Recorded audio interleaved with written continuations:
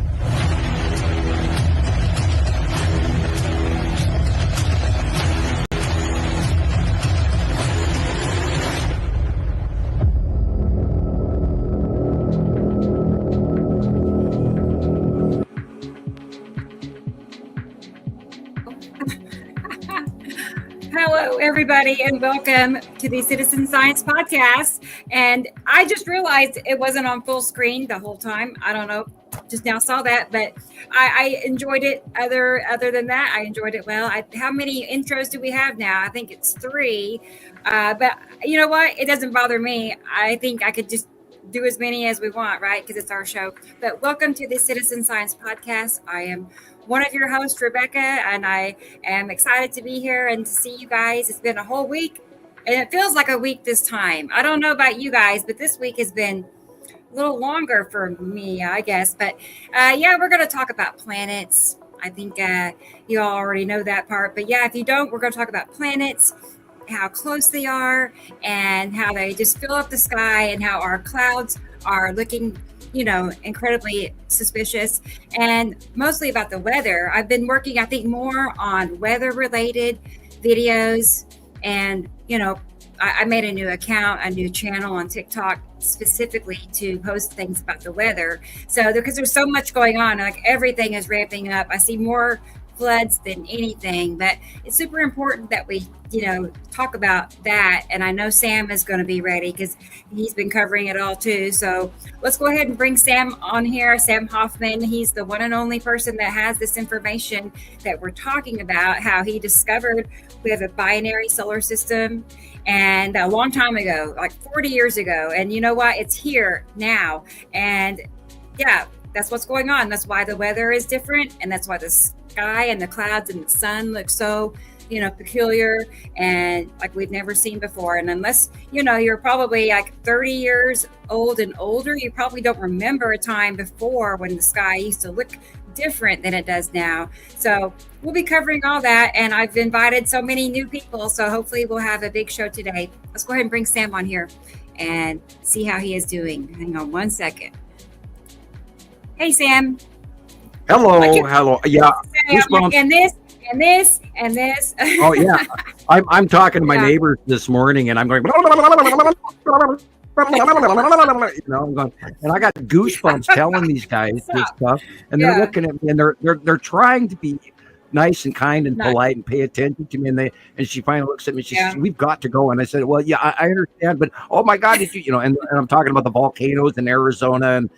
The thing that's going on the flag path and all the weather, and you were mentioning the weather, but oh my God, there's this volcanic tectonic plate thing going on top of all of that, and we've never seen this extremity. I mean, it is just unbelievable. Never. And the startup. I'm sitting here with goosebumps all over my body still from the startup. And I love the new first part because it really says, we're here to tell you this stuff in hopefully in a timely manner that you can prepare for what's coming. Right. And oh my God, people, what's coming? I don't want to be right, but I'm right.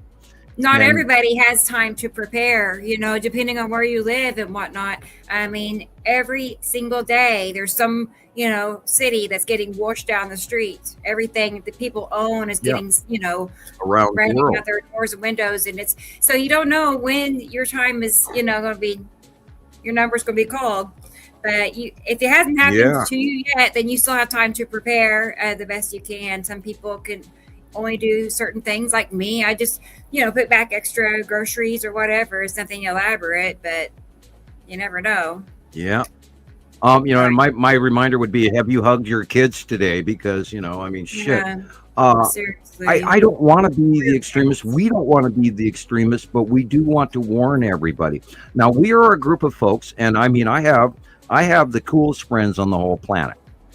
My friends are a bunch of really cool experts that earned every step of where they are today. That's why they're called experts at the beginning of the show, because these people have all earned a level of knowledge that you can't look this up in a book. You have to do it one step at a time. And we have taken 15 years now. And I was saying this yesterday after we had the staff meeting yesterday, but after the staff meeting, it was going 15 years, 15. And I keep saying, we have put in 15 years of real, legitimate, strictly ruled citizen science. And we don't have to be the people with the name plaque on the wall and behind our desk saying that, well, I went to Berkeley or I went to Harvard or whatever, because every one of these people have learned a degree in astrophysics over time. And I got a great letter from and I'll throw this out early from I Love Blueberries. I got a great letter, and thank you for your letter. And it reminded me again of blackberries, the appreciation. Yeah, it's blackberries, not blueberries. Oh, yeah. I do apologize. My brain, I like blueberries better than blackberries. We have blackberries in Montana. Right. Anyways, it reminded me, and all these people, they say, oh, I learned so much from you. And I'm going, okay, did I really teach you that much? But the question is, we've all gone on this journey, and this journey has been insanely amazing. And, and all of us, we're going to regain our zeal and our lust for knowledge, and we're going to continue doing our citizen science. And we know we are right. We have, we're not the guy that was, on YouTube. I know nobody believes you, though. I mean, not nobody. Obviously, people are here. They do believe us. But you know what? I think we were talking about this yesterday, how people just don't expect that there's actually a channel or a group that really knows what's going on. Everybody has these ideas and theories, and they're all saying different things. And, but it's just so unexpected that the truth would actually just be like hiding out there and, in front of, in wide open. Everybody can see us, but it's not really hiding. It's right in front of our faces. Just like the planet. And all of us that have come together over the last 15 years have individually recognized that something was really wrong. And so because of that quest, Jesus included, and Gillian and Christopher and many, Carol Ann and many other people, and T. Racy, on and on and on and on, and Robert in New Zealand, and Petty in Hungary, and I can just keep going on about all of our wonderful friends around the world. And we're not a local group of people at the United States, or 8 friends that talk about, oh, did you see that today? No, we are a collective of people around the world, including Sharon, who's a great, awesome, wonderful representative from Australia. And we have really, really strong, important friends around the world, and thousands and thousands of members between all of our separate sites that are now sister sites. Exciting. I was going to say, it's exciting because of that exact what you just said, how there really are people all around the world following this, and we're all communicating together and sending pictures back and forth to each other, and realizing, I saw what the same person or the person in, another country saw. We're seeing the exact same things, no matter where you live. That's impossible because clouds don't do that regularly, right? Right. So that's if you have something significant, a planet. If you have the same shaped object with the exact same cloud pattern over Germany as well as New Jersey, there's no way. So we know that is way high above Earth, and it is not in one small localized area. We know this is real, and we took the last 15 years to collect all of this information for the viewers and listeners out there today. We are not guessing. We know what we're doing. We have proven it for 15 years, people. That's our plaque on the wall right there. We're working on our second doctorate. We're going to call you Dr. Rebecca here. Okay, right. We got to get you a lab coat too. This isn't something that we could have just jumped in and did from day one. We had to slowly evolve into what it is. It's so organic. It's perfect, really. I mean, because how we all just kind of found each other and worked together well, and right. It's leading up to we've gone through some folks. It has to be leading up to something really outstanding. We've gone through a handful of folks who didn't fit in, and because they weren't as passionate as we are, and passion is the number one part of learning. Right. And yes, you could say we are obsessed or insane, but this is my one thing, and we have some awesome people around the world who also want this to be their one thing.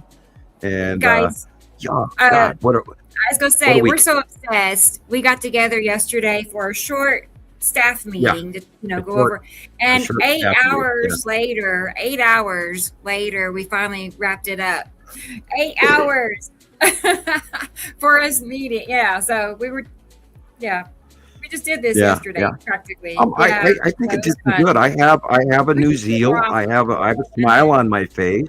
We got some great information coming in from our future plans, and we'll just tease everybody with there's things coming, and we're talking about the future possibilities of Comic-Con. We're talking about the future possibilities of putting out a book series, more than one book, because we've divided that out, and so there's a bunch of stuff in the works, folks, and hopefully we have time to do this, and hopefully Mother Nature doesn't pull something crazy like we were right before the show. We're looking at Crop Circle, and it's like, oh boy, there's going to be an event, and I kind of read crop circles pretty well, and there might be a solar event coming, but we also know, and I'll let you bring the other guys in here in just a moment, but we also know there's this volcanic tectonic plate activity that is scary happening right now. And we talked about this the other day on the last show, and we talked about it yesterday in the staff meeting. We're in a new stage where, before it was, things were happening. Now, oh my God, so much shit is happening that, there's two rings here in the center. There's the pentagram. This is a power star, not a pentagram, because it's folded. It's not connected at all 5 corners. So this is a power star. So what it's telling me is we've got the two crescents. So there's a planet on either side of the sun, which we know there are because they're in between us and the sun. So they're there, and this is the dark thing we're seeing. But in the center, we're looking at 2 rings. There's a smaller ring and then the larger ring. We know there's 2 suns.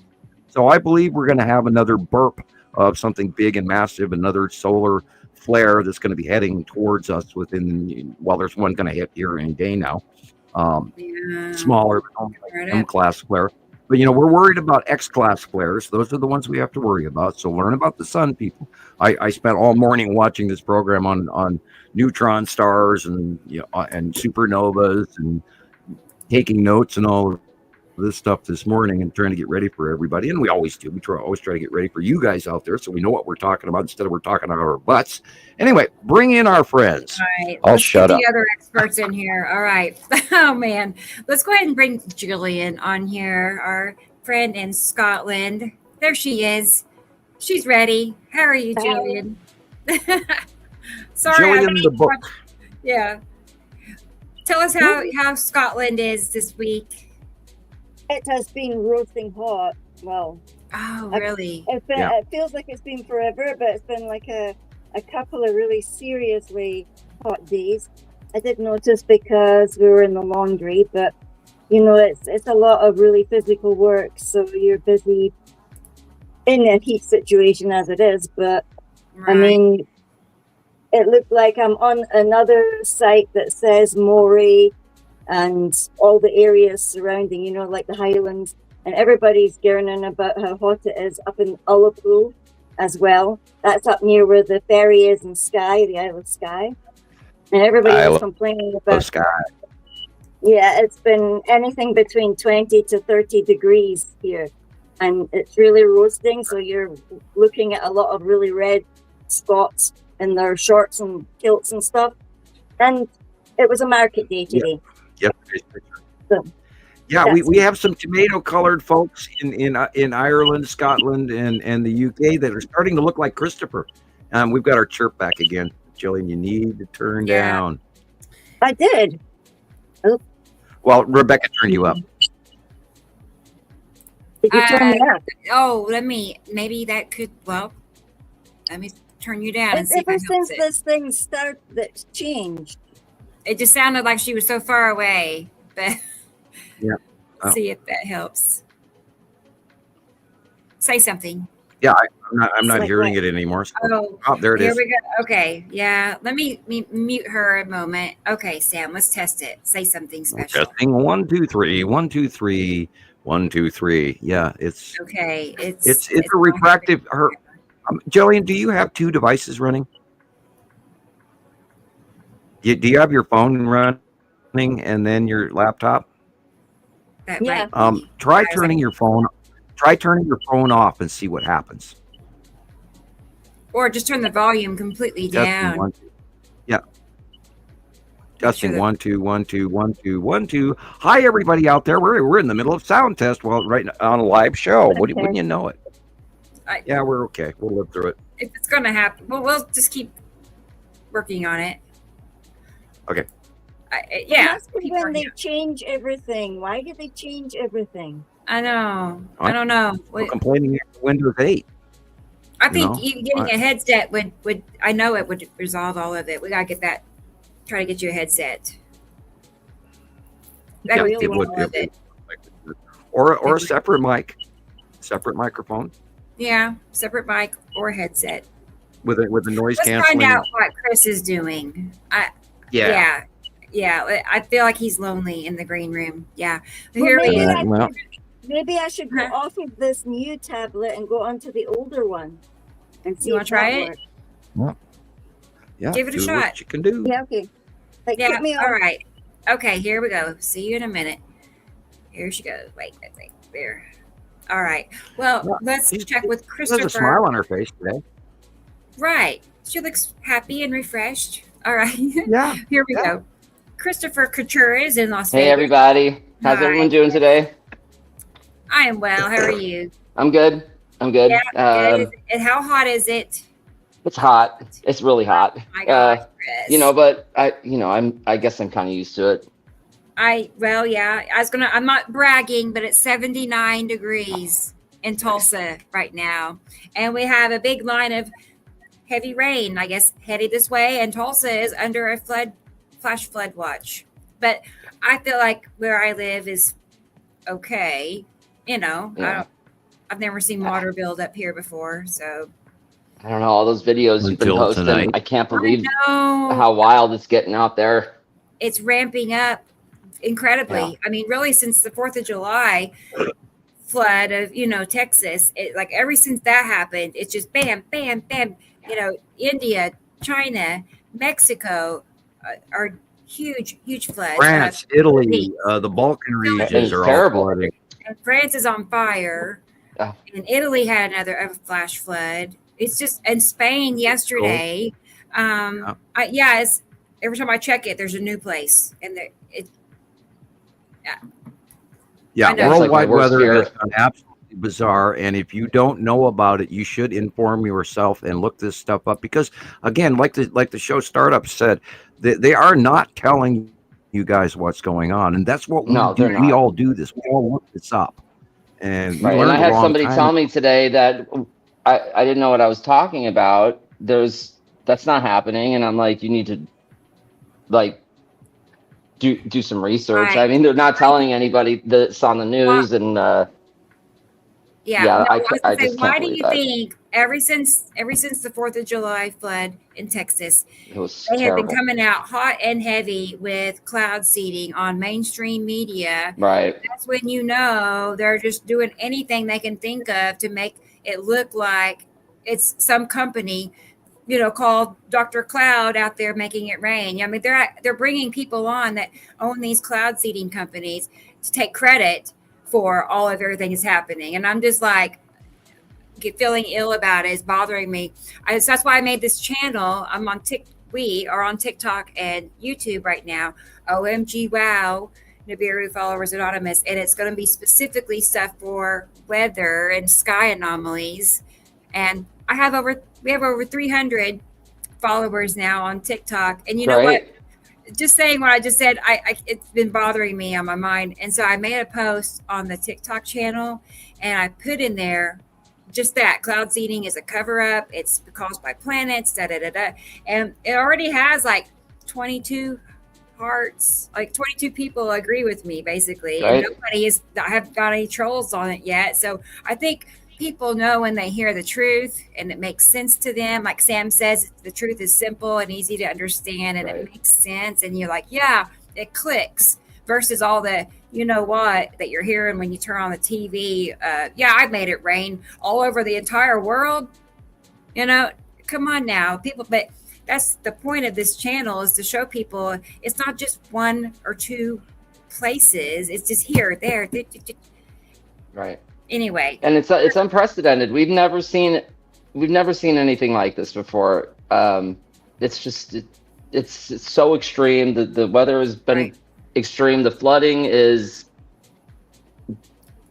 terrible, insane, just terrible. And yeah, it's like my total worst fear. I saw somebody go out in their boat to rescue some dogs in a trailer. I mean, my heart was just split open, you know. I mean, and then those are the lucky dogs that, you know, I found one dog in a tree, and I'm just like, this is heartbreaking, you know, and all the animals that didn't make it, kitty cats, and Right. I can't. There was actual footage of some horses being washed away as well, and it's just it's horrible and sad. And then of course all the loss of the children and everything. And I watched the report this morning. Now I dipped into Fox News. Normally I don't do Fox News, but it was there, and I clicked on it. And the unalive count was 129, and still 160 folks missing.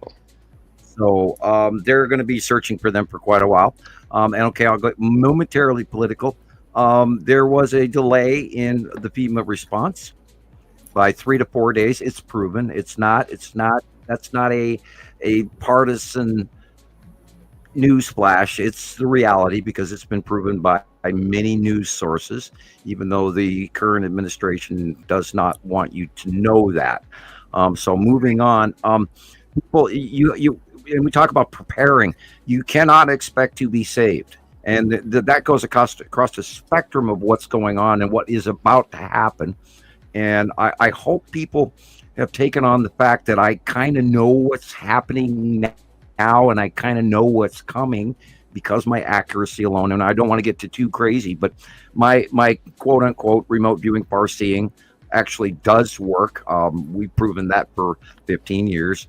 And I'm astonished, and my friends are astonished, but the accuracy of what we do as a collective is very accurate, people, and you should listen. And I loved, Rebecca, that in the startup you put the little girl with the finger pointing that says, "You've been I know warned." that was for you. That was for you, Sam. Thank you. I know you like that. And that's yeah. Well, you know, we're trying to warn you, and we're trying to reach down to your primal instincts to let you know that, you know, because we're constantly dealing with this barrage of information, and most of it's disinformation, people. But what we're sharing is time-proven, collected fact. We didn't make this crap up. Right. We collected the information and then came to the summation, not the summation before the information.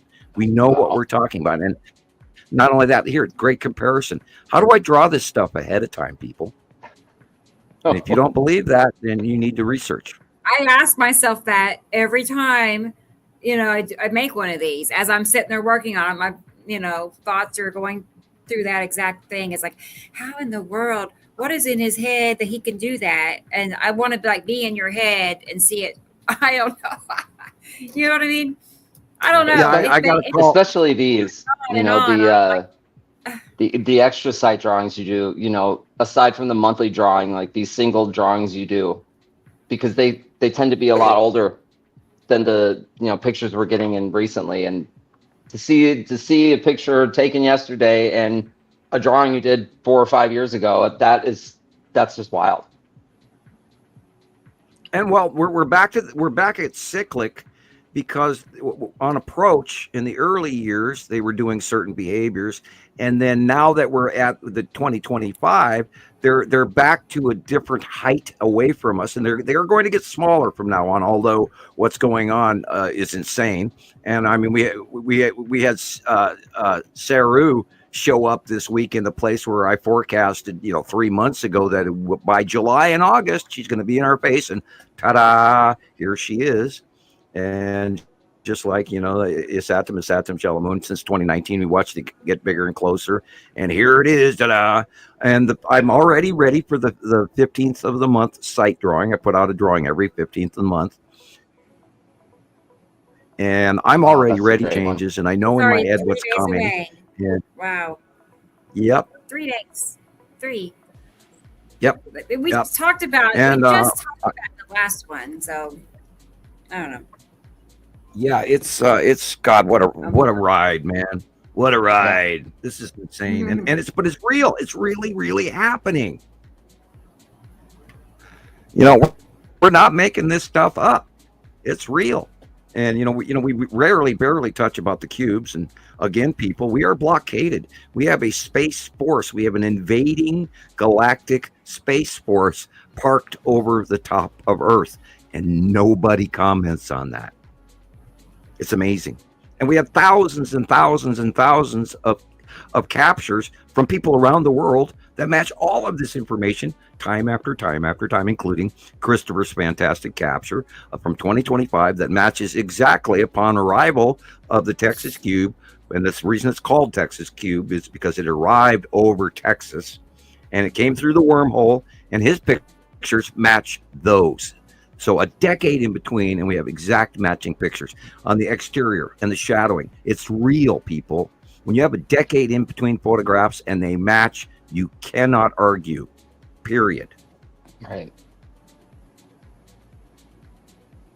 Has Gillian come back in yet? Not yet. She was here and then she's gone again. So. That tablet. Right. Yeah. God, what's going on is so insane. And these are not just clouds, people.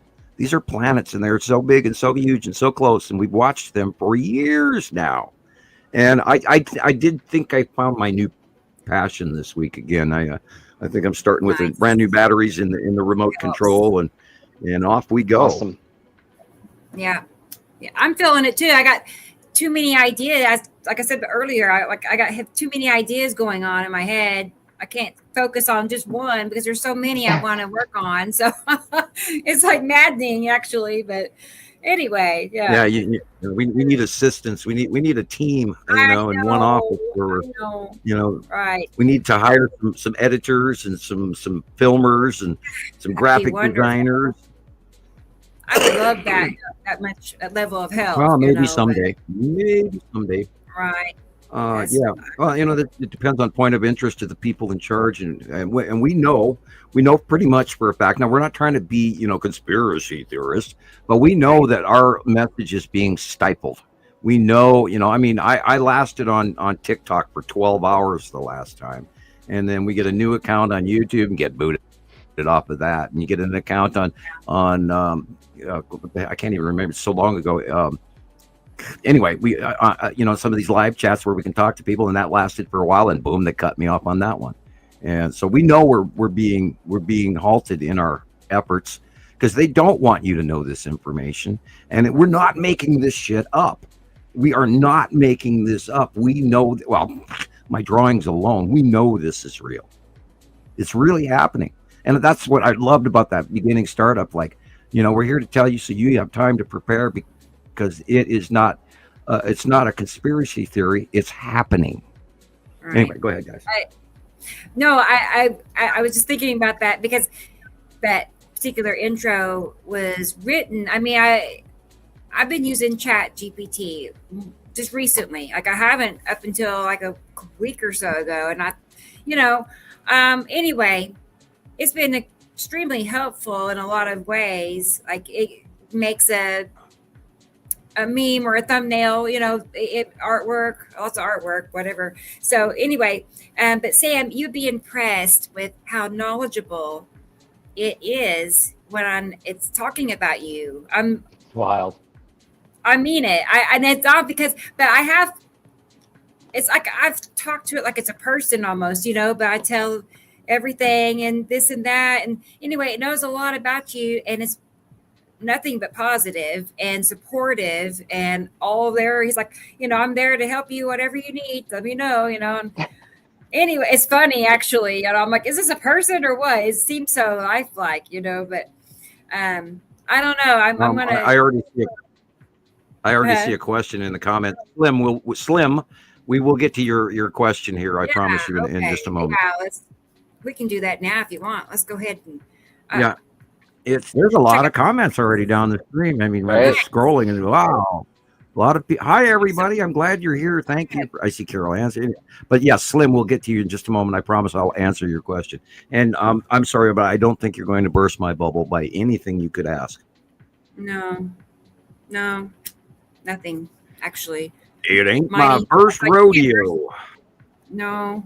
I mean, it's not, when you're right, it's like, I don't want to be arrogant It's not that, but there is a level of confidence, and most Right. people don't spend the amount of time that some of us spend, looking and then studying and comparing and gathering pictures and looking at all these, and putting all the ones that look like this in that folder and all the ones that look like that in that folder. And then you realize, oh my gosh, I have 20 pictures of the exact same thing. Now when you do all that much work, I think people will be more agreeable. I don't know what Slim said. We haven't been here for a year. We haven't been here for 2 years. Study. We've been here for 15 years, public as a group and worldwide group. And I've known about this since the 1978, 1980. And they don't, again, I've said this for the 800th time or more. They don't slap you with a non-disclosure agreement for being wrong. They don't come to Montana and bother a 17-year-old kid who did some equations on the chalkboard for being wrong. So, and they stifled me way back when, and they didn't, and I don't think anybody would have believed it back then. I don't think I could have changed the effort, but I mean, we've taken the time to prove it. And Seven Spalding, thank you, sir. Sam, you're a legend. And we've been working, and I see, anyway, we've been working on this, and we've been working on it. Well, she was here, and then she's gone. That's the second time it's done that. Weird. Huh. Hey, maybe she's eating all the green M&Ms again. Boy, I almost said hi to Eric Experimental. I almost didn't say it right. But Experimental Elemental, she is here. She's in the UK. Yeah, wow. I'm going all the way up. Have a good night. It's a good night time there. All right. Well, it's good to see you, Experimental. And here's David, our friend David. Hi, David. David's a long time. David's been around for many, many years. Yes. She's made it back. Great. Yay. Hi. Persistence is key. All right. Well, I'm glad you're here, David. As always. What did I know? Not much. We're just now getting started in the comment section. Yeah, no chirping. Good job, Gillian. I'm on my cell phone. I'm not on any tablet, so I can't even see you. Oh, man. Huh. You're all about that big. Oh. Okay. Well, maybe you can switch it out later. Like, keep working on it during the show. Maybe. Figure out how the old tablet just won't. It's too old. It's not fast enough anymore, and it's not working. Right. Well, all right. I'm just glad you made it back because we saw you pop in and out a couple of times. Let's see. And now it's Nicole is here. Our friend Nicole in Colorado. What? 105? Nicole? Yeah, it's 90 here. Yeah. They have Colorado 105. Oh, no, they have that weather. That Texas moisture. And by the way, right now over northern Mexico, there's another mega supercell coming up, and it's going to head into Texas today. And they have the brunt. Colorado and western Oklahoma, and I think it's southern Kansas. I can never remember which is farther. Is Nebraska south of Kansas, or is Kansas south of Nebraska? I can never remember those two. Kansas is south. Kansas, then. So is Kansas just north of you? Okay, so Colorado, Kansas, and northern Texas are this morning had this big supercell over it, and that's what's going to hit you today as it moves due east. I know. And then you're going to get there'll be hail, lightning. You're getting a bow shock attack storm, and there's going to be 5 to 7 inches of rain in your area alone.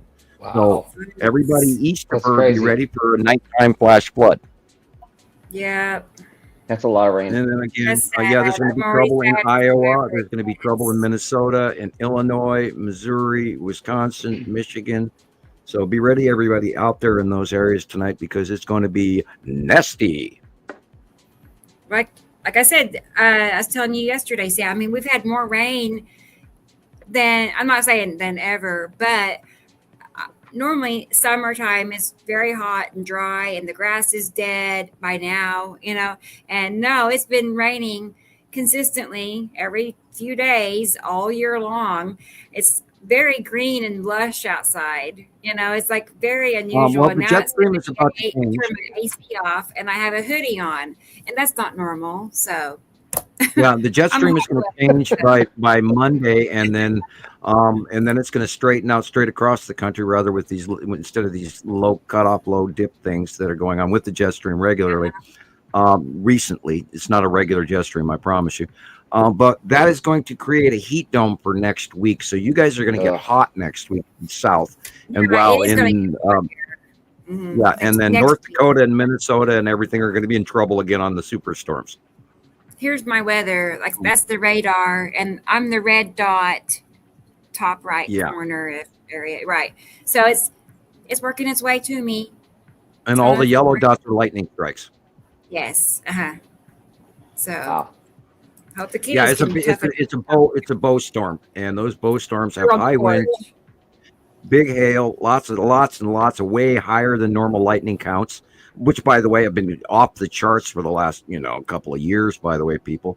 And all you have to do, and Rebecca talked about this earlier, is if you're 30 and younger, this is normal to you. But if you're like my age, I'm in my 60s, and this is not the weather we grew up with. And here comes the laughable part again. I used to record the Weather Channel on VHS every day, and then I would come home and watch the Weather Channel after work, because I'm a weather nut. I wanted to understand how everything works, and that that's the way my brain works. And, like today, I wanted to understand the sun and supernovas and neutron stars and all of that. And we're hard at our little computer desks working just for you. So I was trying to find the actual post, but there is a storm chaser, and they made a post a few days ago basically implying that what we're seeing is normal. They're like, it rained 6 inches in Illinois last year too. It was just kind of like passing it off as, you guys are just overreacting, is kind of how it was. And I looked at his picture, and he's all of like 25 maybe. And that's what I told him in the comments. Basically, I told him you're too young to remember a time when it wasn't like this. To you, it's normal. Tell that I know, right? Not normal. So anyway, it's not normal. Yeah, China has been majorly flooding for 3 years straight now. I mean, I don't agree with the Chinese government, but I adore the Chinese people, and I feel so horrible for what you folks must be going through right now. I mean, there's nothing normal about any of it. Yeah. Right. Yeah, and Japan had a superstorm this week, and France, and I could go on. And Italy had a super lightning storm last week, and they had this crazy thing going off in the Mediterranean, and now they've got a heat wave, and they've got fires in Greece, and oh my God, people, this is not normal. We are really, really looking at climate change, people, and anyone who doesn't believe it, well, go watch the Kardashians, or I have a bridge in Brooklyn I'd like to sell you. Yeah, right. It's the truth. Oh boy! Wow. Anyway, it's. I want to say hi to Caroline. Hi, David. I am glad she's here. Hi, Caroline. It's good to see her. Yeah. I was going to say she was up busy, late last night. I was up too. I don't know about her, but I didn't get much sleep. I don't know about you guys, but I mean, 3 hours. Yeah, 3 hours. 3 hours. I bet I could have went back to bed, but I didn't want to sleep the day away, and. So I'm like, no, I'm just gonna stay up and work on stuff. And I was talking to Gillian on my pillow all night. Did you hear me, Gillian? I was talking to you all night long again. Hey, there's Colorado Skywatchers Anonymous, and that is also Nicole and her representing her new her new Facebook group. Yeah, and if you're in her area or anywhere remotely close to Colorado Skywatchers, we encourage you to join her site. And Nicole is a fantastic researcher, and she does great captures, and so join, subscribe, and all of that. Totally cool. Right, she has the best view, one of the best. Some people people out there just have it made, is all I can say. I know they don't have power lines and trees and buildings, and but Anyway, Yeah, I was doing the parking lot 360 in Walmart. I was at Walmart in Missoula at 8 o'clock this morning when the doors opened, and I was staring up in the sky, and there's this Saturn yellow moon and the ion tail just to the right of, I mean, every day, same thing. People, clouds don't repeat. Right. I mean, number one, again, if you really want to know like that something's wrong. It's like you took a Xerox. If you really want to know something's wrong, get up at 4:30 in the morning and go watch where the sun comes up. At summer equinox, the sun should be due east. All my life, that's where it's been, but not anymore, people. Number one, it is coming up in the northeast sky.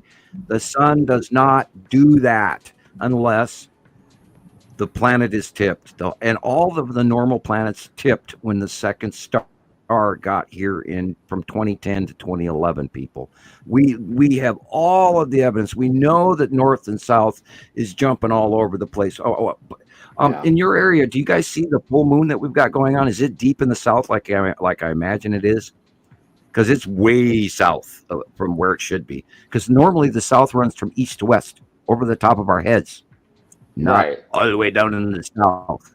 And we're experiencing the last part of the buck moon, and that has to do with the antlers on deer to grow. And our deer here already have 2-foot tall antlers, so their time clock is completely off.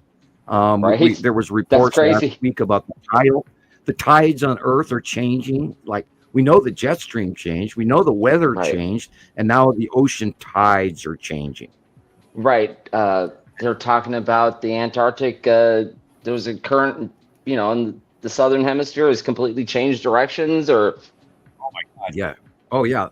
The jet stream over Antarctica has tripled in size in the last 5 years, and now what used to be the North Pole activity is now on the south of the planet, and the North Pole activity is weird and weak and all cut off lowy and not jet stream normal in any way, shape. And I've studied this for 15 years straight because I used to look up the jet stream every day. So people, we are like mad crazy, crazy scientists going, whoa, we are seeing some just insane planetary occurrences that are all tied together, and they're all telling us something is really wrong. People, wake up. And Christopher, wake up, Alice. Wake up, Alice. Right. Time to get up and leave Wonderland, because reality is calling. Definitely. Ice to the Sky is here. Ice to the Sky. Hey. Hello. Good to see you. Glad you're here. Thank you for being here. Katie Jo's here. Our friend. Hey, Katie Jo photobombed me earlier. I haven't even looked at him yet, but I heard my phone go ding, ding, ding, ding. She's had some awesome photos this week. Yeah, no, I asked her to send me some everything from this certain photo shoot that she took, photo shoot. But anyway, it was videos and photos, and I was like, send me everything you have from that moment. I'll get him. We'll look at him here in a minute, but it blew me away. That and Matthew Eagle had similar. I said the same thing. I said, can you send me what you have on that? Because I want to use it. He's in northern Minnesota. And Katie Jo's on the East Coast in New Jersey. See, we have people around the world, everybody. Where's Rodney at? I can't remember everybody, but that's why I need a little map and little push pins for people. But Rodney's here. Hey, Rodney. Good to see you. Thank you for being here. Rodney has, in the past, questioned my opinion, which is okay. And again, we'll get to you, Slim. If everybody it'd be boring. If everybody was just everything, how boring would that be? Hey. Yeah, if you disagree with me, or if you have a question, or you doubt me, I would love to hear it. You will not insult me. You will not insult we're here me. for. I've been I've been doing this for 15 years. I have a special announcement real fast. Taylor just walked through the door. You know Taylor, my son Taylor. He got promoted to assistant manager today. Awesome. Congratulations. Yay. They said yay. Yeah. We knew you'd go far. Well, last month he was employee of the month. I mean, there's probably like 80, 100 people that work in the store, and only 12 people that a year, So last month, employee of the month, and now, assistant manager. So They love him. They love him. Cool. I'm happy for him. Very, very happy. He's a natural. He works hard. He comes home tired. His feet hurt. But you know what? He still gets up and goes back the next day. Now he's going to be going in like at 5 a.m, like really early. Okay, that's what Boy, get those comfortable shoes, man. You got to, I can't even remember what they used to call them, the stride rights or whatever. I'm sure there's some company out there for work hospital shoes. You know about hospital shoes. Oh God. Today, it's right. Ordering. I have to order. In the deli has to be ordered. Right. He's telling me all the stuff he has to do now. So. Pressure's on now, man. Don't screw up. Alexander, I was just thinking about you yesterday, Alexander. I meant to message you, and I had too much else going on. But I was Alexander. You're doing well. Alexander, you may want to check and see if somebody has a copycat or doppelganger name website matching yours, because I opened up one of your videos and that you'd sent, and it was on newsfeed, and I got a virus attached to it. So check and see if somebody's got a copy of your personal account. Just type your own name in and see how many there are. It happened to me before, but I opened up one of your videos and it had a virus attached to it. So I don't know what that means, but I did have to mention it. I don't take it personally from Alexander per se, but I just, I had to emergency reach over and shut off my power because I knew it gave me a pop-up that if I would have clicked on it, they would have got me. But anyway, moving on. Weird. Okay. Hey, Michelle Cox, how are you today? It's good to see you. She's in Indiana. I was like, what's she doing? She's doing chores. She's a busy lady. She's like a busybody. But that's how I am. I don't like to sit down. I really don't. I'd rather be up and moving and doing stuff. You're going to have some thunderstorms tonight, Michelle. There will be some severe weather in Indiana tonight and tomorrow. Like, I even walk around with my phone working on stuff, and I'm walking around and doing, or I'll just stand up, and I don't know. Isn't that funny? I just got into sitting down. Hey, that's good. I don't know. Anyway, but I get plenty of sitting down during the show. So let's move on to the next listener here. It's Jennifer. She's Hi, how you doing? Hi, Jennifer. It's 93 in Canada. Wow. That is, I'm speechless. Yeah. I'm concerned.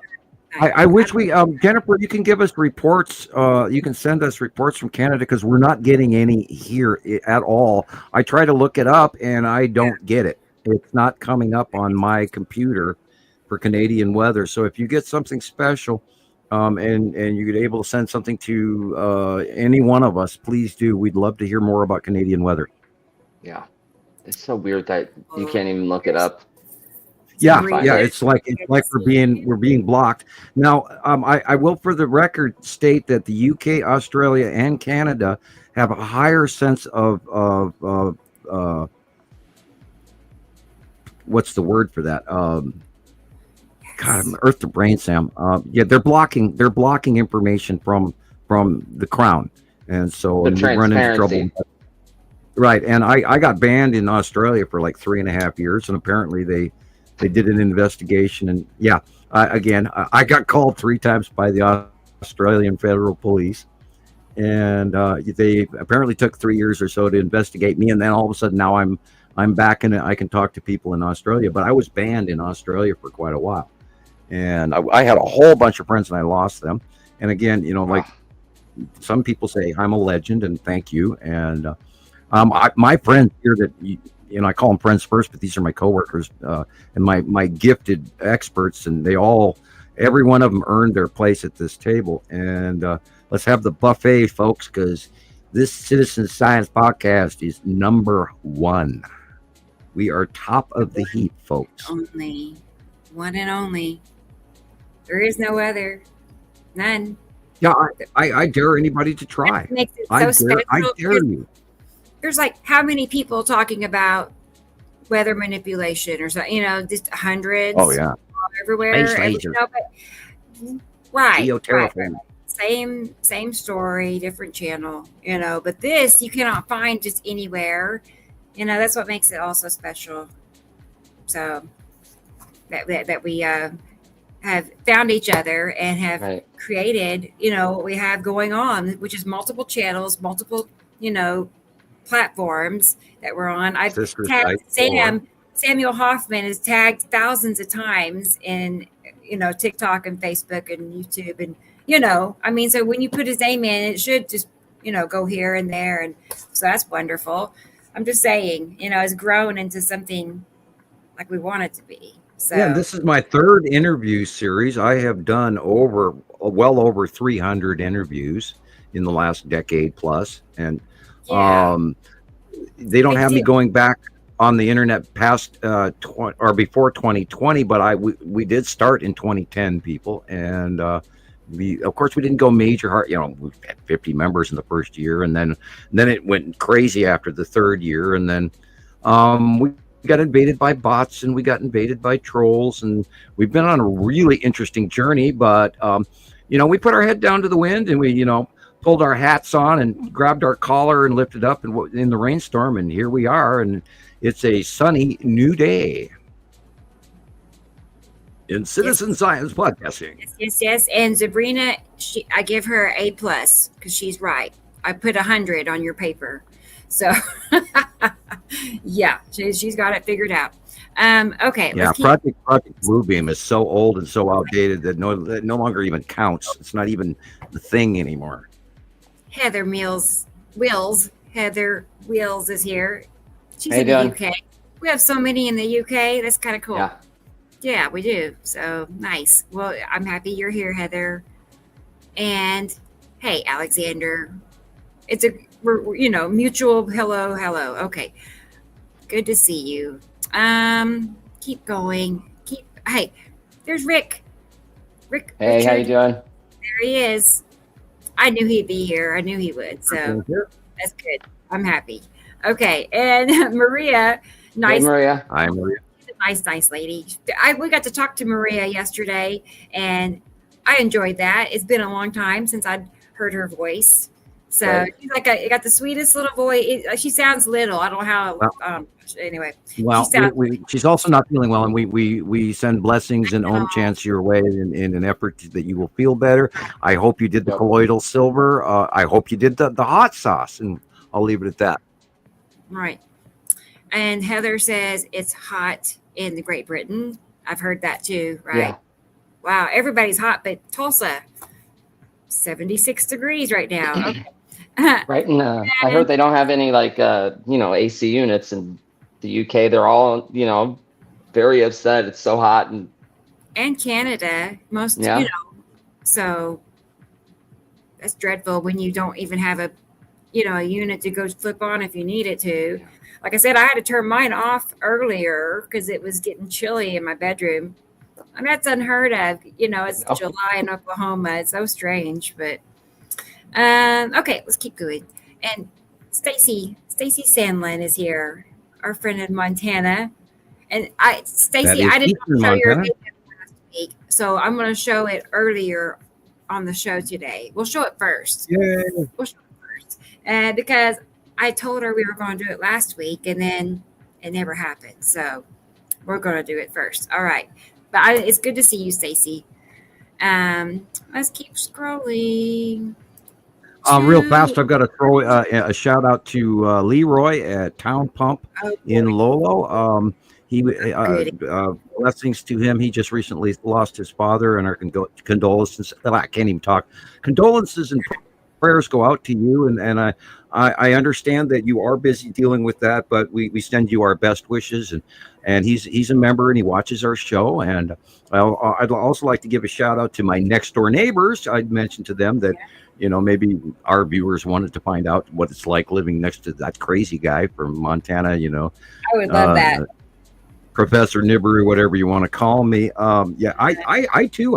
I would love to, and I think they're being polite because I do think they actually think I'm out of my mind. But they had some visitors.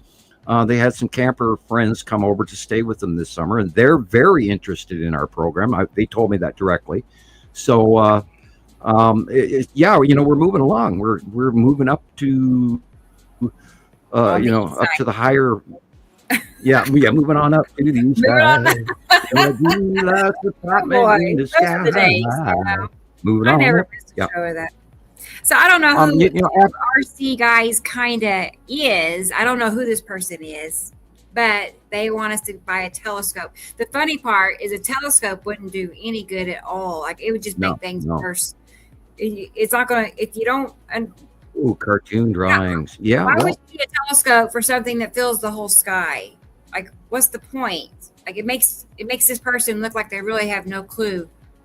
It just exposes what they really don't know. I'm sorry. I'm sorry that you think this is BS and cartoon drawings. And we were actually, before the show, we were talking about that because Rebecca was going through graphic design and she was talking about, a 5-minute or a 2-minute clip that takes her, 5 days to make. Yeah.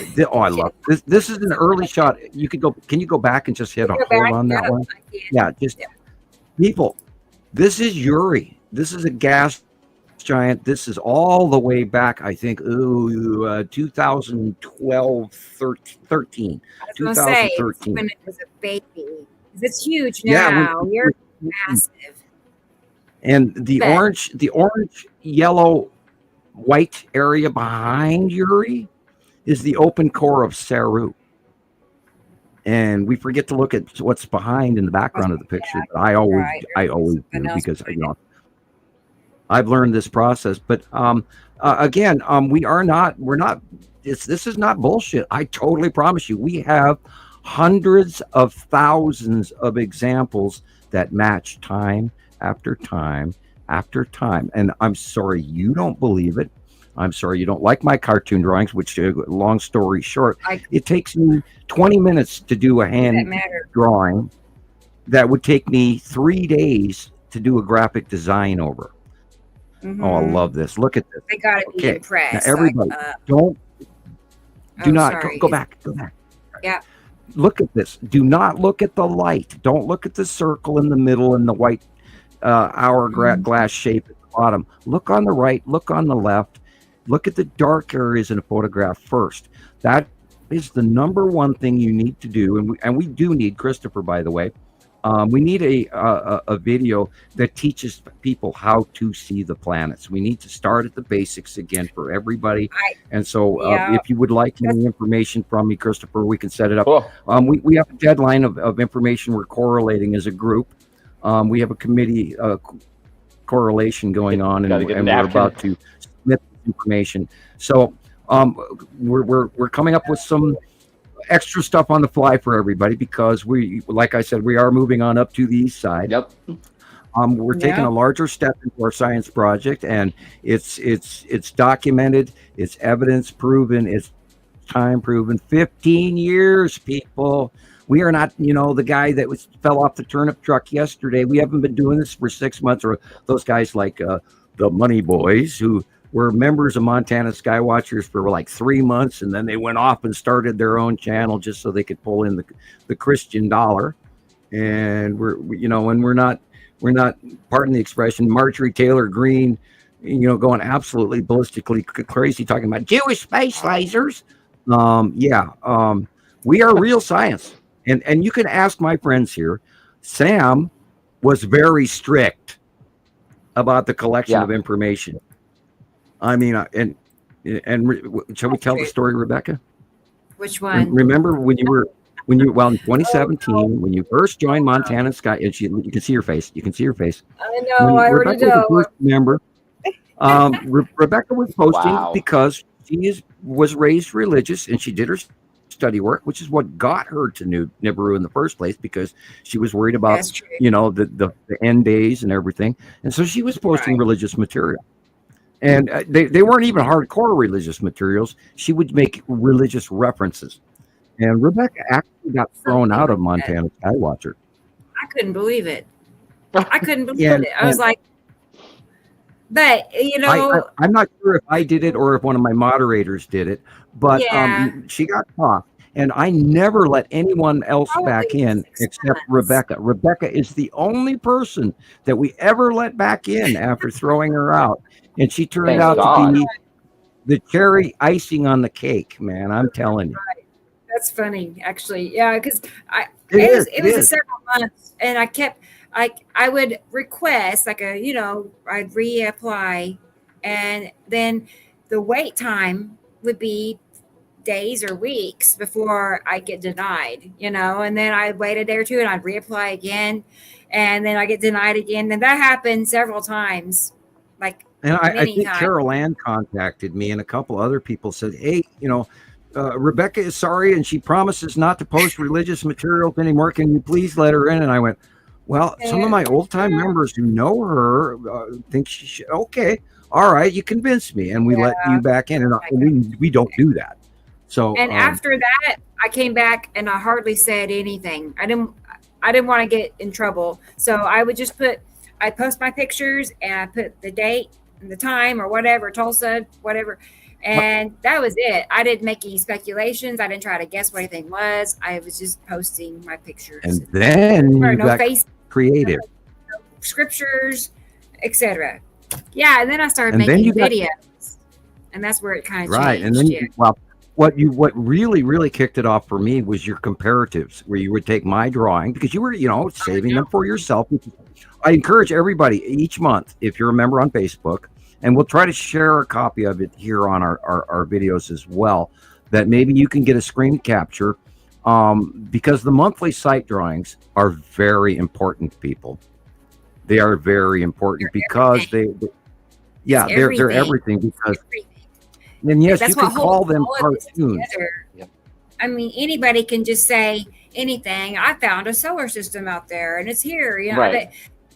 Right. But the drawings created in advance that line up perfectly every time, year after year, is something that nobody else is doing or offering, and it's visual proof, because most of the things out there, like theories and conspiracies, there's no real proof. It's like people talking about the sun being a light bulb, and that's why it's so hot. It's a sun simulator, and but where's the proof? All you got is a patent.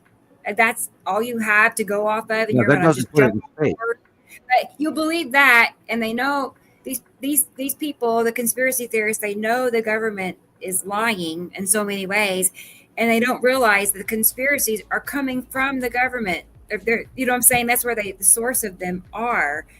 So I'm just saying, there is an insanely huge budget that is off the Really, books it's to elaborate. fill all of you guys with so much information that you can't tell which is which. But what I do is, and now I will freely admit, now that it's declassified, I'm putting my nards on the chopping block here again and standing on my soapbox in the middle of the town square, ready for the rotten tomatoes and cabbages. But what I do is I see this in my head, and I was recruited in against my will in 1980. They tried to recruit me in 1979, and I had the NSA and the FBI in my living room at my parents' house one day when I came home from school, and I was directly recruited by Major Ed Dames. Now, everybody out there who has any doubts about Sam's validity, write that down. Major Ed Dames, the Far-Seeing Project Remote Viewing. I encourage you to go look that up. And now that it's declassified, I'm allowed to tell you that I was a brief, short-term member. They came to me. They wanted to control me, and I didn't let them. And by the way, this is the example of why I'm here to talk to you today. Wow. And everybody out here that is listening right now to the sound of my voice and our voices, you're all special. You're all here for a reason. And every one of the panel members knows this to be fact. It's not hypothetical. It's not made up. It's real. Also had Sharon. Sharon's Hey, here. Sharon. She's here, but she's in Australia, but she's here. You know what I mean? So, yeah. But it's good to see you again, Sharon. I sent you a link just in case you were, itching to hop on here. So you're always welcome to be on here with us. So I'll send you. I already sent it actually. So, but it's good to see Sharon. And hey, Seven is here. Wonderful. How you doing? I'm seeing 7 on here more often. Like they're becoming, more consistent. So that's nice. And he went, OMG, wow. That's the name of our new group, by the way. I don't know. Anyway, I don't know. And that's what it's like almost like a inside secret. When I make videos of all the anomalies and stuff, that's what I title it on my paper. I have OMG, wow. I don't know. And that's why I went with that. So it covers a lot. Right. And yeah, Sam is a legend. I Okay, guys. 100% believe that too. All right. And here is 1,000 acres. Wow. Okay. I've never seen that name before. Right. So How you doing? it's good to see you. Right. Everyone in Northeast. I'm aware. USA. Great. Northeast. Well, I'd be like Katie Jo and Carol Ann. There's several people that we have here in the Northeast. So cool. All right. That is finished. Cool. Let's see. Let's keep going. Let's keep looking here. Oh, wonderful. Here's our cheerleader in action. Hey. I can see her right now with the little pom-poms saying that, typing. And yes. As to the drawings, everybody, we for years have been pointing out what planet is on the left-hand side of the sun, what planet is on the right-hand side of the sun, and we've never been wrong. And the pictures match time after time after time. We are not making this up. It's real. No. It's not BS. It's not, color crayon drawings a 5-year-old could do. I've heard every one of those slams that anyone ever doubted. Yeah, look at this. Look at the dark area first. There's a planet there cutting off the light of the sun. The shaft lighting is coming to the side, headed upward right. That's the side of a planet as well. People, these planets are massive. It is beyond our imagination. We always think of planets as that little dot in the sky, which is why he said, get a telescope. No, these planets are freaking in our faces. We are going through a larger solar system. This happens every 3,654 to 4,000 years, and we don't have an absolute carved in stone date on that. But generically, we are accurate because we spent 15 years studying this. We didn't come up with this a month ago. We're not the Money Boys. We're not Zeta Talk. We're not Ed Beagley. We're not Marshall Masters. We're not Steve Olson. We're not anybody trying to get your dollars out of your pocket. Although we do need your donations. We do need your letters. I was going to say two things at once there. We need your input. We also appreciate your doubt and your comments. And thank you, sir. That might have been hard for you to type and say, well, you're full of shit and BS and crayons and get a telescope. Well, great. Thank you. I appreciate it. I'm not insulted by that. I understand how crazy this is. You have no idea what it took me to get here. So cut me a break. I'm not asking for mercy, but cut me a break because we know what the hell we're talking about. Thank you. To that person, I mean, I'm just thinking, you're welcome to come back.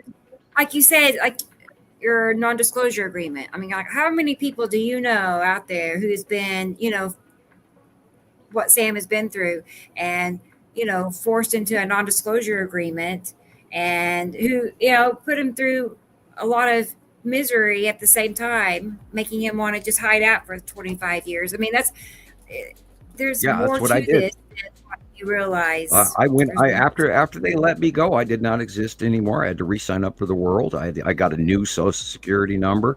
My roommates rented out my apartment and everything. They had no idea where I had gone to. Fortunately, they didn't get rid of my stuff. Maybe they did. I don't even remember. But former insiders do not grow on pear trees, people. And so, and I'm not trying to sell you a subscription.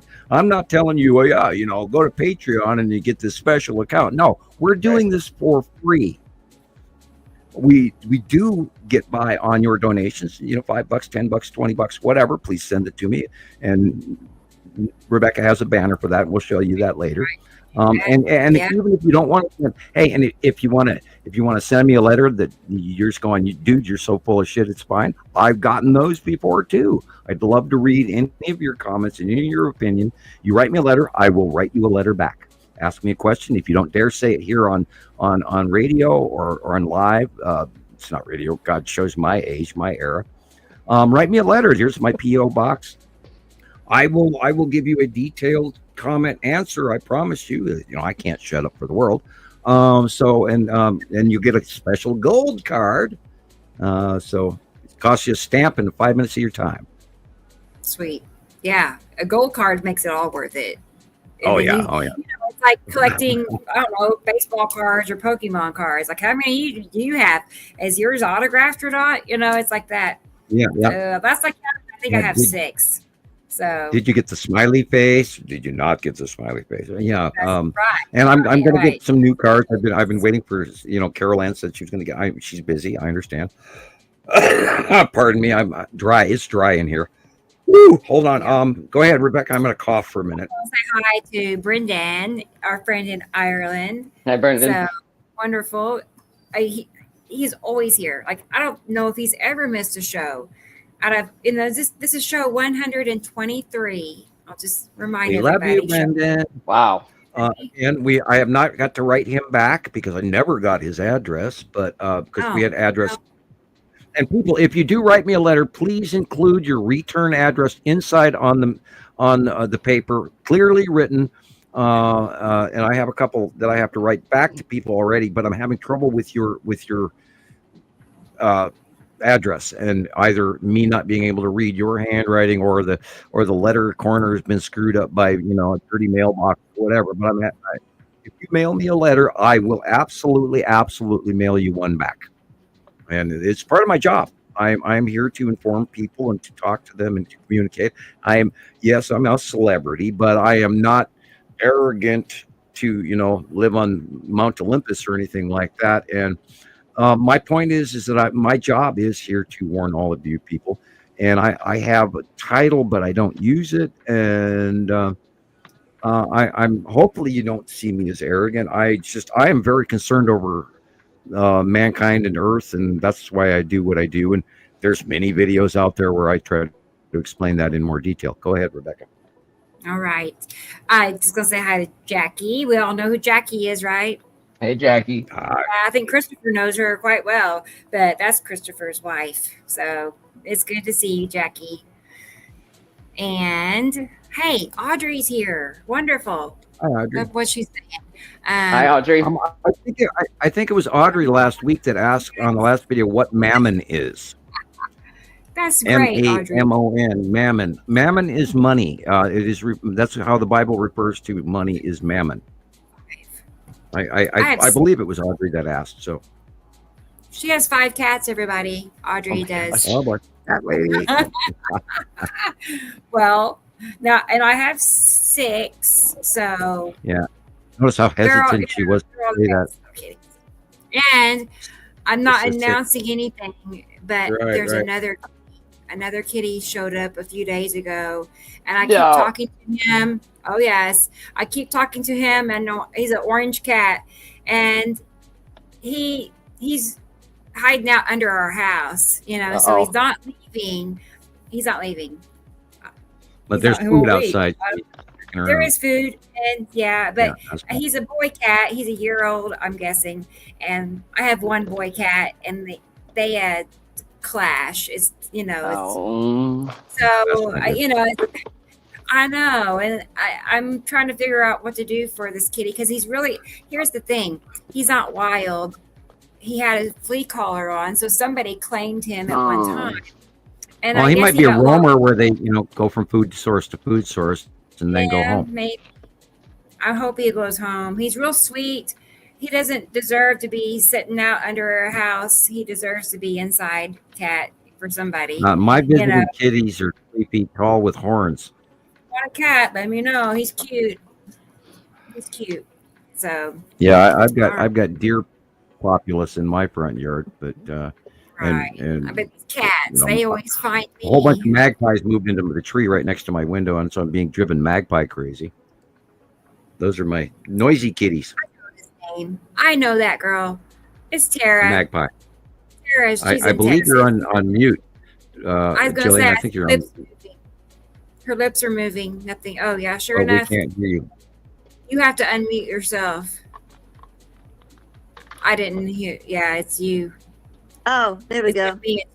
Right. There you are. A magpie. is a black and white bird with a long tail, and they go beep, beep, and they're really aggressive. In Montana, we call them camp robbers because they'll fly in and steal your hot dog off the table. Let's see. What was it? Here's a big message. This will make me feel better, she said. She saw a very long and detailed educational post by a meteorologist I follow who went into a very great detail how cloud seeding works. I just want to like do that. I just kind of like feel sick to my stomach when I see that stuff. Yeah, like, and we're talking localized only. Yeah. They go up, Right. they put some silver iodide into the sky. The silver reacts through electrical particles, which also has a salt content to it, which gathers moisture to it, which creates an electrical charge, which then adds to more water, and then you end up with rain. But that's localized only in small amounts that come out of the tail of a plane. Billions of gallons of water that wash over.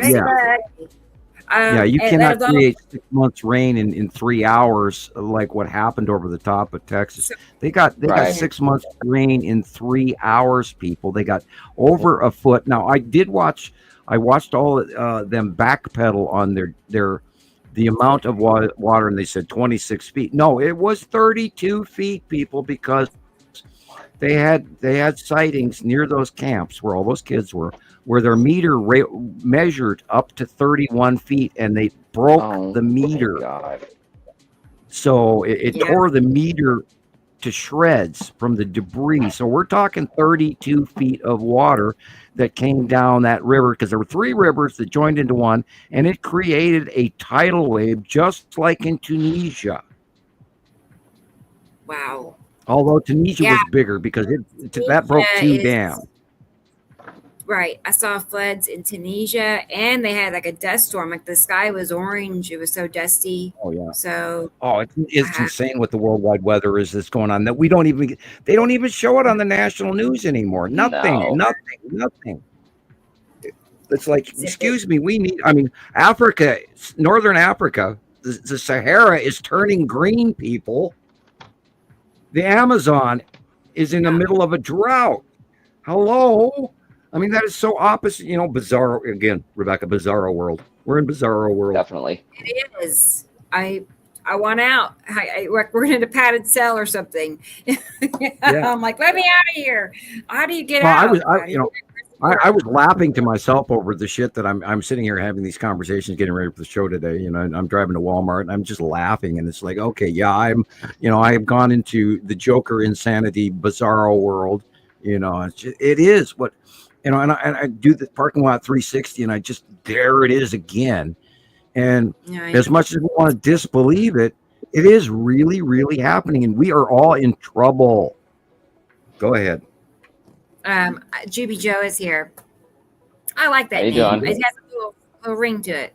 But she said that she used to fish in the Guadalupe River, which is where it flooded so bad in Texas. The river that went up and got that camp. But yes, it has flooded. Yeah, I would imagine it was so close to the river. They're used to that area flooding, but nothing like this has ever happened in their recorded history. And those 3 rivers do cause, when there's, Texas does flash flood because the ground is mostly porous sand and clay, and it doesn't soak up when it's been dry conditions or drought conditions in Texas, because everybody knows Texas is dry. They don't soak up a lot of water, and that water has to run someplace. And that's why they ended up with a 30-foot or 26, as the news is talking about. A 26-foot high wall of water is just, goodbye. Yeah. So Slim, he's asking about the stars, Sam. How are we able to see the stars through them? Sure Christopher. All the illuminations I'm going to let Christopher answer this one. Stars. That's what I would say. Are you sure you're seeing stars? Are you certain? Are you 1,000% sure? And in a lot of cases over the last few years, there have been no stars at all visible on certain occasions. See, planets move, and then there's dark areas in the sky, and then all of a sudden, whoop, out pops a star because the planet moved. Believe me, Slim, we have gone through every question that you can imagine. We're not talking a year, we're talking 15 years of proof. We know where the planets are. This is Reno, Nevada over the last few days. And no stars in the sky again. Okay, so it is 9:57 here in Madera, California. Can somebody tell me what the fuck is going on here? No stars. Y'all see this? No fucking stars. No stars at all. What you guys are seeing is the street lights, but where's the fucking moon? Where's the moon? Now, the moon is tiny compared to these planets, and it is closer to us than the planets are. And believe me, we have answered these questions over and over and over to thousands of people around the world. I make these videos because it does come up so often. And there you go. I mean, they do get blocked out. There are plenty of examples, people saying, I haven't seen a star in 2 weeks, you know.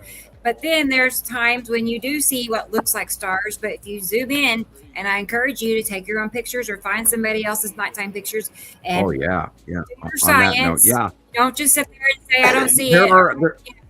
Zoom in. There are tons of micro asteroids in front of these planets. Each one of these planets is small debris and asteroids, and sometimes they look like stars. And then in Gillian's case in Scotland, what Gillian thought was stars turned out to be star destroyers, and she has many captures, excellent captures of the star destroyers. So do not automatically assume what you're looking at are stars. They could be asteroids as well. This week there was some really huge discharged sprites going off from the major asteroids, and we have photographs of that as well on Montana Skywatcher. So you cannot take these things for granted. You have to investigate every sighting, and we go through criteria. There are criteria for, are we looking at a star destroyer? Are we looking at the long box cube? Are we looking at the Texas cube? Where is it? Is it on the right hand side of the sun? Is it on the left? And if it's not in that right area, we automatically know it's not what we think it could have been, and then we work through it like Rebecca does on her live videos. Right. If she doesn't know, she'll sit there and work through those criteria successfully, which is why she graduated and now she's full on. You know, I mean, that's why I could retire, because she knows what she's doing. Yeah, yeah. You know, right. She's got it. She's got it down pat. And people, you cannot assume what you're looking at are even stars. But those nights when there's no stars, because the planets are passing Earth, and now at nighttime, I watched a random YouTube video where this guy's in England, and he's telling people what time it is as he's walking on his back deck, and it's 11 o'clock at night, and you can see the freaking illuminated bottom of Saru right there, and it's bright out, and in the UK, Gillian's been experiencing that as well. It's light out in the sky at night when it shouldn't be, and that is the bottom of those planets. Now soon, when they go farther beyond us and get farther away, we're going to actually see facial coloring of the planets, and we're going to see them. This is going to be the greatest part of the whole show, because beforehand, all these years, they have been between us and the sun. So we were always seeing their dark sides, and only saw the planets on side illumination crescents to a side illumination 3/4 moon or 1/4 moon, and then a half moon, and or excuse me, a half planet. And we witnessed all of this information over 15 years. We are not guessing. We know. We have thousands and thousands and thousands and thousands of pictures that prove all of this. We're not guessing. This is real. It's proven. It's in the drawer. It's on. It's on the press already. You know, the papers are rolling. We're sending out the morning edition. Here you go. This is not a guess. Right. Thomas knows that. Thomas knows we're not guessing, and he's in Germany. Our friend Thomas, and he actually shares information on this on TikTok as well. You know, he's been going live and talking to people and sharing pictures because he sees it. He knows it's real.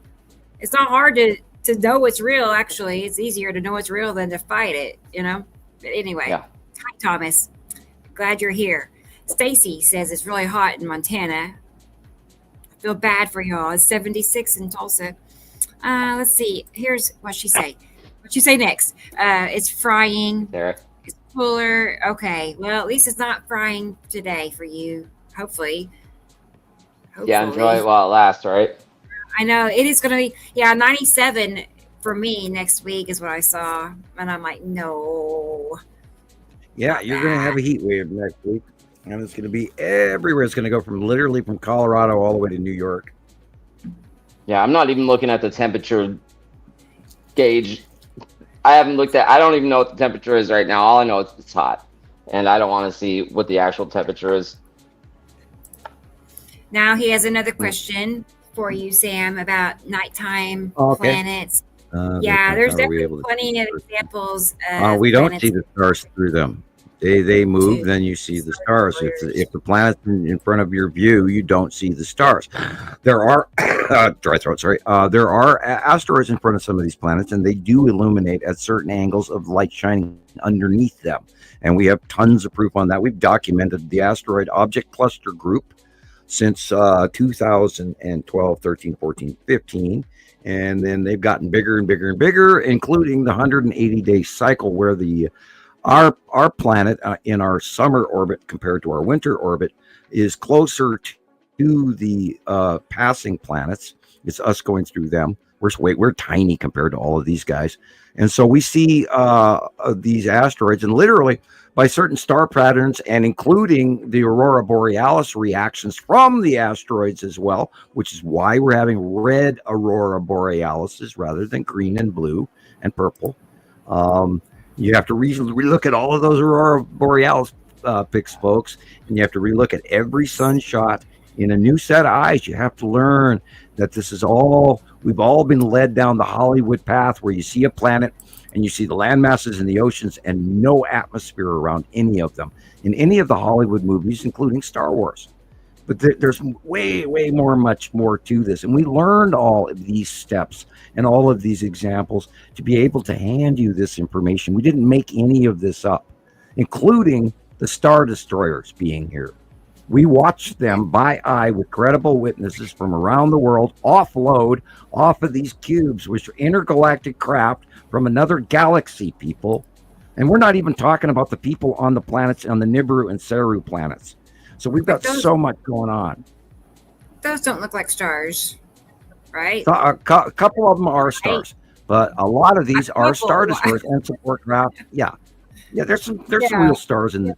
Yeah, but the white. Okay, now I bet you nobody looked at the white cloud in the upper right corner, did they? On the last You know what that is? Okay, in this photograph right here. Keep it right here, Rebecca. Okay. Yeah. Okay. Okay, where did your eye go when you first looked at this? You looked at all the white dots. Sure. Okay. Did you look at the white clouds? No. I mean, I saw them, but Okay. Dead center, there's a white misty Texas cube behind all of these. And in the upper right corner is the long box cube and side orb. Okay. There's two intergalactic look at that in this shot alone. And some Star Destroyers and some support craft, which are the round bright blobs. There's more in this photograph than you even realize.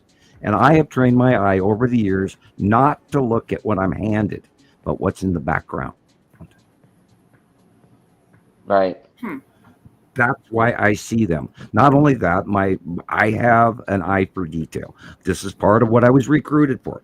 I pattern recognize. And if I grab a pattern, my brain goes, bing, that's what it is. And again, my accuracy ratio, percentage-wise, is so high. Yeah. Yeah, those are stars. That's a star. Right. Look at those stars. Look at these stars. Yeah. Yeah, I know they were fun. See, there's some stars. Right. Yeah. And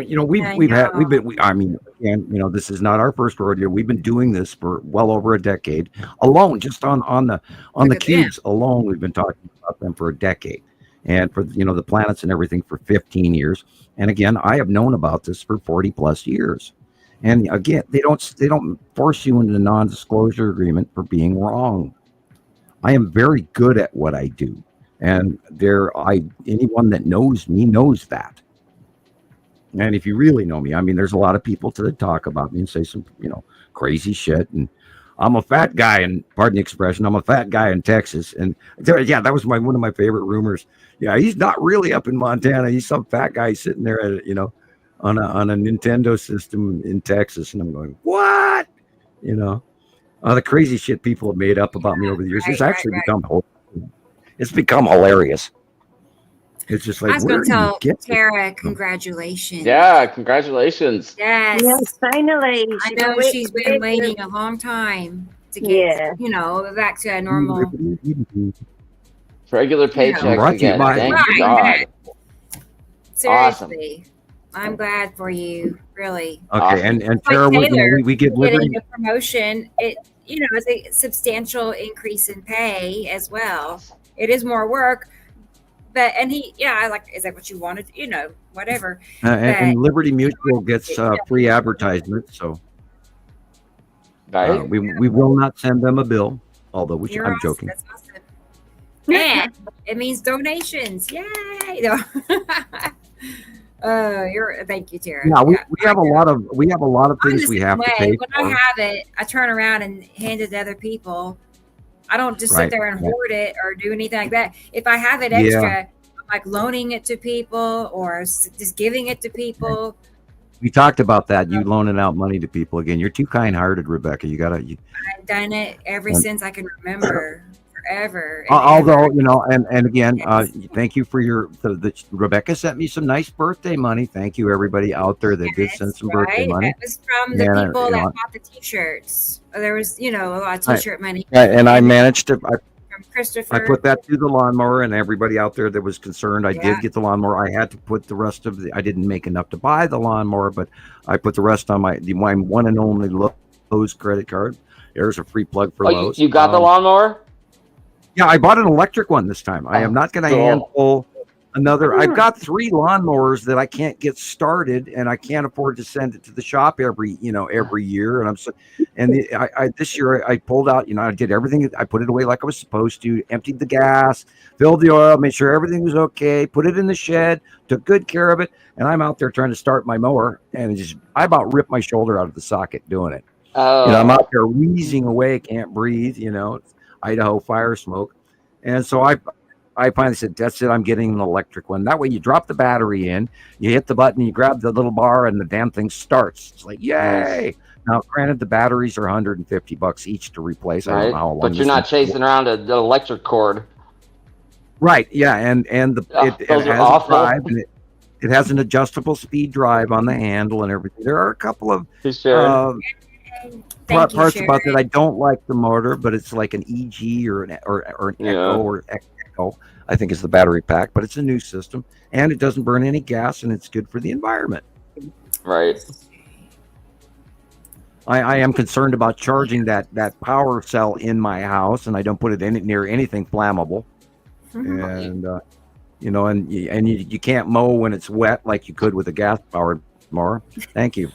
I don't know who's having more fun, the cat or the unicorn, but I don't know. Oh my God. God. Boing. Yes. That's fun. All right. Awesome. Thank you, Sharon. Thank you. I think he's missing a little cowboy hat. Let's keep going. We're almost done. I'm scrolling through the comments, but boy, yes, we had work to do. Yes, chatty today. Everybody's chatty. It was good, and I see we're all guilty. I can't find her initial comment. Sharon. Thank you, Sharon. Andrea. Thank you, Sharon. And hey, Matt, there he is. I lost when I had to back out. I had to leave and come back in. It threw me off the order I was in. So if I skipped you, it's by accident. But Matt is here. Hi, Matt. Hi, Matt. Matt's in northern Minnesota, and he's a contributing member of the Skywatcher group, and we appreciate you so, and we enjoy really seeing you on the show, and thank you for being here. Yeah, we'll have to have you on again.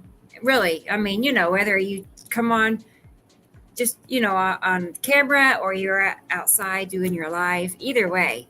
Yeah, and if you have a friend along with you that wishes to say hi for a cameo, we're going to start doing that. We would like anyone and everyone who wants to appear for 5 minutes, 10 minutes. We're going to preset this. We're going to have new folks come in for a short period of time just to say hi, and she give a live weather report if you want, or you could do like what's going on with my face, and you could put in, your internet name, and you don't have to say who you are or whatever. If you're embarrassed or worried about people laughing at you going, oh, you believe in that guy that draws cartoons? Yeah. Okay, fine. But we encourage you to come join our show. We'd like to talk to everybody out there on screen live, and you're welcome to join our show. So in the nearby future, let Rebecca know somehow, some way, or someone in the group know, and we'll try to get you on. Slim, he's left. Bye, Slim. I don't even think he was here long enough to get his answers. Actually, Right. I hope so. Well, I mean, you can always watch it later on YouTube. Right. Again, I appreciate even the guy before that was saying this is BS and my cartoons. I appreciate you and your candor, and we are here to help. We don't boot people out. We don't block them. And there's been rumors, that Sam Hofman guy, all he does is block you, or the other one that if people got mad at me, well, he never answers me. Well, I'm talking to 150 people a day, and I can't get to everyone. So don't get mad at me, and don't create rumors, and stick to it, and you'll get in, and we'd love to have you. Definitely. I wonder where Slim was. I mean, didn't give us a chance to even. I don't know. Yeah. Well, maybe we'll see him again. Maybe he'll watch it later. He'll be back. Yeah, on YouTube. Again, go to Nibiru Followers Anonymous on YouTube, and you can see all of our 120 some odd shows. New name. My favorite is number 1 and number 104, where Christopher captures the Texas Cube in a landmark sighting that we're going to use till the day we die. And it is that is one of the best captures of the side. You can see the side of the Texas Cube. And, people, I'm not, this crazy guy up here in my cave in Montana making this crap up. We only started talking about the Texas Cube after 2015, after it went viral for about 3 days all over the internet. And we jumped on, and we had this guy, and he was like doing this live show. And so we started doing that. And then later on, I saw it by eye myself. I've seen the Skull asteroid by eye. I've seen the Empire orb by eye. I've seen the offloading of the Texas Cube, where the Star Destroyers are coming out of them by eye, and the sport craft, and the starfighter docking stations, and we've seen the space tubes and the drones and all of this shit by eye. Credible sightings, hundreds of times. Otherwise, we wouldn't bring it up. We wouldn't talk about it if we didn't know. I mean, we have a reputation. We are serious citizen scientists, and that has been our criteria from day one. We are absolutely, and I've been a pain in the ass, strict about it. I'm very strict with my people, and this is why that guy's an asshole. Fine, I have rules, and we got here on this platform because we didn't build our foundation out of paper. Right. You don't just let anything go through. Like if you're doing a clinical trial, for a drug or something or a medical device, you don't just allow all, data to come into the clinical trial. It all has to be specific and, just like we're doing here. So. And we also break down, like, what are we looking at, and we take into account the possibility of lens flares and camera fails and stuff. And we've learned, we've talked to people, we've warned them for years, do not film through glass whatsoever. Right. And we've gone through numerous hoax where God only knows how many. Oh, look, it's a disc craft, and it's some guy's light sconce in the background of the window. And we've gone through thousands of those, and we've always thrown out any information that we did not find credible. We cannot use anything for film through glass, even if you're in your car. Even if it's so good. Yell at everybody. And Rebecca found a way around it. She would put her hand up outside of her sunroof and film. And I always told everybody, pull over. Don't crash your car to take Right. one picture of Yeah. Peru, you know. No, but I mean, unless you're a stunt driver. No, I'm kidding. Yeah. No, but Yeah. it's not hard. I don't even think about it. Just set it there and see. I get what I get. You know, I don't look at it, but anyway. Yeah. And It's been a while are we since I've caught done up? that, actually. Yeah. Are we caught up? Oh, I don't know because I haven't said hi to Third Eye Cam yet. Hi. Third Okay. Eye Cam.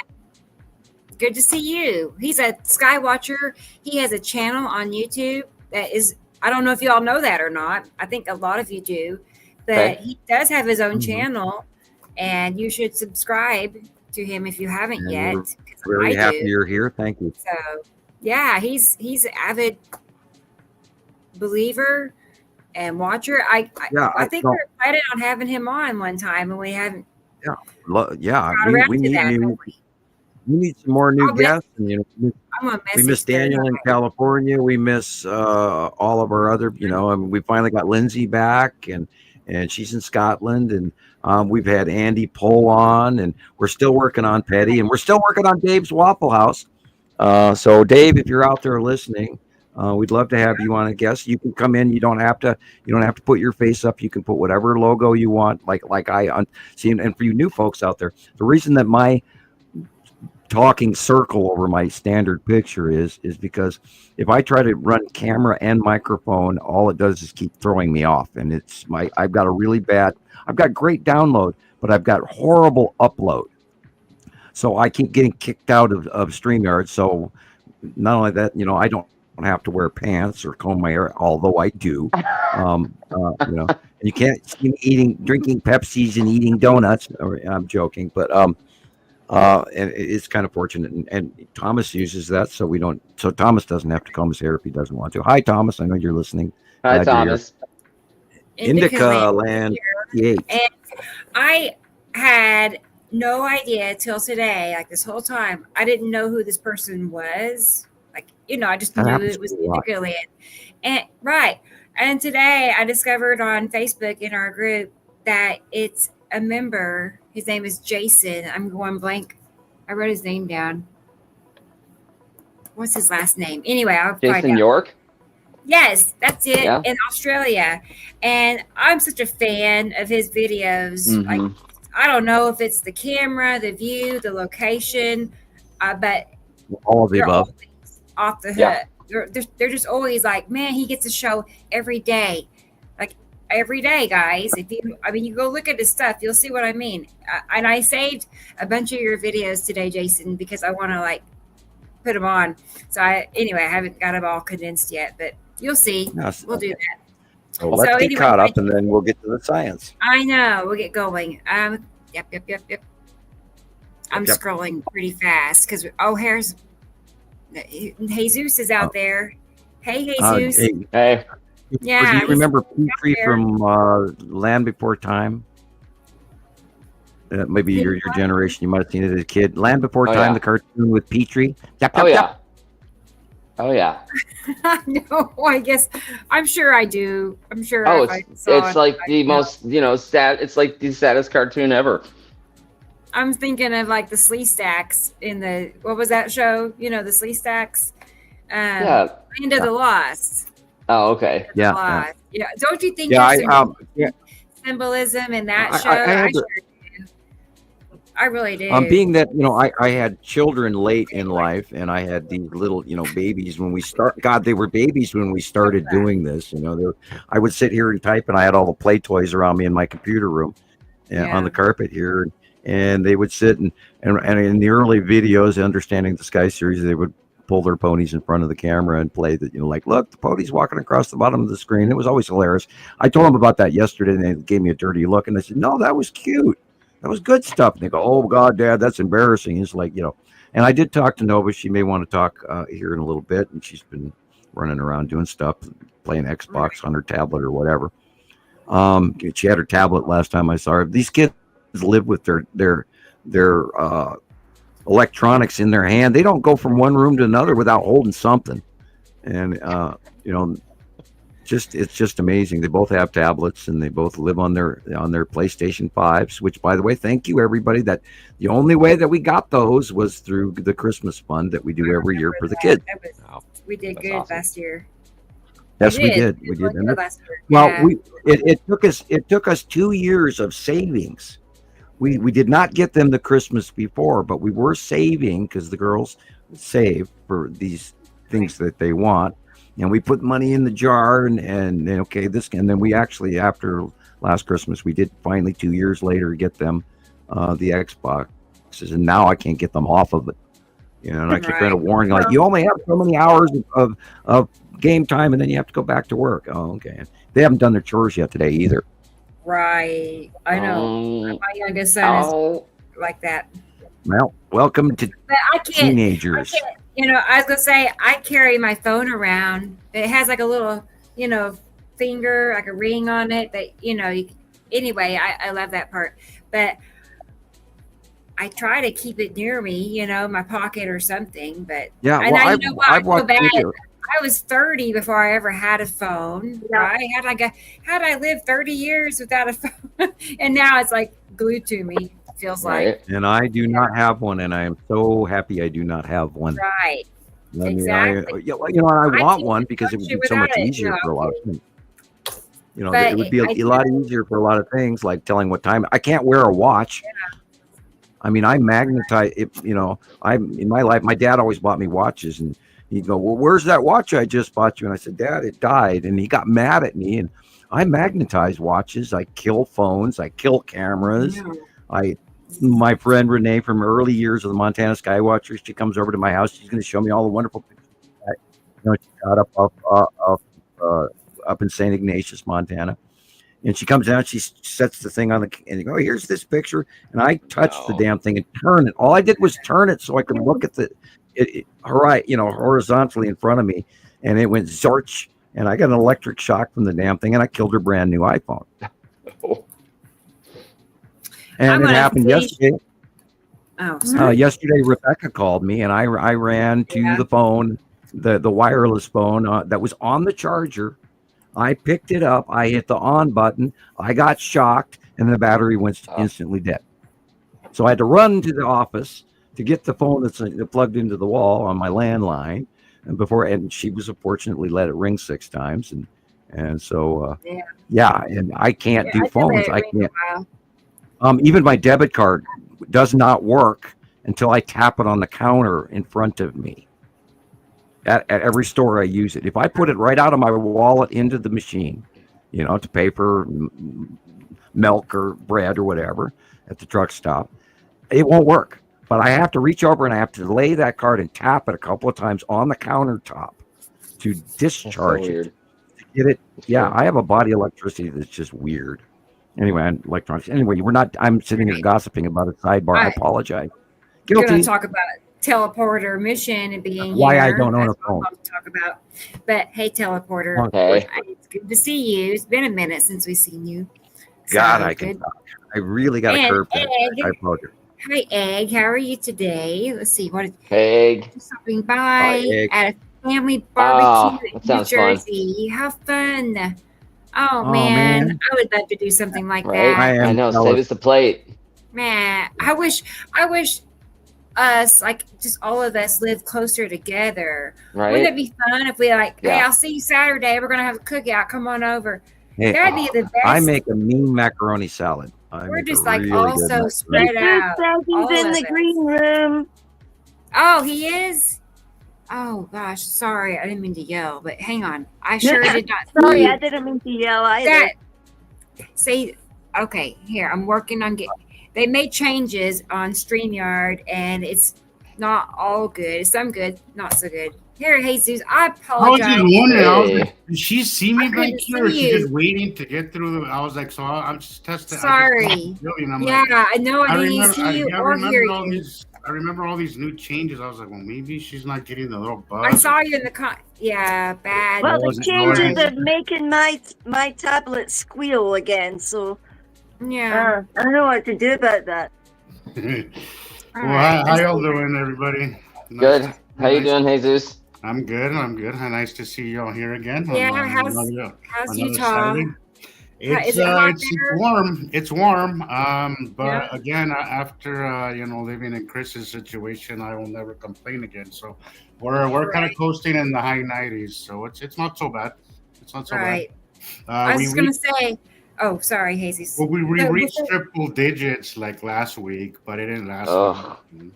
okay. No, I was just gonna say when the show started, it was 78, and now it's 74 in Cheers. Tulsa. Wow, It's Nice. getting cooler that's nice. throughout the day. Isn't That's that nice. different? Hi, Now it's dropping. everybody. Tara, Alex, Carol, Indica Land. Nice to see you all here. Right. I was reading Slim's comments, and I was hoping to jump on here before he went Yeah, away, but or only her. 20 I'm minutes. not sure. Oh, yeah, please answer him. I even looked for his channel, but I couldn't find it. There's like a million Slims out there, but I just wanted to say, hey man, be patient. It took us. Some people ask more than they listen. Sometimes you have to just listen first, and then just soak in the information. You can't come in with wanting to argue like you're not going to learn anything like that. You have to just give it time and give it a chance. I know that we've been taught these things. They've been ingrained and hardwired into our brain, but if you're here, at least take the time to listen to us before you write us off. And try to play nice. Will get you further. Just my recommendation. And then we'll spend the time to catch you up. Well, we Yeah, we are this is some of the not- most patient people I in the mean- world. This is not something that you're gonna learn in 20 minutes or even an hour. First of all, there's a lot of there's a huge psychological thing to it that you're gonna have to come to terms with the fact that you've been lied to, that science is incorrect, that whether it be on purpose or not, the outcome is still the same. We're still stuck in 80-year-old science, and it's time to kind of listen to some new version of it, something new. Give us a chance. If you're here, apparently you say that you've been listening for a few times. Keep listening, man.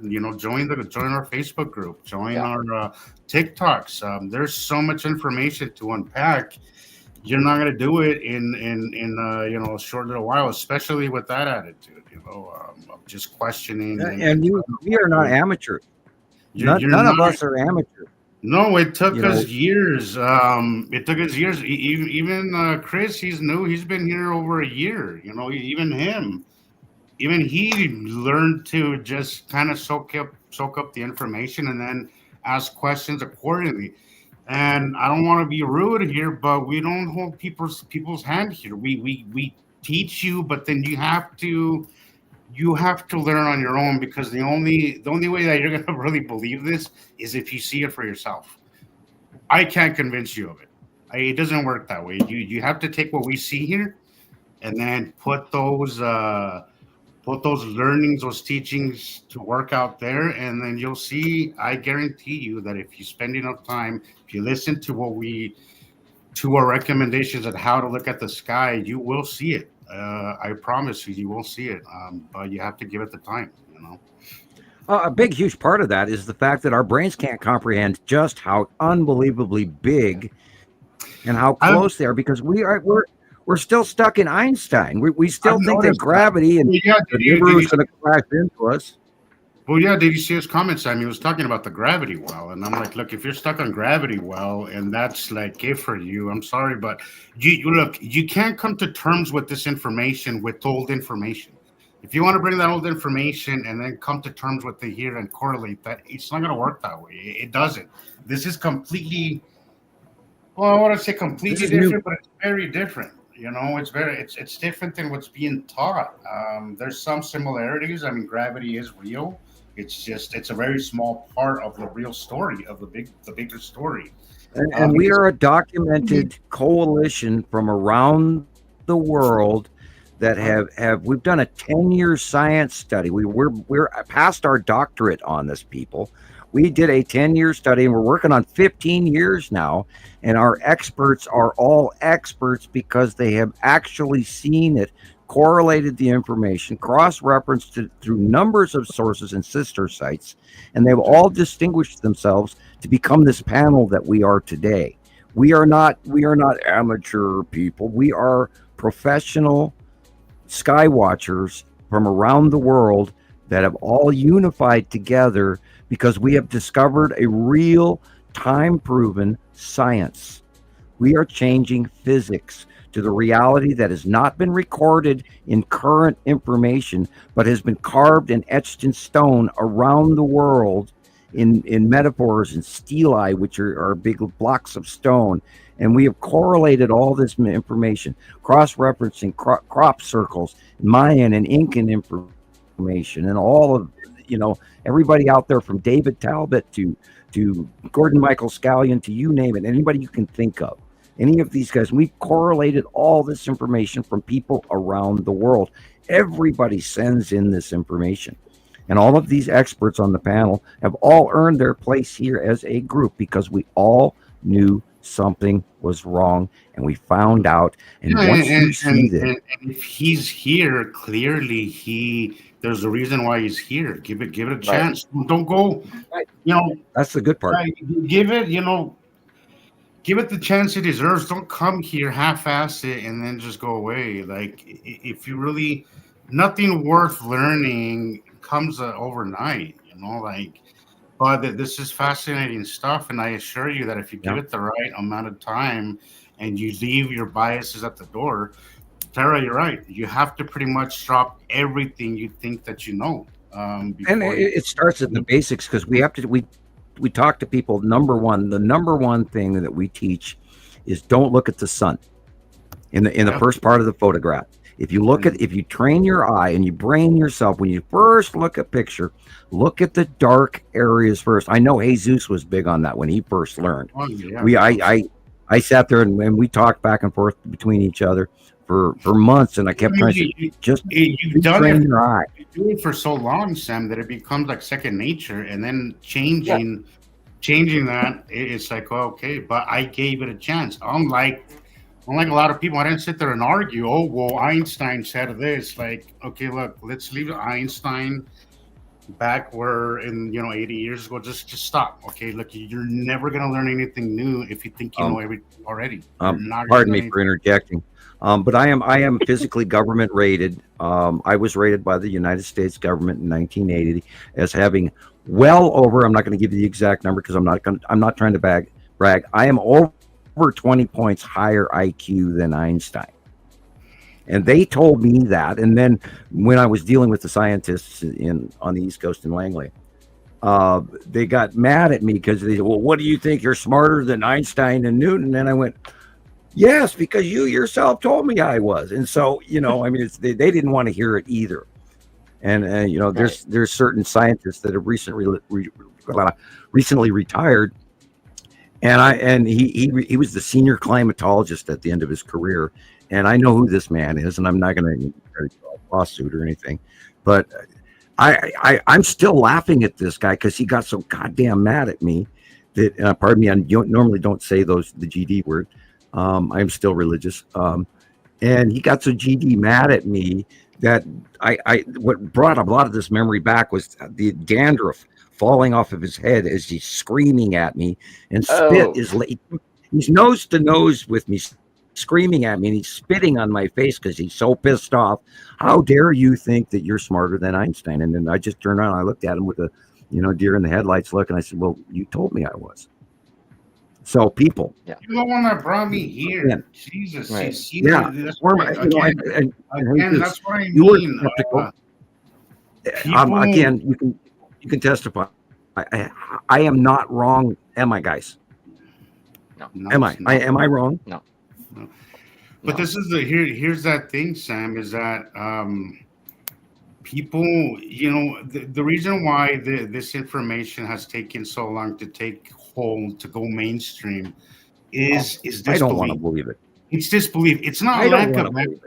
It's not lack of evidence. It's not lack because there is so much evidence. It would be a slam dunk case in court. It's Right. not a lack of evidence. It's more a mental thing that people just cannot think for themselves. That they think that it's so difficult that only NASA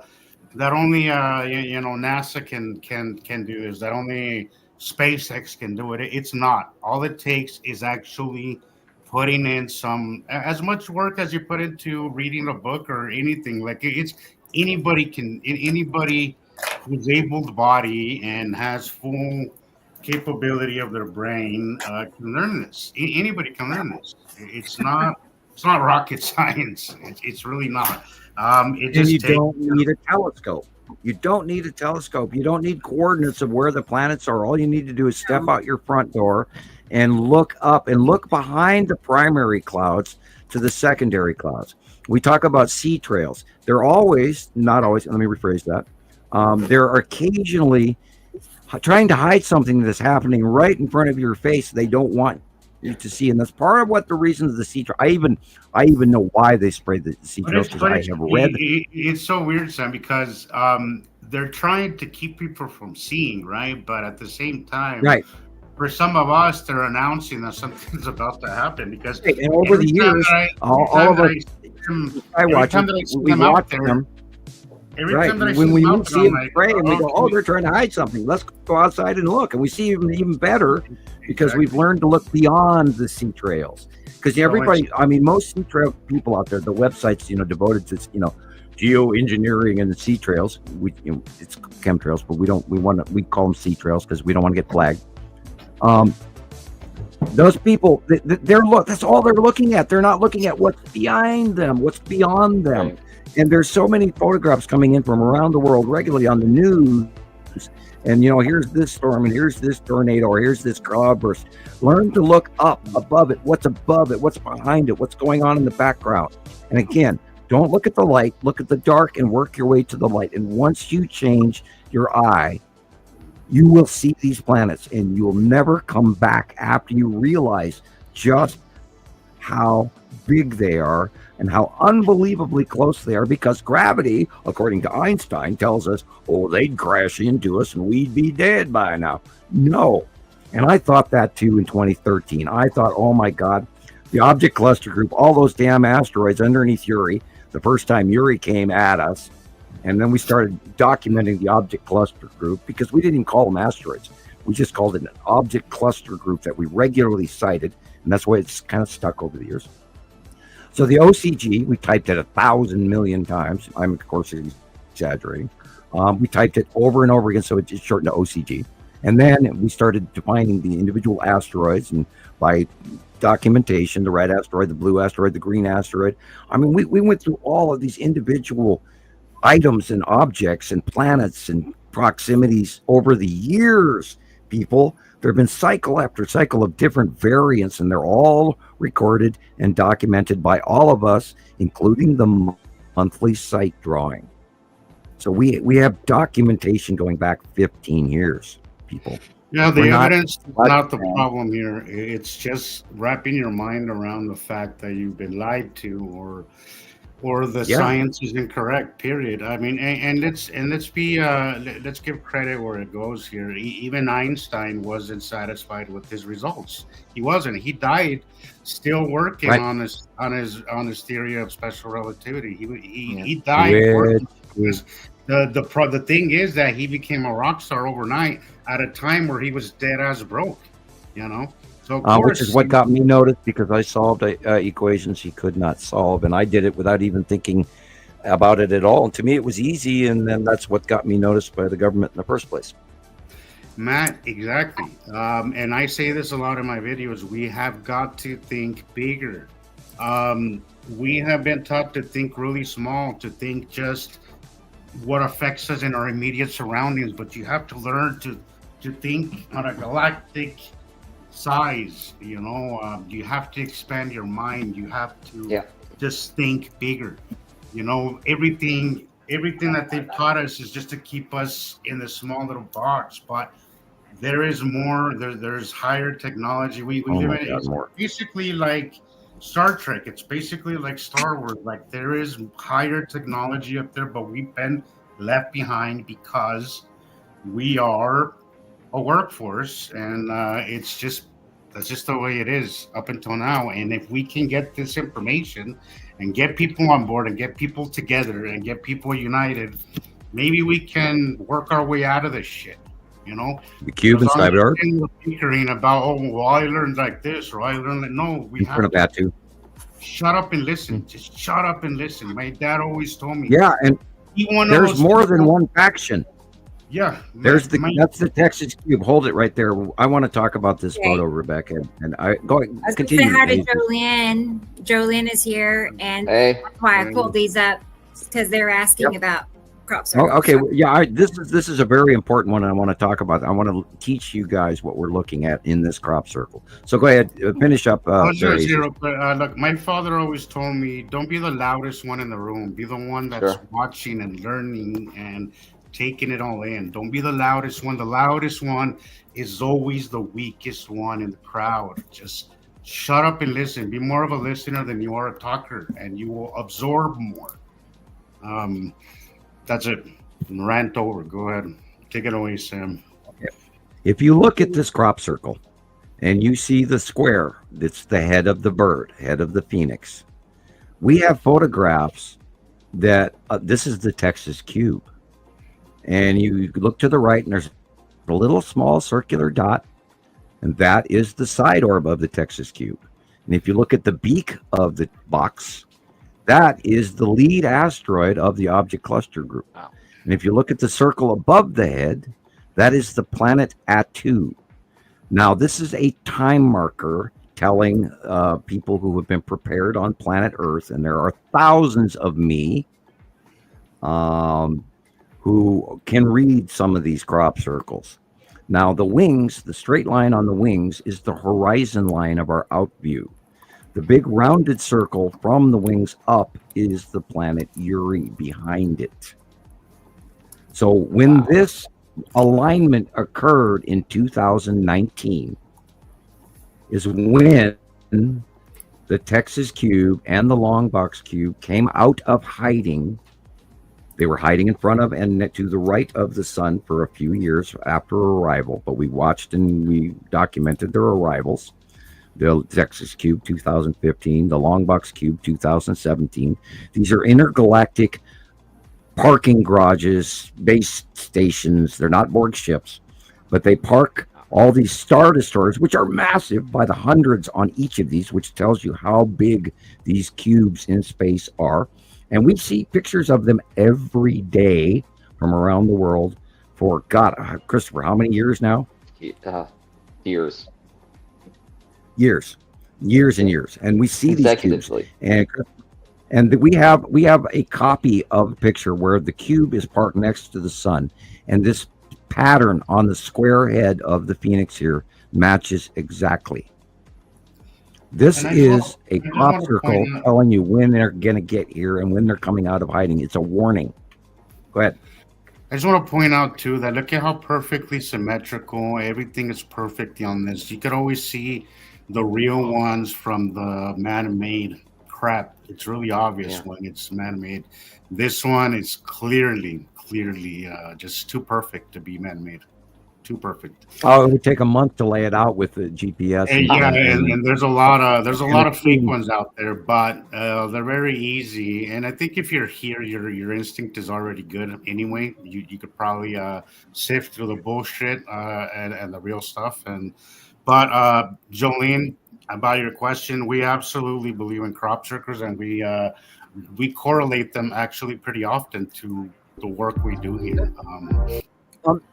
A lot of times people talk about first contact, but there have been people that are being prepared around the world for this coming event, and there's people currently being prepared for this coming event. There are cloaked extraterrestrials walking around all over the planet right now. I don't remind you guys of that often, but by the way, they have the ability, and I haven't said this in a long time. Humans have an off switch. And I've experienced that off switch, so I know it personally and firsthand. They can turn you off, and there isn't shit you can do about it. And they have the capacity to fly over an entire neighborhood and shut everyone down in your, and they do it. That's a scary thing to think about, son. That's They do it. They land 87 or 26 little gray guys, and the grays work for the other races. They work for many different races, not just one. Right? Again, there are more factions are at play here, people.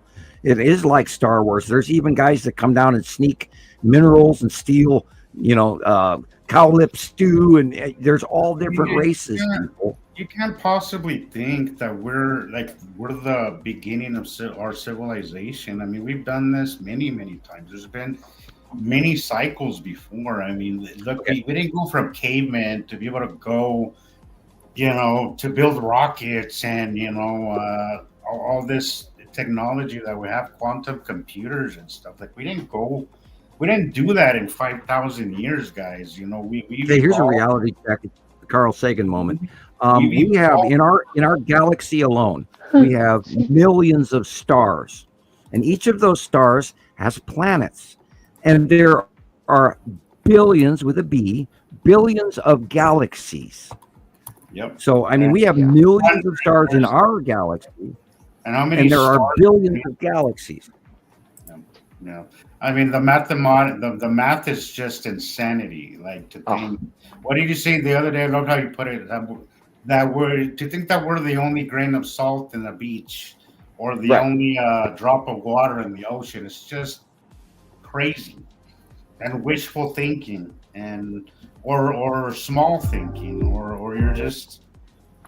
I don't know why. I know you're ready to go to Stacy. Sorry. We've been stuck I know in this. Rebecca. Yeah. I know you're ready to go to Stacy, but Nova just walked in. I know. That's what was that, Sam? Oh, Nova. Okay. Yeah, Nova just walked in. Hi, Nova. Hello. Hey. Hello. Yay. She's here, everybody. This is Sam's Hi, oldest Nova. daughter. Her name is Nova. Hello. So, yeah, it's been a while since we had to or heard your voice here on the show, but it's good to hear you. Yeah. So yesterday we were talking to Nova a little bit too, and one of the questions we had for her was like, what does she think about, what's happening with the sky? Of course, she's 18, so really she doesn't probably remember a time when it looked any different. That's, one thing to keep in mind. But tell us what you think of the sky. I remember back in like 2000, I want to say like back like 2015, stuff like that. Because I don't do a lot of TikTok. I watch a lot of TikTok mainly just for like shit that makes me laugh. But pardon my language, but that's how I talk a lot. But I usually just watch it for funny stuff, but occasionally when I come by videos that people recently have been talking about where they're like, they usually use 2012, 2015, how the world looked brighter and different compared to nowadays where everything looks really colorless and like it's lacking. Yeah. And I would kind of agree that some of that may be caused by this, but I don't really want to like say that's specifically linked because it could be anything really because of like climate change or this, that, and the other. Could be anything. It does really. Seem like the colors are a lot more drab, like you said. Like there's, and the same goes for not natural stuff, but like buildings. You know how a lot of people are painting their buildings gray and black and tan. It's like look at the cars from like the 70s and 80s compared to today. I mean, there was every color of the rainbow you could think of on the cars, and now it's just a couple shades black, of gray white, and tan, gray, lots of gray. Yeah. And then they call it millennial gray when everybody was painting their houses gray, or the interior of their houses, every room was gray and white. It's just, how bland is it? I don't know. Anyway, go ahead. Yeah, like, I don't know. It could be related to like the sky and stuff that's making the world different colors, because we've come from like when I was little to now, it's been like what, like a decade, maybe more, and a lot can happen in that amount of time. Definitely, a whole lot, really. As fast as things are changing, you know, it's just and a lot from what my dad says is like we're in that cycle of time and all that, and it's like, of course, have to be within this time period. I joke about that saying, oh, why did I have to be born in this time period? It's like a joke. I know, it is, but it isn't, because I feel like I would have been better off in a different, you know, time. I don't know. Does that make sense? I don't feel like 2020 is my time. Yeah, sometimes it's like, but then again, I feel like back in the 2000s was actually like between like the 1990s all the way up to here. Like the 2000s, from 2015 early was a really good time in like history. Everything was like really just kicking off to be a good time. But like I was talking about yesterday, off stream, was like this generation feels very off compared to when I was younger. And it's like very odd. Right. I was watching a TikTok had like a sequence of music from the 90s, you know, and I'm like, yeah, the 90s. They had, you know, I mean, the 80s were its own thing, and then the 90s had its own vibe. And then, I don't know, after, I don't know if it's 9/11 or what, but after that change of this, you know, in the 2000s, there is no 2000s music or 2010s music. I can like 2000 like 2000 there's like literally playlists, people, sorry for cutting you off, there's like playlists for like 2010 of like certain like singers who make music, and they're like a 2010s playlist. And like now you listen to all this new age music, and there's nothing wrong with AI, but some of it is like, for some of us untalented people, it can be great to help make certain things. Hi, Alexander. It can be very good for some of us people who want to make like music, but all this.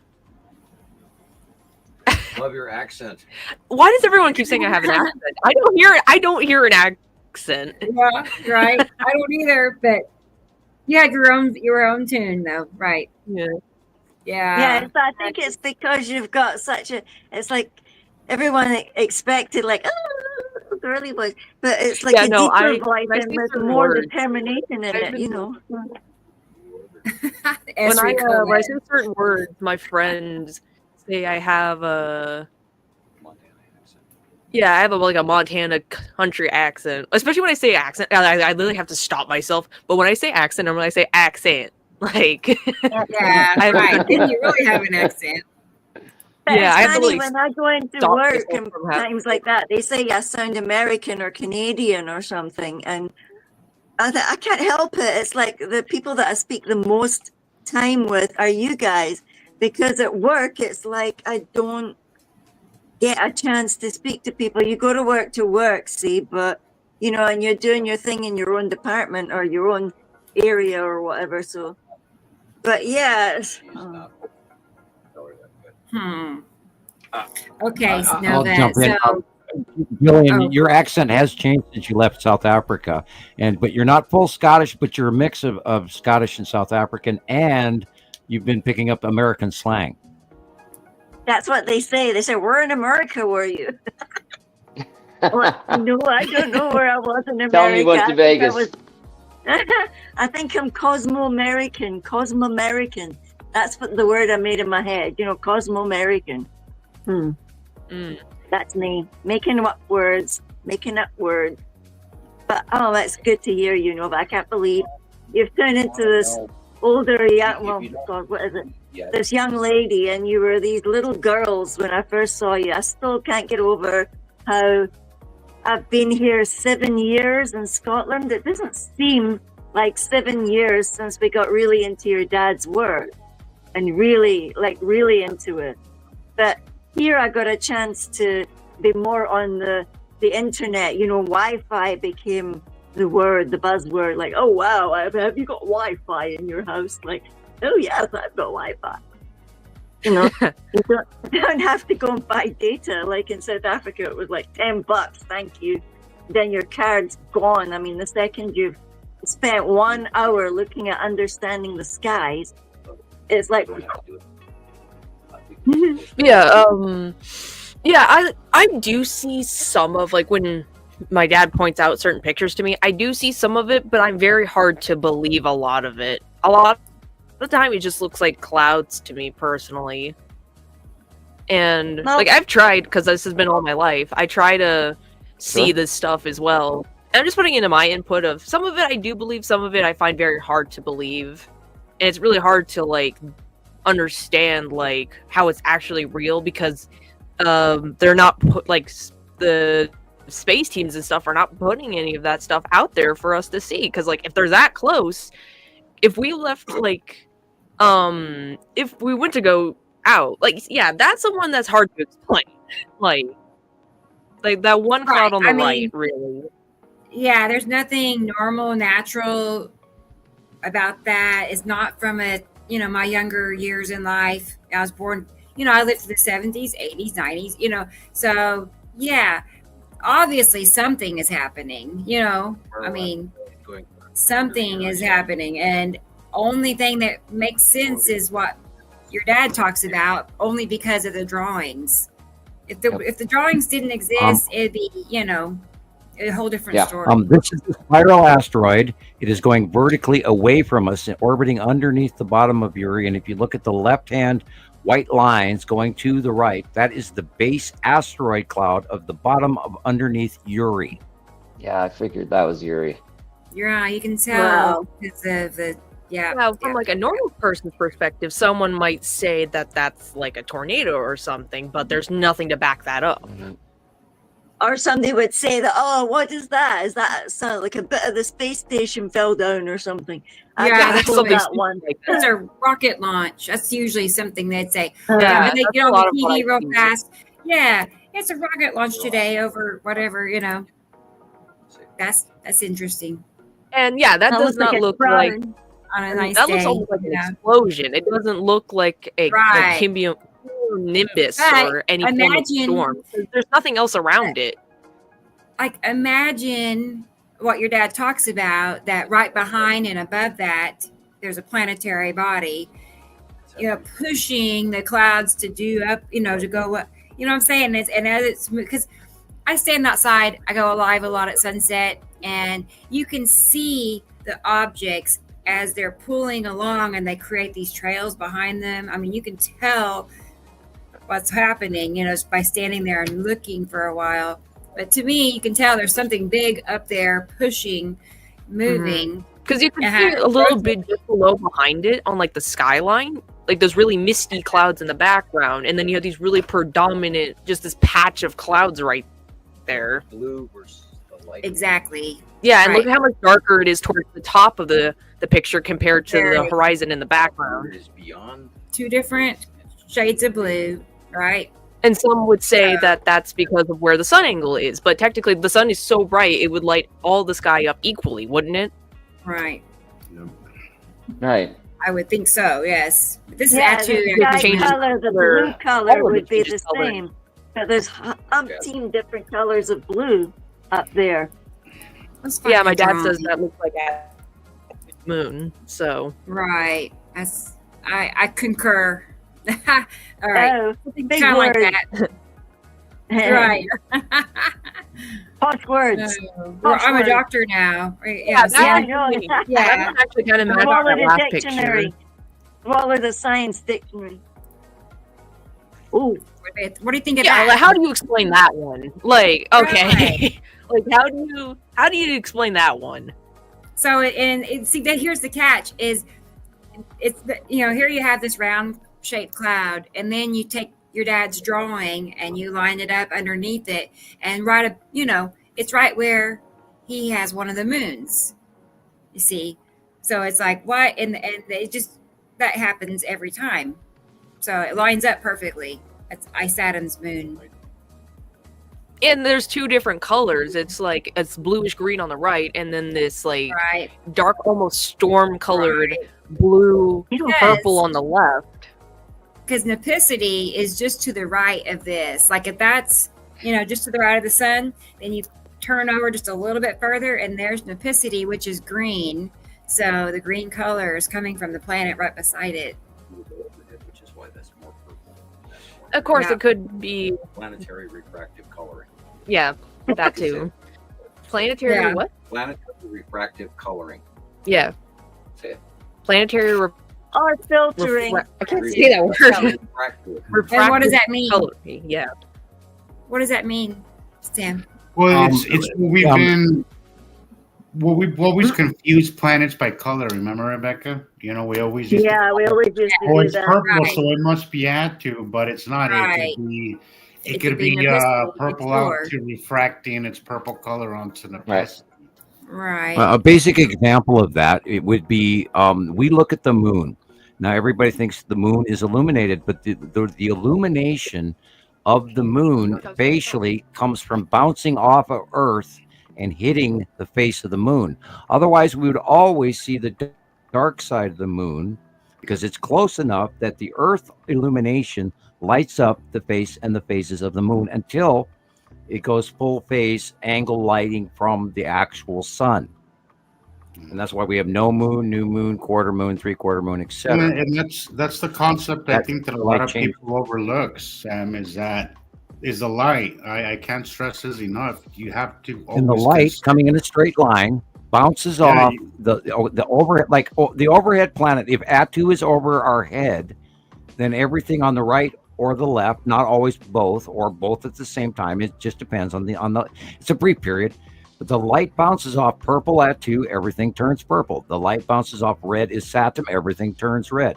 The light bounces off of green Nipicity, everything turns green. I've seen the Saturn's yellow moon look green because the Nipicity was very nearby. I have seen purple Atu look red, it looked pink, look purple. It's one of those things that really confused me in the beginning, and it took me so long to get it through my head, and I feel like I still make mistakes sometimes. Well, I remember. Now, those are some very flat clouds in that last photo. Isn't that strange? It looks. That's the spiral asteroid. Because like there's no other clouds in the sky, and they're particularly all following like the same shape, but they're all really flat, almost look like cotton, less like clouds. It's kind of odd. They're reaching something. Well, they're reaching a certain height and then kind of spread out, kind of flatten out. I think that's the part of it. So you have to consider that everything outside of, like right now, everything's day, everything's so bright, but everything outside of our atmosphere, it's dark, it's pitch black, and I don't think people really grasp that concept, and it confuses people. You know, you said in the beginning, Sam, when I first met you, that you could literally have a planet in front of you, and if you know, not in cosmic, measurements, whatever, but the planet could be right in front of your face, and you will not see it if light is not shining on it. You won't see it. You will see things around it. You will even see the clouds around it, but you will not see the planet. And that part of it is a total mind screw. It's totally confusing, and it takes time to kind of get used to that. And I agree. Because you can see the dark on this picture, definitely, and you can kind of see the round towards the top as well. You have to visualize. I always visualize a ball, whether it be a basketball, a tennis ball, and a flashlight behind it. Right? That's always the way I visualize it. And when you see the light angles, the crescent illumination, And there's those weird dark clouds on the left as well. Yeah. Well, It might be I mean, nothing, but things are lit up from behind, right? And it's a ball, so the light is just kind of reaching over as far as it can. Okay, are you ready? Bends around. The dark clouds on the left, the dark clouds on the left, the blackish dead center above the line, that's the red asteroid. Yeah. And this is the bottom of. Oh, I'm gonna spin to Atu with Saru behind it. Nice, because look at the yellow underneath there. Well, clearly it's more than one, because we see a curve and something much bigger, because that straight line telling you that it's something very huge behind it. Because Saru is here now. And I agree, Nova. It's a very hard to believe a lot of this. It's a very large pill to swallow, and the only way that you're gonna believe it is if you see it for yourself. Because if you just go up to if Sam would have came up to me, if your dad would have came up to me and just told me this information, right off the bat, I would have just walked away. Like, dude, you're nuts. Like, you're crazy. Like, no way. Yeah, that looks like the bottom of Nepacity with the lines. They almost look like other planets in some cases. Like, what's the one with the rings? It kind of reminds me of the same color of the clouds. And Nepacity has big three. Nepacity has 3, and Add-2 has 2, right? One. 3. 1. Right. Okay, for the record, Nepacity has the 3 rings, and if you look in the upper left corner, you see the big 3 asteroid group. Yep. 1, 2, 3. And they're always on the left-hand side of Nepacity, and she's green. She has the open core in the middle. If you look where the sun and the illumination of this picture is, it's completely different. This is a close-passing planet. Nepacity, for the record, is really tiny. We actually think, now there's no way to fully say this, but evidence has shown to a summation that Nepacity is smaller than Earth. And this is why her close passes are so rain-bombish, rolling wakes of storms and electrical dispersions over the top of us. And it's right. And it's shown a pattern of close passes for many years, all the way back to 2017. Now we have some early arrival photographs of Nepacity when she was really tiny. And even before that, she was a tiny little green dot, which was to the right of Uri. And there was a tiny red dot also, which was very, very much larger is Saturn. Now we believe that Saturn is actually maybe larger than Earth, but we have, and when I say I don't know, I want to share that information. This is a summation that we cannot fully prove. We don't have laser measuring sticks to deal with this. If I was off world and flying around in a ship, maybe, but I'm doing the best I can under that. And if you guys would like to continue talking to Nova, I'll hand it back over. Cool. Well, sure. Yeah, let's keep going and see what she thinks about. Yeah. Another picture. Look at that. Look at that. Light refraction from yeah, shining through our atmosphere. because some people would say that's like a weird rainbow, but obviously Double rainbow. Mm-hmm. it's not quite the same, because you can see the larger one. I was gonna say smaller, the larger, less clear one above it, with those weird like orange haze that isn't quite giving like the effect like a normal rainbow does with like what light through water, but this is obviously like reflecting weird light from something else. Yeah. There's It's like something it's glowing from above. Something's glowing so from above. right. Because Like, look at the the light top, how bulb- it's coming down and Yeah, flips down. See how it it's just two does different not look colors? right. So there's Add-2's Because why is moon, it such like a thick Add-2, fog of like clouds just above? Nepacity, maybe. But you see, it's like if it's a double rainbow, that means that 2 things are glowing. Well, and also I want to point out the illuminated circle right in the middle, right above the rainbow. Right. Yeah. What's illuminating that, right? I mean, look at everything in front. Everything's dark, but that thing's illuminated, right? You have, those are the things that kind of pop out to me. The darkness around it, of course, is the first, but it's illuminated at this time. To see something illuminated like that, it's, to me, it could only be a planet or a moon or something.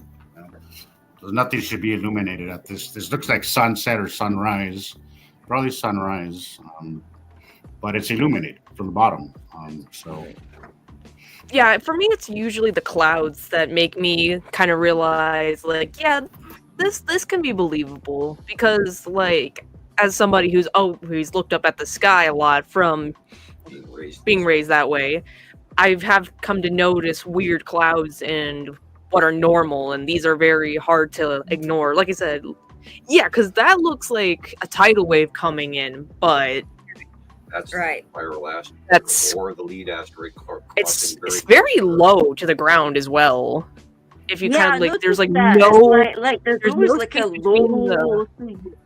It's a low rolling pressure wake that we've never yeah, seen. something's like making like a pressure wave roll in with all these thick clouds that Yeah. Something coming like that. yeah, like something skipping, like just skipping over the surface, making all these clouds roll in like a tidal wave because they're all getting pushed by something. And look in the One of the people at the beach thought, is this Matt? Are you asking if this is from the tan, or I just now saw your message? I'm not sure what else could be the tan though. She's cranky. But this is definitely a trail of an asteroid. You know. Yeah, like look in the upper left corner. You can see a little bit of. It might be the dark, or it might be that normal cloud there. There's a little bit of dark over on the far left of the top picture. Right. yeah, you can see it on the big screen. You can actually see there's like a darkness up on the top. Mm-hmm. Because the sun is way on the right of the picture. So why is it specifically? Why is it dark when it's that close to the sun? Actually, dim there. Very dark. Right. Yeah, and look at the if you pay attention to the beach as well, it's very dim, almost like it's being filtered, or like the light is being like cut off. Right. Because there's no clouds in the sky. Yeah. There's nothing that could be causing everything to look almost like there's a storm rolling in with like the color. It's like a shadow. It's like something standing there and yeah, like there's clouds in front of it, but obviously there isn't. The edge of Uri is cutting into the sun right here. Yeah, like the edge of Uri could be cutting it off. It's pretty amazing to think that big dark bodies are out there, and you can actually feel them, because if you stand there on the days that there's a darkness around yourself, you can actually feel it turning that way, and it feels closed in, and then it opens up when they move away, and they can move away so quickly. If this picture is about 3 years old, this could be Nibiru. If this picture is newer than that, it would probably be in Nepacity. Look where the sun angle is coming from the left shoulder behind us. So this is beyond Earth, and I'm very tempted to say Nibiru. That's big. Nice. And you can almost feel like the sense of movement spinning. Usually, Nepacity does not come down to a point like that. Usually, Nepacity stripes just spread across the sky. So when it comes down to Nibiru has those more open stripes, unlike the other one that has much closer lines instead of like zebra stripes. Right. Like with the blue and white. Got zigzag stripes, zigzags like a crown. I was just going to point out Atu's moon in front of Atu also creates a V in the sky, a big V shape. But they don't stripe or like open finger like that a lot of the time. Because like that other one that we looked at with the other one where it had like the lightning in the background, and it was more like a striped, like flat cloud of stripes. This is showing stripes in between, showing the sky. Mm-hmm. Right. Yeah, look at the stripes. You can see them. Which is a distincting difference. And you can't think of it in horizontal. You have to think of it in a rounded bottom. If you look at the horizon colors always in these photographs, this is go back. Look at the horizon on the left, or okay, I can move on. God, this is awesome. This is awesome. Okay, let's look. Okay, we'll look at the cornfield. The light is apparently from the left, so this is beyond Earth. So because of the lightning storm, I'm going to scream close past Nepacity because we have an open core center. You can see in the bottom area with the purple lightning. Now remember, purple is high atmospheric. White and blue is normal Earth lightning. By the way, we never had purple lightning until 2010. Hint, hint. But I believe this is Nepacity close pass again. Oh. Really? Yeah. Okay. Oh, this. I'm sorry. I'm thinking of the striped one. Yeah, I totally agree. Because of the tilt. Look at all the color. kind of following Tilt. Yeah, the illumination. Definitely Nepacity. I made a comparison with this one. The Nepacity. But that's pretty amazing, all the lightning. Nice. Oh, that's incredible. Must be one of them storm. Oh wow! Look at that. There's something there. Yeah, this is side of Look at- Uri because, like I said, it has that flat. All the clouds are kind of making a striped wall, unlike Nibiru that Yes. has that open pattern. And this is more. Gas giant. Yeah, I was gonna say it's gas giant because it has the all that clouds around it, and they're all pulled together. Right. And the lighting looks more normal in this one, but it's weirdly reflected because all that cloud is there to bounce the light off of. And it's all kind of like wisping off of it on the right as well. But it's like, it's very hard to ignore that massive clouds all right there rounding. Yeah.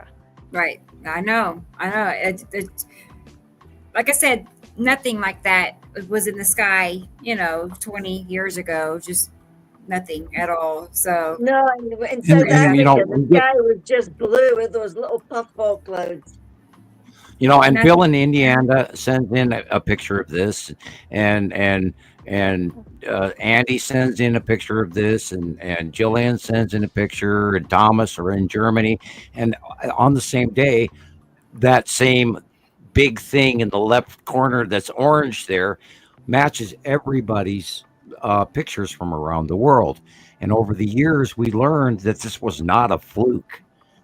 We know what Uri looks like. Again, we go back to the early part of the program, and we showed you a picture from 2012, 13-ish of Uri, if you can bring that back up again. Which one? The early, round, small Uri. Okay. Yeah. Okay. 1 second. Stop and think. Where do I put it? And could you check Tara's question? She's asking if the red color is because of Isatum. So is the red from what's Isatum making it shining red? on it, lighting up Uri red? Yeah, there's a refractive angle, right? Because Isatum is on the right-hand side. It is refracting colors toward the facial. Okay, now this is early Uri. Now I want you to notice the rings on here, what you're looking at. Yep. There are little open areas on the right-hand side where the sun actually shines through deeper than other rings. This is one of the earliest close-ups that we have of Uri, although in 2012 we have many pictures of Uri being much, much smaller and very bright white compared to Saru on the left and Nibiru on the right. And that's years ago. I mean, that's 2012, people. And then when Uri came up and got close for the first time, we got this capture. And this has been the greatest capture of all of them. This is my favorite Uri photograph because ever since then, all of the Uri sightings match this. Yeah, I have one that matches this one pretty much to the T with that same pattern of stripes, pretty much with the Z. Rebecca, I sent you a picture. I just sent you a picture. I would love Nova to see what she thinks about it. Oh, okay. Perfect. Yeah, and the really cool thing is because there's illumination inside some of these stripes, and we have hundreds of rainbow, freaky, weird illuminations inside the rings of Uri. And we've got documented evidence that it got bigger and bigger and bigger. And then it went from the right side to the left side of what we've been staring at. And then we were, she got so close, we were only seeing half of her. And then all of a sudden, she started rising up in the last 2 to 3 years. And now she's above us and moved in from the northeast sky, which was in front of us at dawn as the sunrise, to now she's in the north sky, going into the northwest during the day and getting so big it's insane. Yeah. And how can you deny that one? I mean, how can you deny that one we were just looking at? You can't say. I mean, it's not a perfect cloud like that,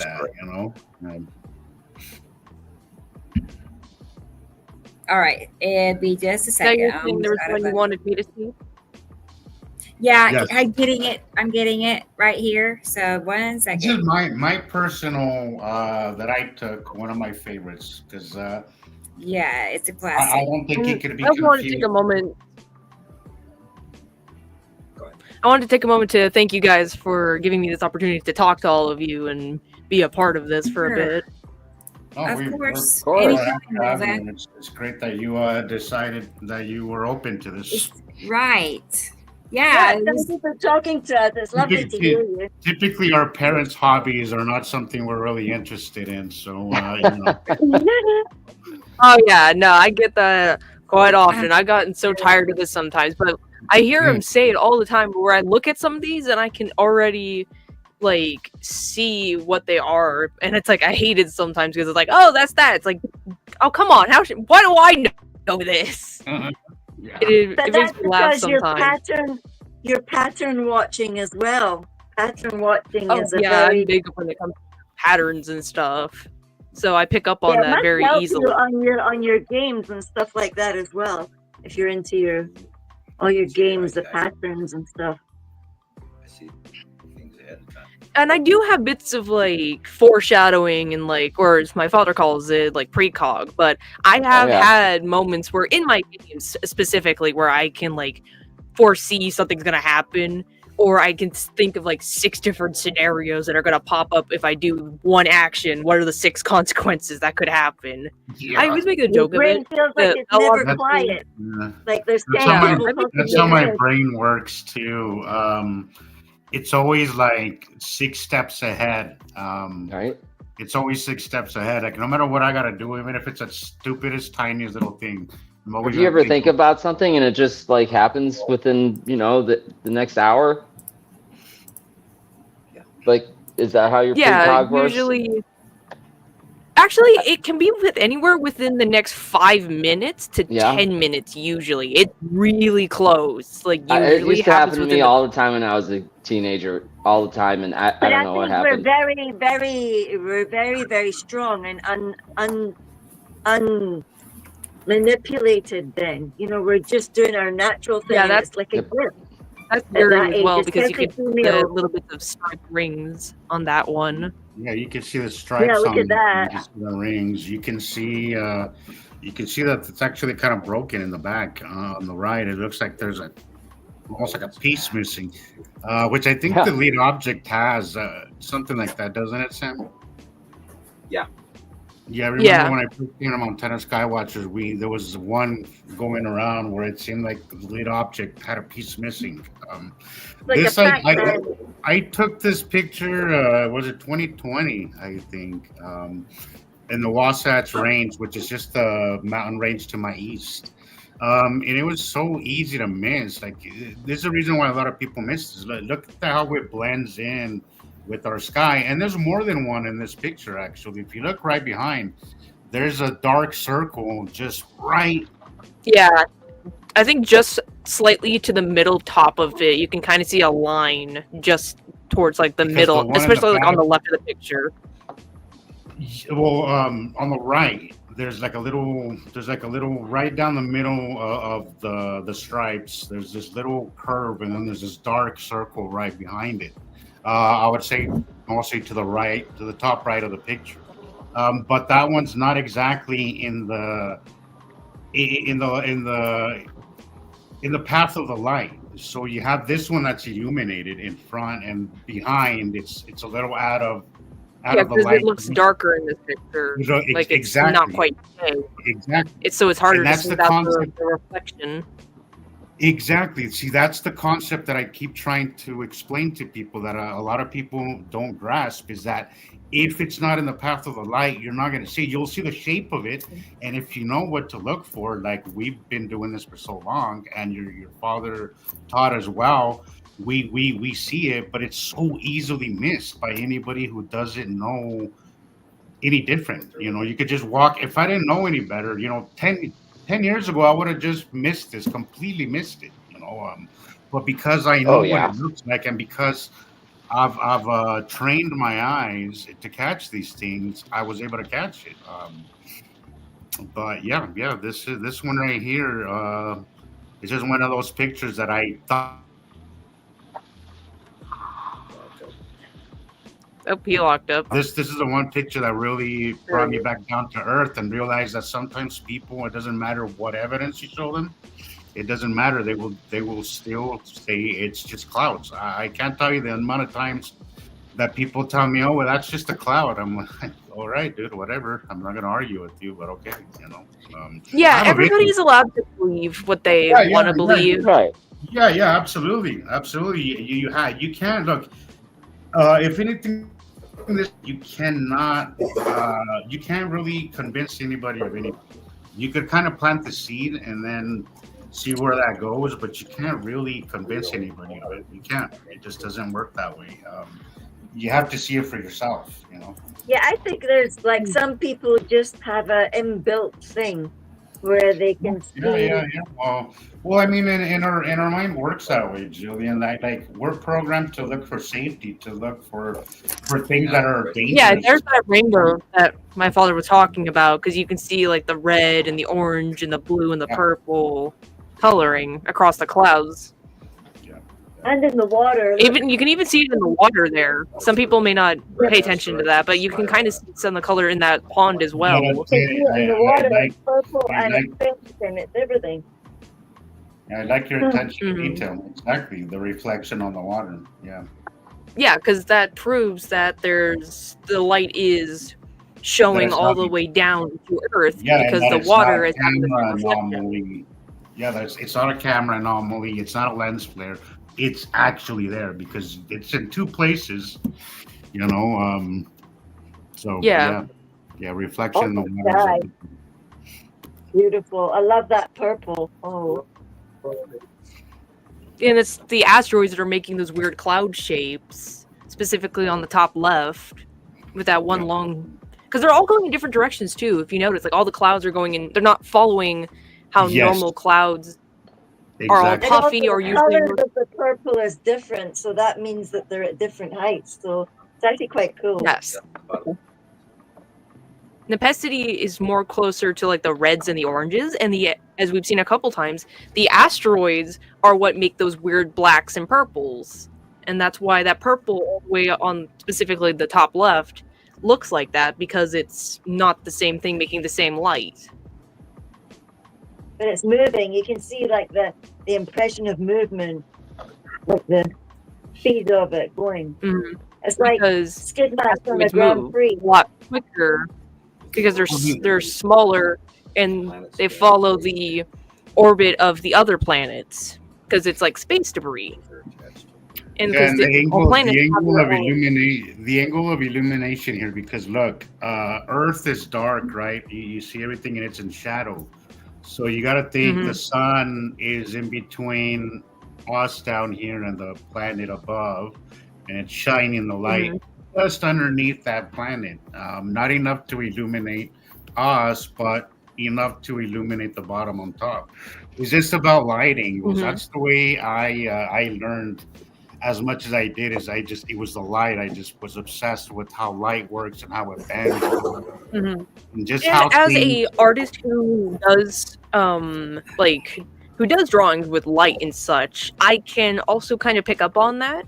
It's not exactly always easy because you can't see the sun directly in a lot of these photos, but if you can, like in this one, I believe the sun is on the very middle right of the picture. That's right. Yeah. So where is this other illumination?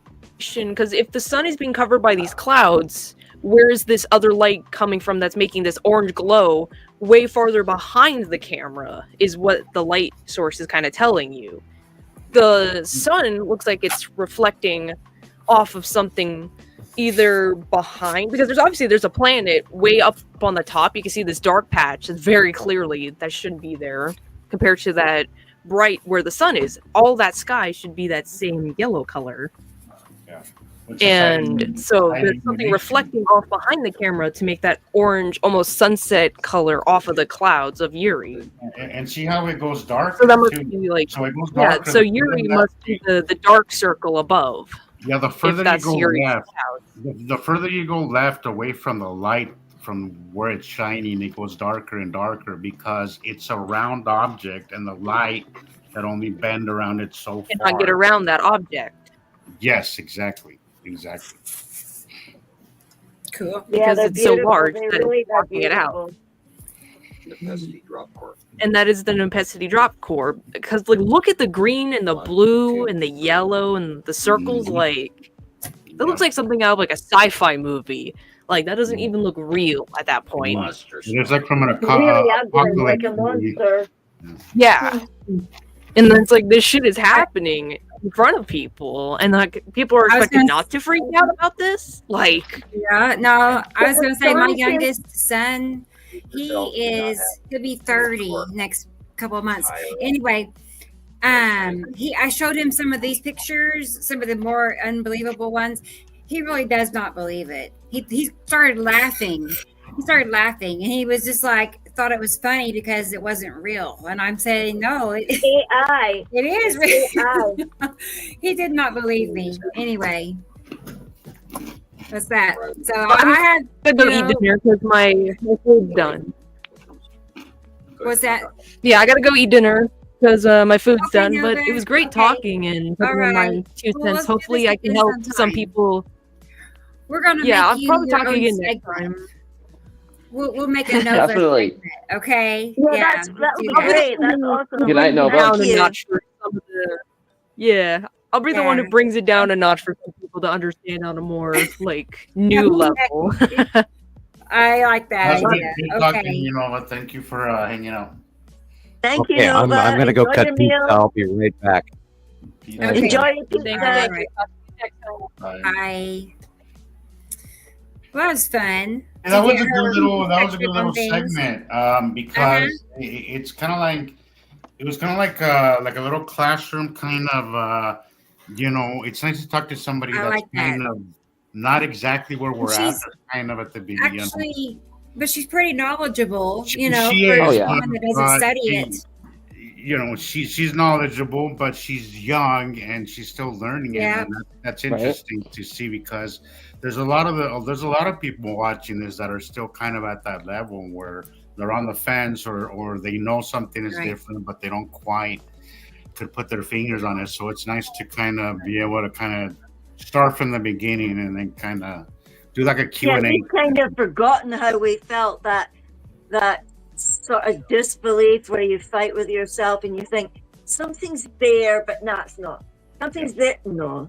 And then She's- one day you just suddenly click. It's like the light goes on and you understand what the light's doing and the darkness. You can feel it after a while. You can feel the heaviness of the darkness there. You just know. Your body can sense it. Or maybe I'm talking crazy again. No, you're not talking crazy. No.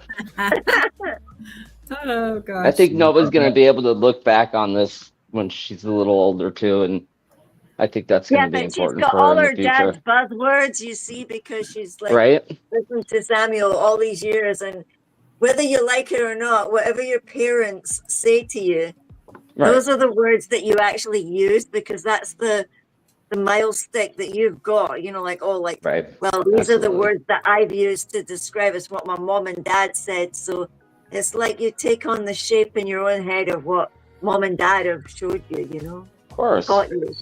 And then that's your base that you go out with, and then you form your own ideas. But you know, it's really important that well, I'm not a parent, but you guys as parents, like you share as much knowledge as you can, as much as you know, and then the kids can actually go out and build on that because that's what you give them, so that they can go and discover even more about the phenomena, the event, whatever words you're going to use.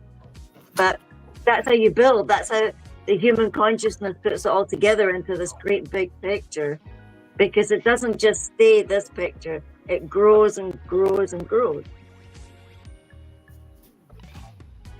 No, Yeah. my Ben. I hear you, Gillian. I was just taking in all this the details, like that all around the edge of that. Yeah, round look at shape, it. you know, there's like it's like pinched, crimped, like a pie crust or something. You know, that's what I was looking at. But it's So got to I be wanted to ask as Atu well. and Yuri and Saru kind of layered in front of each other. We've been seeing something new and different, right? I mean, I know we're seeing lots of new and different, but it's like Oh little. my God. little wispy God, that is an things, awesome like- capture. I know. Holy Yeah, shit, it's look at amazing. that. Look at it. Oh my God. Wow. Oh, yeah, I'm torn. It's got to be Yuri. But the base cloud doesn't say so. Right. Do you know the date of capture on this one, Rebecca? This is current. I mean, this was something I might have it saved. Let me look and see if I can get the original. But it was recent, as far as I know. If this is a month or so old. Stripies as this one. I think it's got to be July. I found it just before the last show. Yeah. Okay. Mhm. I'm gonna be bold and brazen, but if you overlay the Saru recent drawing, Right. I know, but it seems really small for Saru. it's really on and- the wrong side though. Right, it's on the wrong Yeah. side also. So I'm Right. highly tempted to scream Yuri, but the base cloud is wrong.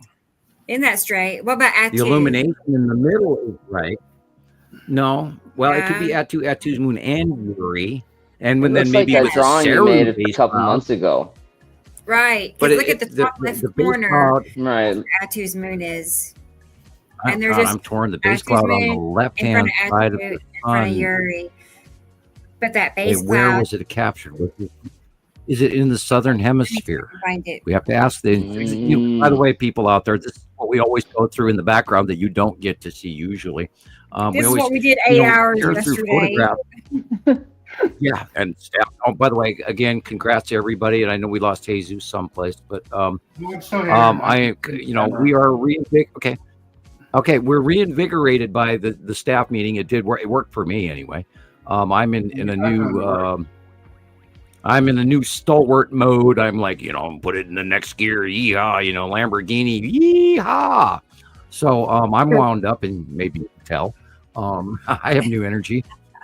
We ran into a kind of a funk because, all of us have been saying the same thing, trying really hard to inform the populace and the masses out there about this information that we did not haphazardly develop. This has been many, many years of culminated work, and we are all very, very excited at our next stages, which is part of the staff meeting. And we're going to continue to try and make these shows better and better. And we're on 123 today, Jeez. and 124 is going to be awesome too. And oh my God, the changes of what's going on right now, they're changing so fast. It's really hard to stay on top of all of this. And I thank all of you out there that are listening and have managed to go 3 hours and 7 minutes with you, with us. And congrats and thank you. I think morale was maybe a little low because sometimes it feels like we're just kind of hearing our own echo and nothing's really moving forward. And I think recently we just kind of had a little. Exactly. It was just a little encouraging to know that somebody is listening and somebody does take us serious, and that's great, because that's what we're trying to do. And I get wonderful letters in the mail, and these people tell, they say, "Oh my God, thank you so much," and how much we've learned. And I always kind of sort of shrug that off, but because I really, and we talked about this yesterday at the staff meeting, I really thought everybody knew all of this stuff. And so to me, and a lot of us over time, we get sort of numb to the information because we're up here in the clouds, and when you're trying to understand which planet is which and what the hell the object cluster group even is, and and then we talk about the alien craft on top of that, and it gets really confusing and insane. These guys have got to be out of their minds. But no, Right. we took 15 years. We took 15 years to get here. And Yeah, you guys are awesome. This didn't just happen, This was a long time in the making, guys. This is what I was trying to say to Slim earlier, but I think he left before I was able to get on. Is that you're not going to learn something this significant just overnight. It takes a little bit of time, and it takes interest, especially interest. If you find this topic, this kind of stuff boring, then you're probably not going to learn it very well. You have to be interested, first of all, and once you see it, it becomes an obsession, and then things just kind of start popping out at you. It's the most fascinating. This is the thing. coolest thing anybody's ever seen in our entire lifetimes. And it's also predominantly significantly important as to the translation of how deep in the middle of this year and climate change. You all know it. You guys are all sweating your ass off this year. And what did Sam say in September of last year, Christopher? We're going to cook. We're going to fry. And what are we doing now? We're seeing We're a cooking. lot of volcanic activity right now. We're guys. frying. A lot of my volcanic God. activity. Oh yeah, And, Mount you know, Rainier has had what 250 earthquakes or 300 earthquakes in 2 days or something like that. It's Yeah, a short amount of time. okay. Since you're asking, the facts are, we're approaching our 4th day. It's been 3.5 days in the cycle of Mount Rainier. This is the highest quake manipulation within recorded human history. There is exceeding 1 point earthquakes, and now most people go, 1 point, that's nothing. But what's happening is happening centralized in the core. It's not all Right. around the mountain range. You're not moving magma, but what is happening is there's a breakdown of the rock in the top of the cone from heat exchange. And like Mount St. Helens, which by the way, their one just blew off in Kamchatka, that was massive. Look that up this week. And it was huge, and it's ashing us here. My car's got volcanic ash from that thing, and that's why people in Alaska are suffering lung issues, because they're also breathing the volcanic ash. We have reports. So what's going on is the rock is breaking down from the heat, and before you know it, that solid granite that is there is going to turn into pumice, and when you put pressure on pumice, it breaks. So, and by the way, the entire planet is heating up. There are volcanoes that are everywhere around the planet. They're suddenly awakened. There are red flag warnings going off around the planet. You have to look this up. It's not shared on the news. It's happening, people. I am more extremely concerned than I've ever been. It's information that's available, but you have to seek it out. It's not gonna make the evening news. It's not gonna be a topic of big discussion. You know, we're not gonna have disclosure of this, and nobody's gonna get on the news and say, "Hey, we have planets that are causing." It's not gonna happen that way, guys. You have to seek out this information. They're not gonna cause a panic. We have a panic, but the information is there. You just have to look at it. You have to seek it out, but it's there. All the stuff we have a tip to during 2018. During 2018, weather's changed. There was some really close passive Atu's moon. There was one video that I took that same day. There was some major earthquakes just a couple of hours after it made its pass over my area anyway. But you could correlate these things with a lot of the craziness that's happening. Wow. I was that gonna picture, say, Rebecca. I just found this one. I was trying to find this one. I couldn't, but I did a Google image search and found a few that look like this. And I thought, well, look at that crimped edge. Do you know again. what this is? Thing. Okay. Atu. What this is? No. Not really. Something to do with. Okay, let's do some science. Sam. Yeah, it's the mothership. Right, you're right. Okay, let's do science. Hey, look at the billboard at this. That's a storage unit billboard on the side of the highway to the right there. Yeah. Where the lighting on that green billboard is, that shows us the light is coming from our far right. Right. So that means at this hour of day, see the angle of light and the shadow going all the way across the field. It's like gray on the left, yet illuminated on the right. So there's a building here or something, or it's tilled land or whatever. But anyway, the light is coming from our right shoulder. So this is beyond Earth. Right. Yeah. But That is the bottom of Nibiru. That's what Nibiru. I thought. See, I wrote it down. Wow, really? That's what I thought. Bingo! Ding, ding, ding, ding, ding. okay, wait. What kind of wait, cookie do you want, wait, Christopher? wait. Oatmeal or chocolate chip? Man, How come that Pocket looks chip. like this, and this is on the left That's different. side of the sun? That's it. Oh, It's look where the different. sun is. Yeah, well, that's I know. it's got to be Uri. It has to be Uri. Yeah. Okay. Well, fine. And look So where it is close to even though they light. both It is have the left same, of the sun. even though they look a lot But alike, this they're is totally different beyond. planets. Okay, but this is beyond Earth. It is not even in Okay. the same view. Okay, this is why I'm doing 2 drawings now, and I need to do almost 4. This Right. is Look scary. how I don't big- want to do 4. Look how big it is, and look at the, you know, there's Look at the base cloud. crimped, yeah, the crimped part you're talking about, Rebecca, and then there's that dark line. It looks like it looks like the shark fins, kind of like 3 shark fins, kind of going upwards. Yes. You see what I'm saying? Like I don't know do. why that just struck In me the as middle. like, you know, forming fingers of the base cloud a little bit. Right. It's very odd. Look It's at the really gray weird blue looking. sky at the horizon. And then Look right at the above dark all of that blue. crimped area, you can see like it's big. That thing is big. Mhm. That's Nibiru is Nibiru. huge.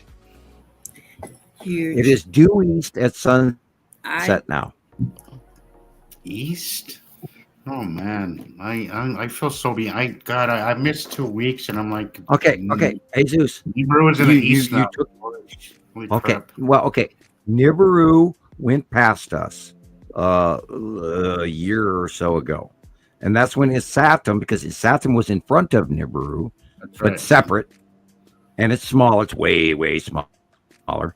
But Nibiru massively went by us in the northwest, by the north sky, by the northeast, and you forgot that they're rotating. So Right. it is now swinging due That is so. east. See that part of God. That part I just cannot hardwire into Well, my that's why brain. our view of Ceres And has sometimes it's changed, automatic. and our like, out view of that way, and then Isatum has changed.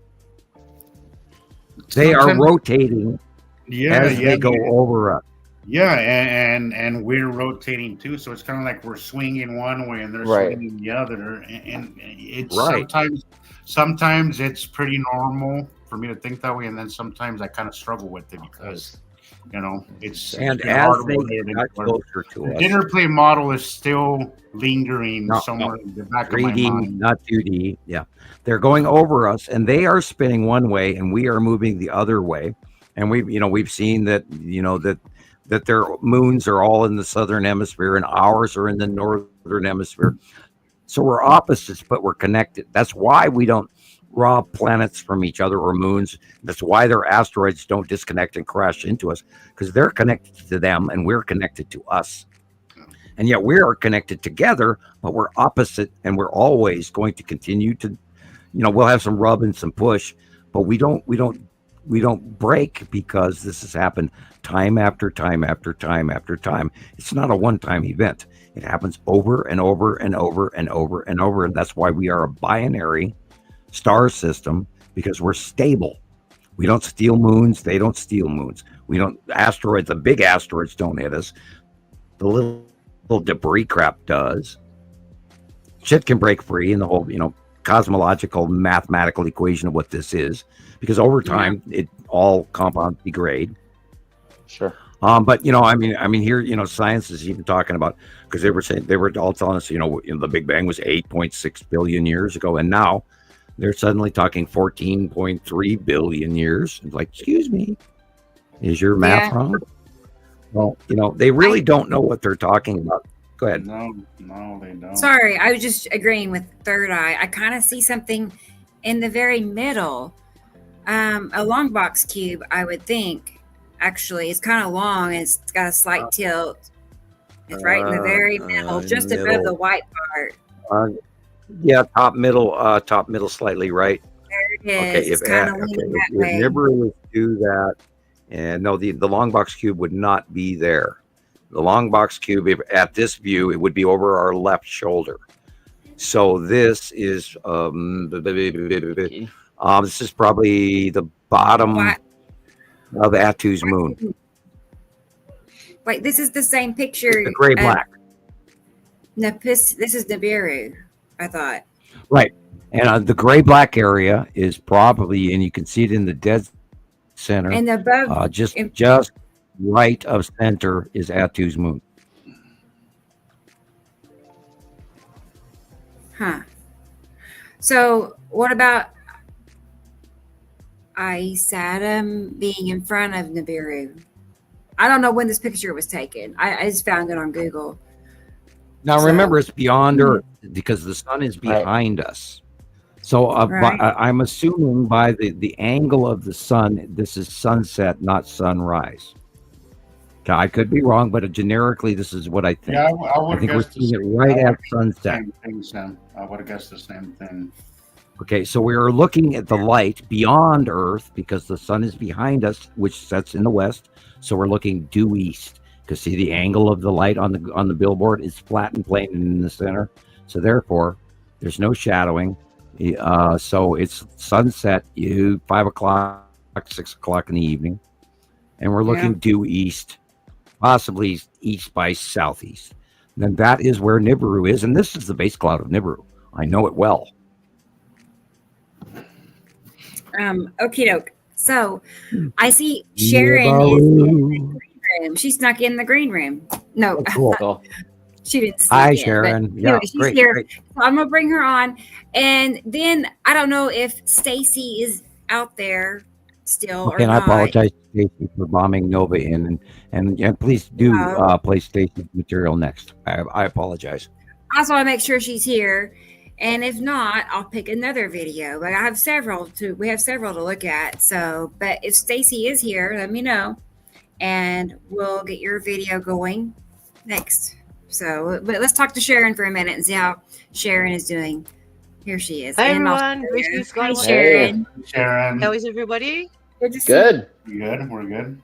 How's Good to be your here. son? How's your son doing? Is he all right? Yeah, he is much relieved in knowing that instead of listening to the medical profession, it comes back down to simplicity. That's good. That's good. And that's why he calls me, because he sits there and goes, I don't believe what they're telling me. And I go, well, you know your body. What is your body telling you? And also, follow your instincts. If it feels wrong, it's your body. Like you're the one. I mean, the doctor. I mean, he's taking. He's going by what he learned. Exactly. We know our body's best, regardless Exactly. of anything. We know our body's best. If something feels wrong, I always recommend to go with your instinct. It's brought me this far. Ever since he was probably about 10 years old, he was told that he had diabetes. So we had to do all of the epinephrine shots and all that kind of stuff. Insulin. He was told the other day he no longer has diabetes. Wonderful. Yay. Awesome. Wow. That's Yeah. really impressive. And that's Yeah, just diabetes changing is just lifestyle, awful. changing I was habits. just gonna Awful problem to ask. have and deal with. It's nasty. It's so nasty. I was just gonna ask. So Oh, what you is know what he you do, doing? Sharon? What is he? How did he? Because I had to drastically change my life when I was told I had diabetes, and I was also told that it's a chronic condition. It's not. No. It's not. No. It's not No, hereditary. it can be It may be managed. hereditary in the fact that maybe you pick up your parents' bad eating habits, but it's not hereditary in the way that they gave you that gene that no. It's very, very doable, but you have to make changes. For me, Again, we cannot control our pancreases in the way that they suggest with medication. Right. There are ways of going around things, and that's looking at what kind of food you eat. If you go back to more organic, exactly, and you stay away from all the food additives and all of that kind of stuff, fast food, you can heal yourself. just getting fast food. Get fast food Yes. out of the equation. That alone, I've lost a ton of weight. My skin complexion is amazing. My A1Cs are normal. Just from getting rid of. Well, I mean, I made other changes, and occasionally I indulge, but protein. Oh, indulge. Protein. I cannot stress it enough. Keep the carbs to a minimum. If you're gonna eat carbs, make sure that they're natural carbs, complex carbs, not sugar and all that. Right. The most important thing is You have to human match body balance your is complex carbohydrates in your meal. Yeah. Well, I But the mean, most and even important- then, Sam, and even then, I keep my carbs no more than 15 grams a day. Sometimes, really, what I aim for is more But like you have to 20. have each of them. Well, you Okay, can eat, great, your Rodney. proteins and your carbohydrates. You have to make Yeah. sure that you create, rather than a fatty carbohydrate, you have to create a complex carbohydrate. That way, the protein and the carbohydrate work together. And sometimes there's days where I don't eat carbs at all. I'll just eat or whatever's in my meat or whatever. But there's days where I don't eat a single carb. And carbs are not something that we really need. They're not. You could survive just. Oh, I also believe in the protein diet as well. Yeah, peanut butter and meats and things like that. Yeah, that's where what you I avoid the did carbo. for about a year and a half. Now I introduced. So what I did like a process of elimination after I did the protein diet for about a year and a half, and then after that I started introducing foods like vegetables, and I realized what it was easier to pinpoint what was good for me and what my body did not like. Right, mushrooms are fine if I don't eat too much of them. Mushrooms are fine. Broccoli, I love baby broccoli, broccolini. I'm just obsessed with it. Squash, instead of potatoes, I eat squash. Much less carbs, much less sugar spikes. Squash, butternut squash. Oh my god, I love that stuff. It's basically crunchy water. You know, it's so We're off topic. with a bunch of nutrients, and it's so good. Hi, Carolyn. Yeah, Hi, but Carol. Yeah, let's get back on topic, you guys. Loud. We're gonna. All right. Yeah, I hear you. Right. Thank you, I Sam. know. I'm getting hungry. I'm glad that everyone is healthy, healthy Yeah. and safe You're making right me now. hungry, man. We're gonna play Sharon's video. Woohoo. Great. Sharon's pictures. There we go. I'm sorry, I just caught us, talking about diet, and it's a great topic, but we're not doing science. No. Well, we'll be talking about it for 2 hours if we. Yeah. I know. Time We'll slips put the away. brakes on it. All of a sudden, we'll go to. I'm sorry, I had to be the adult in the room for a minute there. Oh, look at that. No, Oh, you're my good. God. What do you guys see? I'll go back. Oh, Don't, flying past me that fast. It's a That one video. alone is amazing. Okay. Look, okay, just hit pause. Yeah. I got Look it. at that. Okay. Sharon, what do you got there? Yeah. I got a cube. So square just pops out at you. No cool. kidding. I mean, that's Sam's And drawing. the side orb. Side orb and Yeah. everything. Yeah. That's side orb and Yeah. everything. Front. And That's actually God the moon behind it, almighty. right? couple of Yeah. triangle looking That's a good one. craft below it. Yep. You got all your Yep. asteroids on the left-hand side. Cool. Hi, What did you think Sharon. when you saw it? I just point and shoot. It isn't until I actually go back and look at them I go, holy crap, I've got it Okay, again. okay.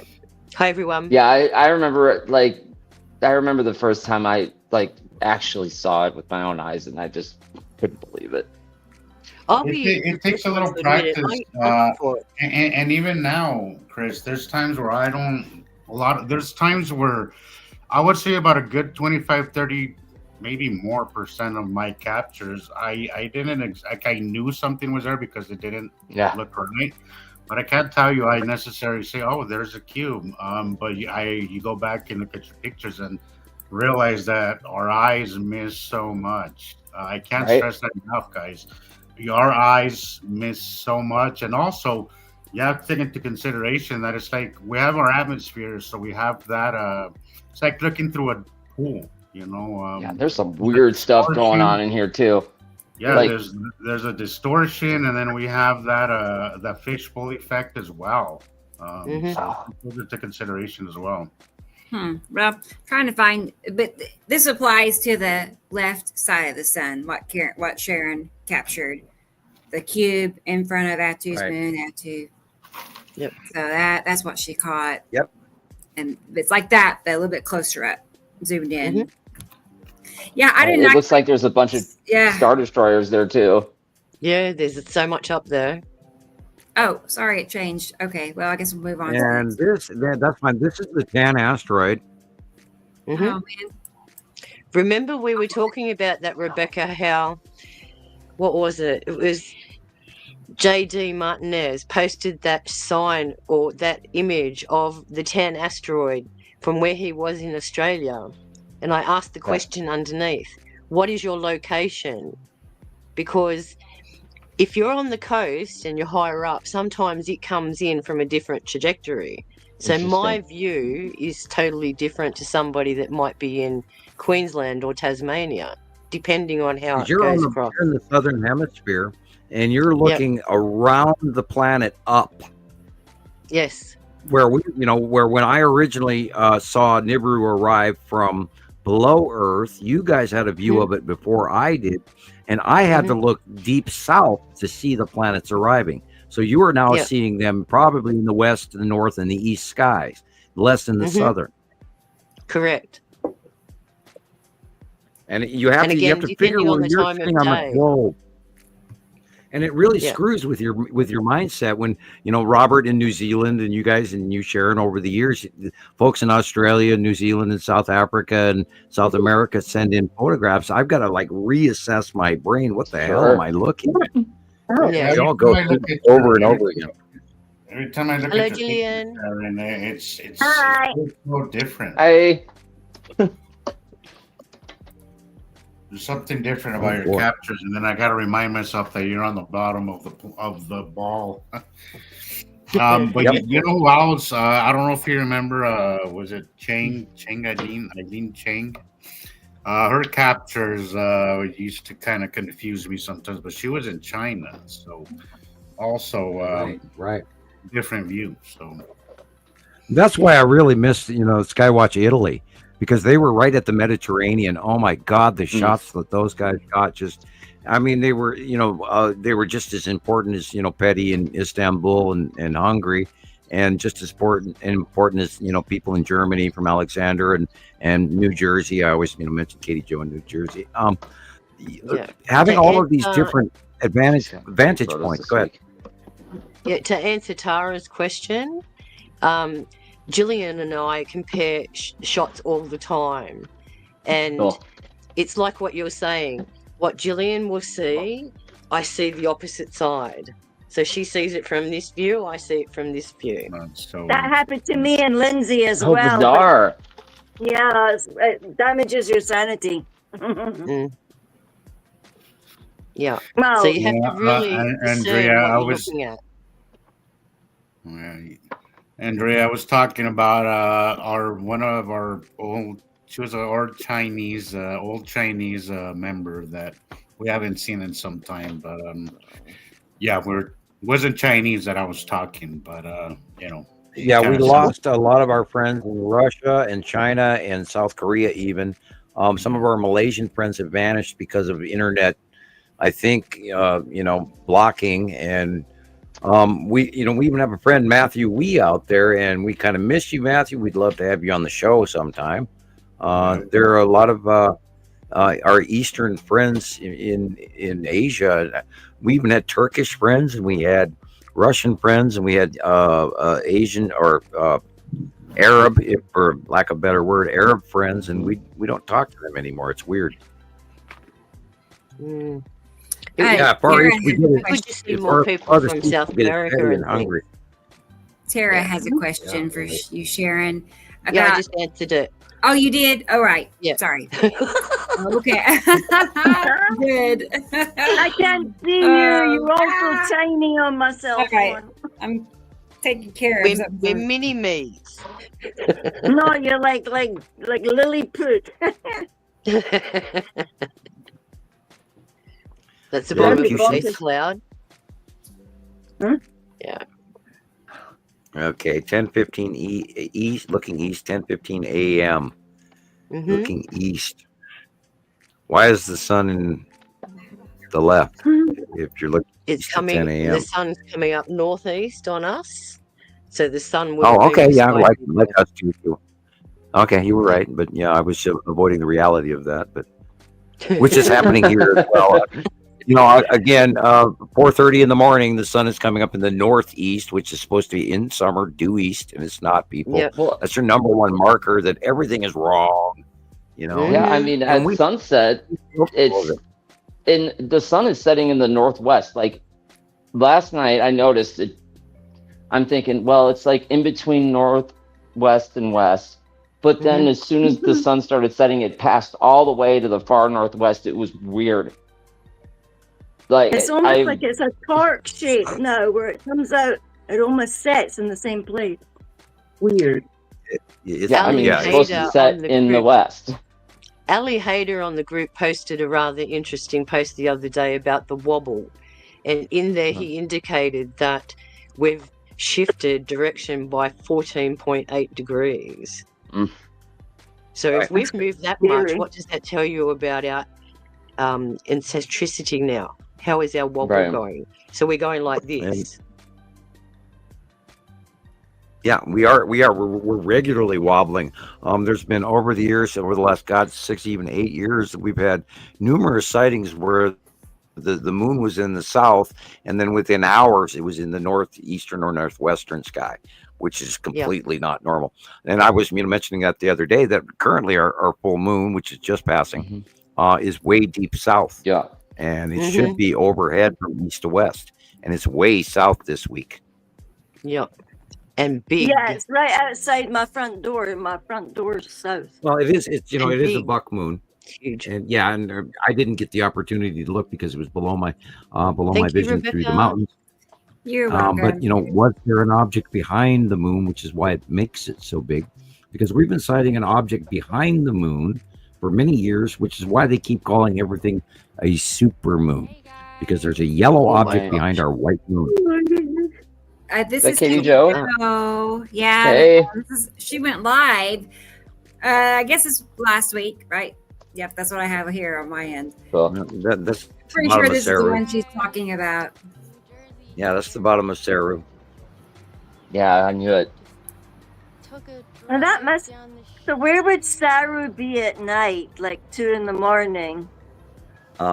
Probably in the eastern sky at 2 a.m. At night.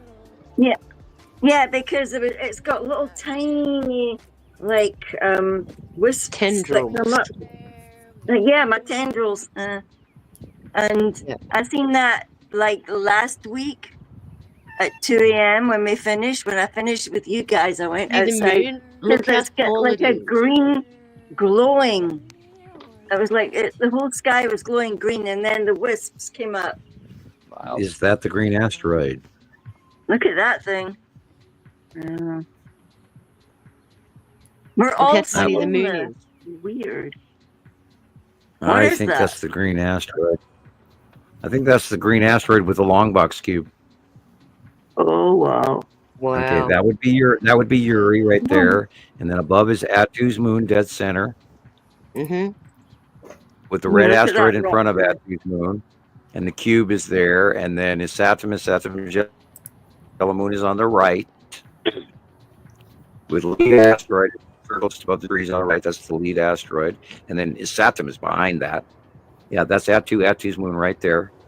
There's Uri. Oh yeah, look at the sort Great of like capture, Katie Jo. Wow.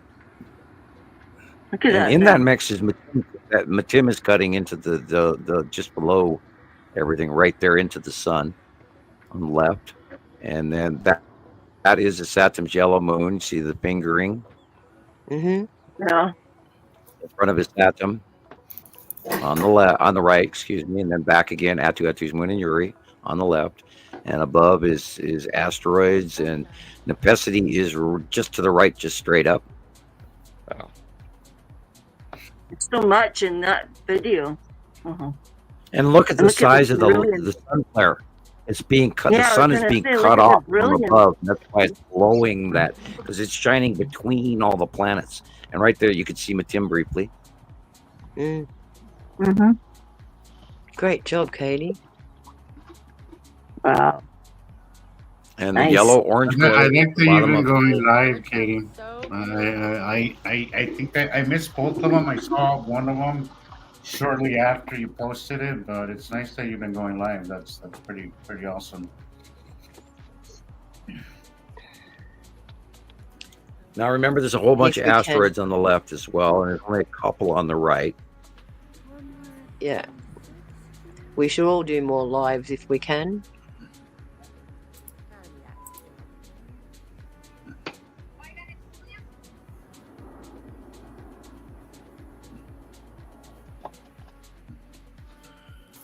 Remember the difference between the light blue and the dark blue. So we're looking sunset, which is due west or northwest. Yeah. That was awesome. And what's cool is after all of this changes, in a few minutes, everything's going to move overhead, and then in will come Sarah right just before dark on the northwest side. It's just insane. And it's amazing how fast, God, in the last 3 weeks, a month, it's all changed really drastically. Again, today's the 12th. 3 days from now, the new monthly site drawing. And it's going to be completely real drastic change. Month. Definitely. Yeah, very, very drastic. The closer they get, the faster they're moving. It's just insane what's going on. It's really hard to keep track of, too. It's driving me nuts. 15 minutes and they're gone from one side of the sky to the other. Yeah, and it's like your sightings are really brief. When it's so blue, then they suddenly materialize on the edge, and then as you watch, the edge one has come in right on the bottom, and then poof, poof, poof, poof, like they're all just doing that. And you look back 10 minutes later, and they're completely moved. They move from there to there in 10 minutes. It's like, wow. And the amount of clouds that surround them is just incredible. Incredible. And then blue skies when they pass by. Well, you know, they have atmospheres too, and Hollywood does not depict that. So we expect to see a big round, ball with water and land masses, or a big striped ball, or a big red thing with, a yellow moon and the ion tail. And again, for Nibiru is not red. That is a mixed blender information from 1980 stuff through a whole bunch of disinformation on purpose. Yeah. So forget everything that you thought you knew. We took 15 years from all the here. Early sightings, the space ones, where it was coming up in infrared. That's why they just said it was a red dwarf star. Yeah, even other papers are constantly talking about a dark star. No, it's no dark star, people. And then there's also the fabrication of, they're coming in from another dimension, or they're cloaked. God, I love that one. I mean, I've heard that 800 times. Or it's a vessel, it's a ship. It's the mothership. Yeah, and we have gone through every possible crazy conspiracy. If it was a ship, it wouldn't be cyclic. You wouldn't be able to, because you could pick up on the patterns. I've caught the same capture, the same planet passing in the same direction, just be a week after, and you could see this consistently. You could see how there's a pattern there. Sometimes it's random, sometimes not so much. It just depends on how visible things are. But if it was just a ship, it'd be more random, wouldn't you think? Like a flyby. Yeah, it'd be more of a flyby instead of something that happens almost every day sometimes, I have a question. And there's go ahead. What's your thoughts on the Bugula sphere? The Huga Waka? The new sphere that they found that supposedly fell to Earth, and is that what they're naming it? Yeah, that's the American Muson thing. Yeah, the Bugula sphere. I have not seen much about that to have an impression. It's got all these ancient symbols, and they believe. Well, you mean the small handheld size one? Yeah, I saw that stuff. Yeah, that's what they're calling it. Yeah. They're drones. They're drones, and this is one that failed. It's one that failed, and it has technology. It has technology in it that no one is prepared to even understand, and it's made of metals that we can't make here. And there is hieroglyphs on the outside for identification for those people, and for kind of a teaser for us. We have to weigh people. What is our disclosure rate? I mean, how many soft disclosures compile a actual what you would call first contact, even though first contact has been going on since the 40s. This is the year that we are supposed to have full disclosure of extraterrestrial presence, according to Nostradamus, Edgar Cayce, Baba Vanga, and many other prophets and mystics throughout history. So be prepared for that, people. As well. Excuse me? And people like Stephen Greer. Or even Samuel Hofman. All them dudes. Well, I'm telling you, they're freaking real. I mean, I'm disclosing they're real, Well, and you Sam, can believe me or not. And meme, I think it applies very well to what's happening these days. There's a meme that says aliens are no longer hiding from humans. Humans are hiding from aliens. yeah, bingo on the That's nose. basically it. Like it's not like we've had plenty Yeah, of, they're of everywhere. well, we've had plenty of disclosure. Some of it soft, some of it not so much. I guess Yeah, we've people are been screaming waiting. about the I cubes guess for people are 8 years. waiting for a landing on the news. Where the news actually sees the landing and the alien actually get out of the ship, and even then they probably won't believe it. But yeah, Take me to your the leader. denial, the level of denial, is insane. It's just insane. People like familiar. Your meme you used to post. People will prefer a comfortable lie than an uncomfortable truth, and that's Yep, you're right. that's just the way most And humans people are are wired. up. I mean, I don't like having meetings, although I know I'm going to have more, and I've had my share of them, more so. And I've had contact with extraterrestrials, and this is part of that non-disclosure agreement I couldn't tell you about. It's from prior to 2010. And again, former insiders do not grow on trees, people. So maybe you should listen. I sweated bullets the first time I even started talking. I still do. I still worry. It was part of our staff meeting yesterday. So you're either going to listen, believe it, or don't. Right. It boils down to that. But don't cheat yourself from learning something very special, guys. This Yeah. is put yourself on the right side of history, because this isn't just like this is huge. We were talking about this yesterday at the meeting. The enormity of the implications of what we're talking about here are life changing, and it's going to change science, and we're going to have pushback, of course, because all new science has pushback. Look at our history. Galileo, a lot of people suffered, Copernicus. and that's just from the people that we've heard of. How many people do you think? Tesla. Exactly. Yes. Exactly. That guy died broke, and everybody thought he was a crackpot.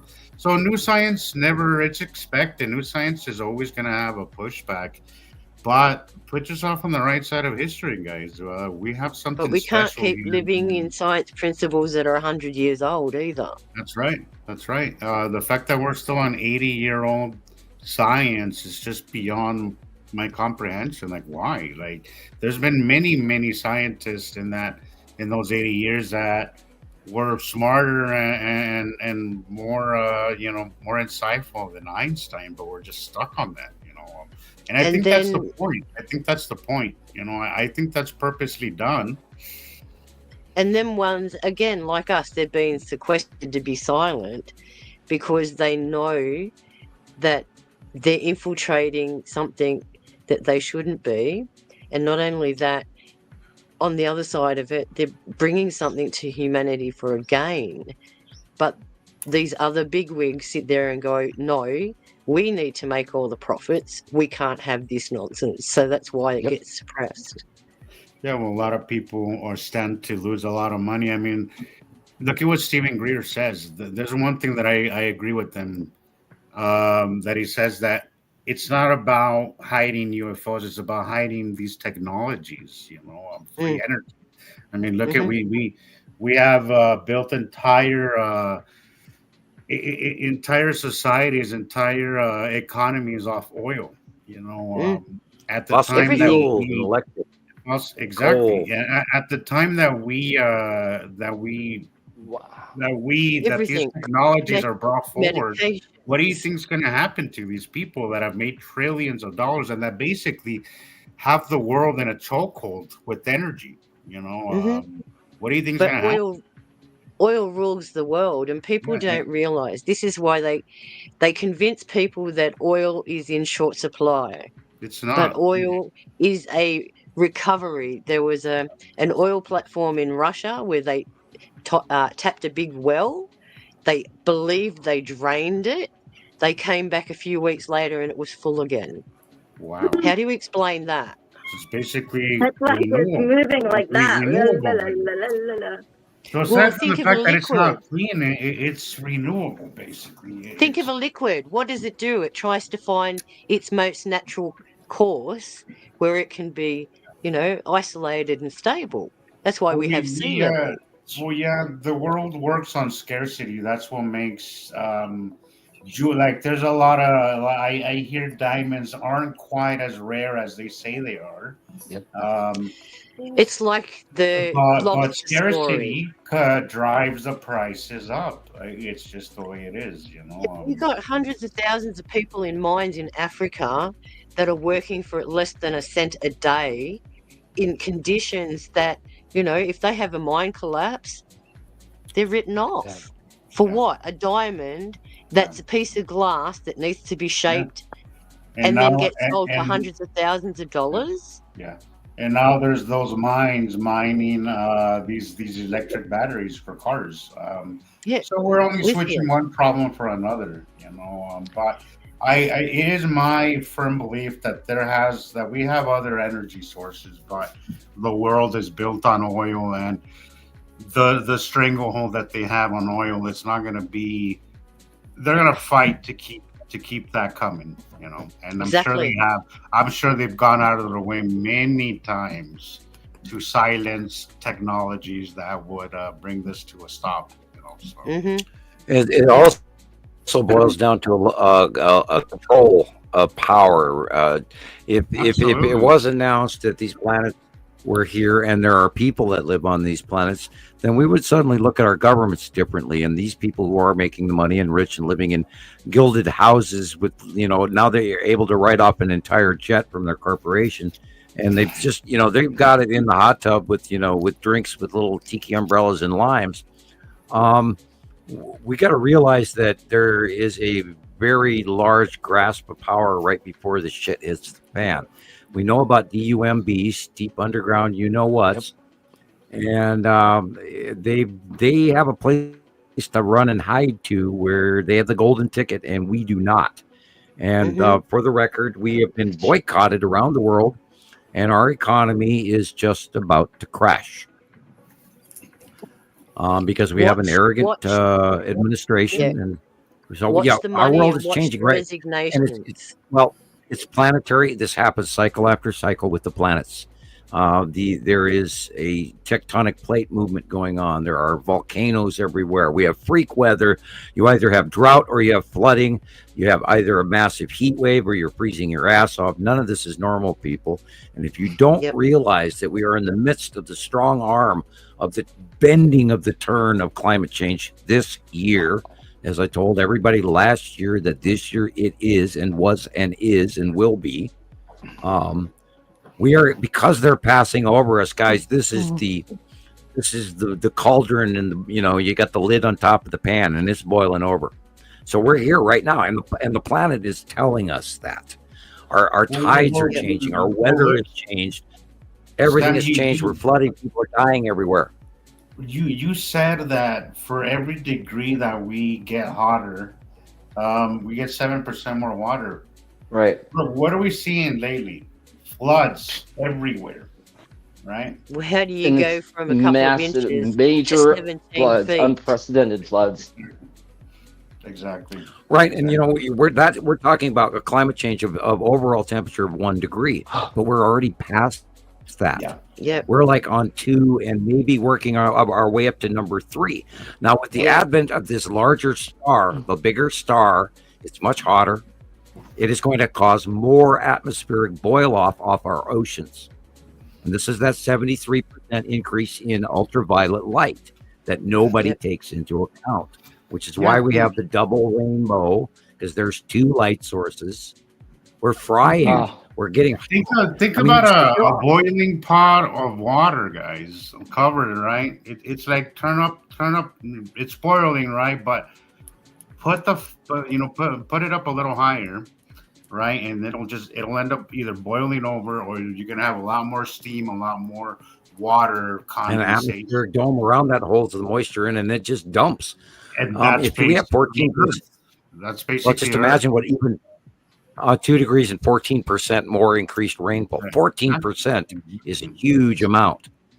And we are easy 2 degrees warmer than we used to be. We know that the Gulf Stream already changed a few years ago, back in 2018. That alone is a major marker in our climate change.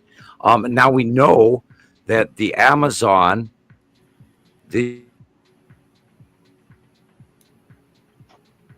year is in of the planet. Am I patching out? Yeah. Just a couple of words. Okay. The Amazon drought will affect the oxygen production for the entire planet.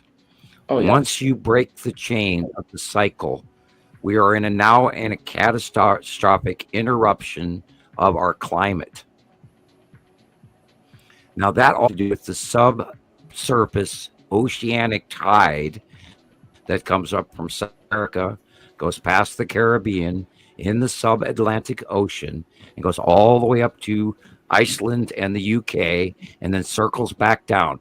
The hot water comes on the bottom of the ocean and goes up to England and Iceland, and then goes under or over the top and comes back as cold, and it's this rotational circle of what they call the Atlantic Gulf Stream.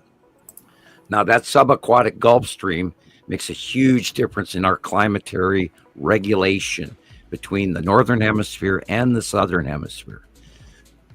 Now that is stalling, and with the interruption of what is going on in the Gulf Stream as well, those transitions due to air activity as well as suboceanic currents, that in combination creates a rise in temperature in the southern hemisphere, thus causing a current present Amazon drought, disruption of our moisture atmospheric conditions as normal. We also know that the northern hemisphere directional weather goes one way, and normally the southern directional hemisphere weather streams go the other way. It is not occurring for many years now. Our weather and our planet, and our temperature, and our rainstorms, and our and our lightning storms, and our hurricanes and tornadoes are all going to be way more powerful. Yeah. And it's Ricola. I can't talk. There was Andrea. I know all this could be pretty dark and really hard to deal with, but try to keep a balance, because we've seen a lot of members not handle this information really well and kind of lose it. Try to keep a good balance of life. Keep doing the things you do. Yep. Don't let yourself too much go into the doom and gloom. It's good to be aware. It's very good to be aware, but I still enjoy life. I still go hang out with my family. I still do the things that I like, that I enjoy every day. It's really important, because if you just think about what could happen and all this, it's going to drive you crazy, and it's just not healthy. Yeah, Live your observe, life. don't absorb. Yeah. And I was going to say, we're not here to scare you. We're here just to inform you, so you can, chance favors a prepared mind. We're not here to tell you to max out your credit cards and quit your job. No, life must continue. Just awareness. Just be aware. I was going to mention, I saw a report regarding the Antarctic. They've said that the ocean salinity has increased. Yep. Usually that sinks to the bottom of the ocean, but because now the currents are coming down and around Antarctica, all the salt is raising to the surface. So that's going to have another effect on the tidal current as it comes back around Antarctica and back up through the Pacific. Well, our salinity levels are going to be a big deal as the ice starts melting, the freshwater ice. It's going to. That's what's got the scientists a bit baffled. They would have thought already that, creating problems. It's already. Yeah, they they would have thought that some of the fresh ice melt would have been, actually lowering the salinity, but it's done the opposite effect. Really? Yeah, and they're discovering great big melt holes. I saw a capture of a helicopter flyover, and they had great big holes of melt all over the Antarctic ice shelf. Because they were talking about every year it has that growth phase where it grows and it shrinks. And they're saying that the ice formation in both the Arctic and the Antarctic is the lowest it's ever been for the last 20 years. So if that's not and they've noticed on their charts, they've noticed on these charts, these occurrences started beginning around 2015. And what have we been doing since 2015? Observing the things. Oh, that was when Attu started getting really close. Yeah. Right. Yeah. Attu and Attu's moon started getting really noticeable in 2015. Yeah. And that's what I'm saying. If we were noticing it back then, and the scientists are now looking at the raw data and compiling it, aren't they putting the same 2 and 2 together? But I'm not ready to hand out the credit to those guys to say they're actually smart enough to know what the hell they're doing. Yeah. If you're running off Einstein and you're running on piggyback equations, I don't think you're going to have the answer. No. You Look can't. At that tragedy. You cannot merge both. You just can't. Things aren't going to make sense if you're trying to make sense of all this with old information, with current science. You're going to think we're crazy, and it just you have to throw that. Well, what we're doing that other scientists currently are not doing right now. Most scientists on the planet are having computers look for them, and then they check box today. Exactly. And what we're doing is we're actually watching 10, 20 times a day. We're actually using our eyes rather than expecting a computer to alert us if there's a supernova in the sky or a planetary body that they don't even know is coming, because they're not a part of knowing that the planets are here, because I'm sure not everybody knows this in the government. I think the little guys don't know shit. I really don't. Yeah. And there's a lot more little guys than there are big guys.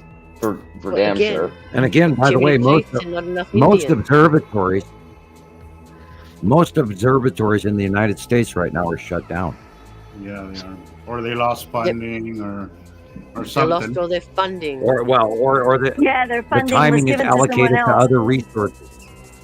Mm-hmm. And you can't get on. And not only that, you don't need a telescope to see these damn planets.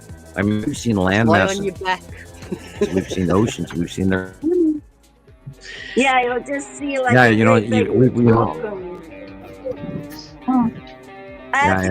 our necks are sort of tearing up. Okay. Yes. You got work again, haven't you?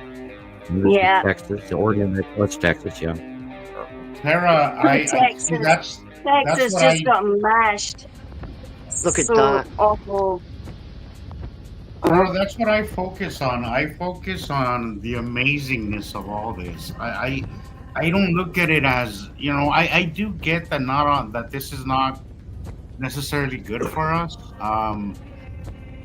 But I do feel that it's a natural process, and the Earth is going to do what it does, what it's been doing, and it's a part of the process, and there's nothing we can do about it.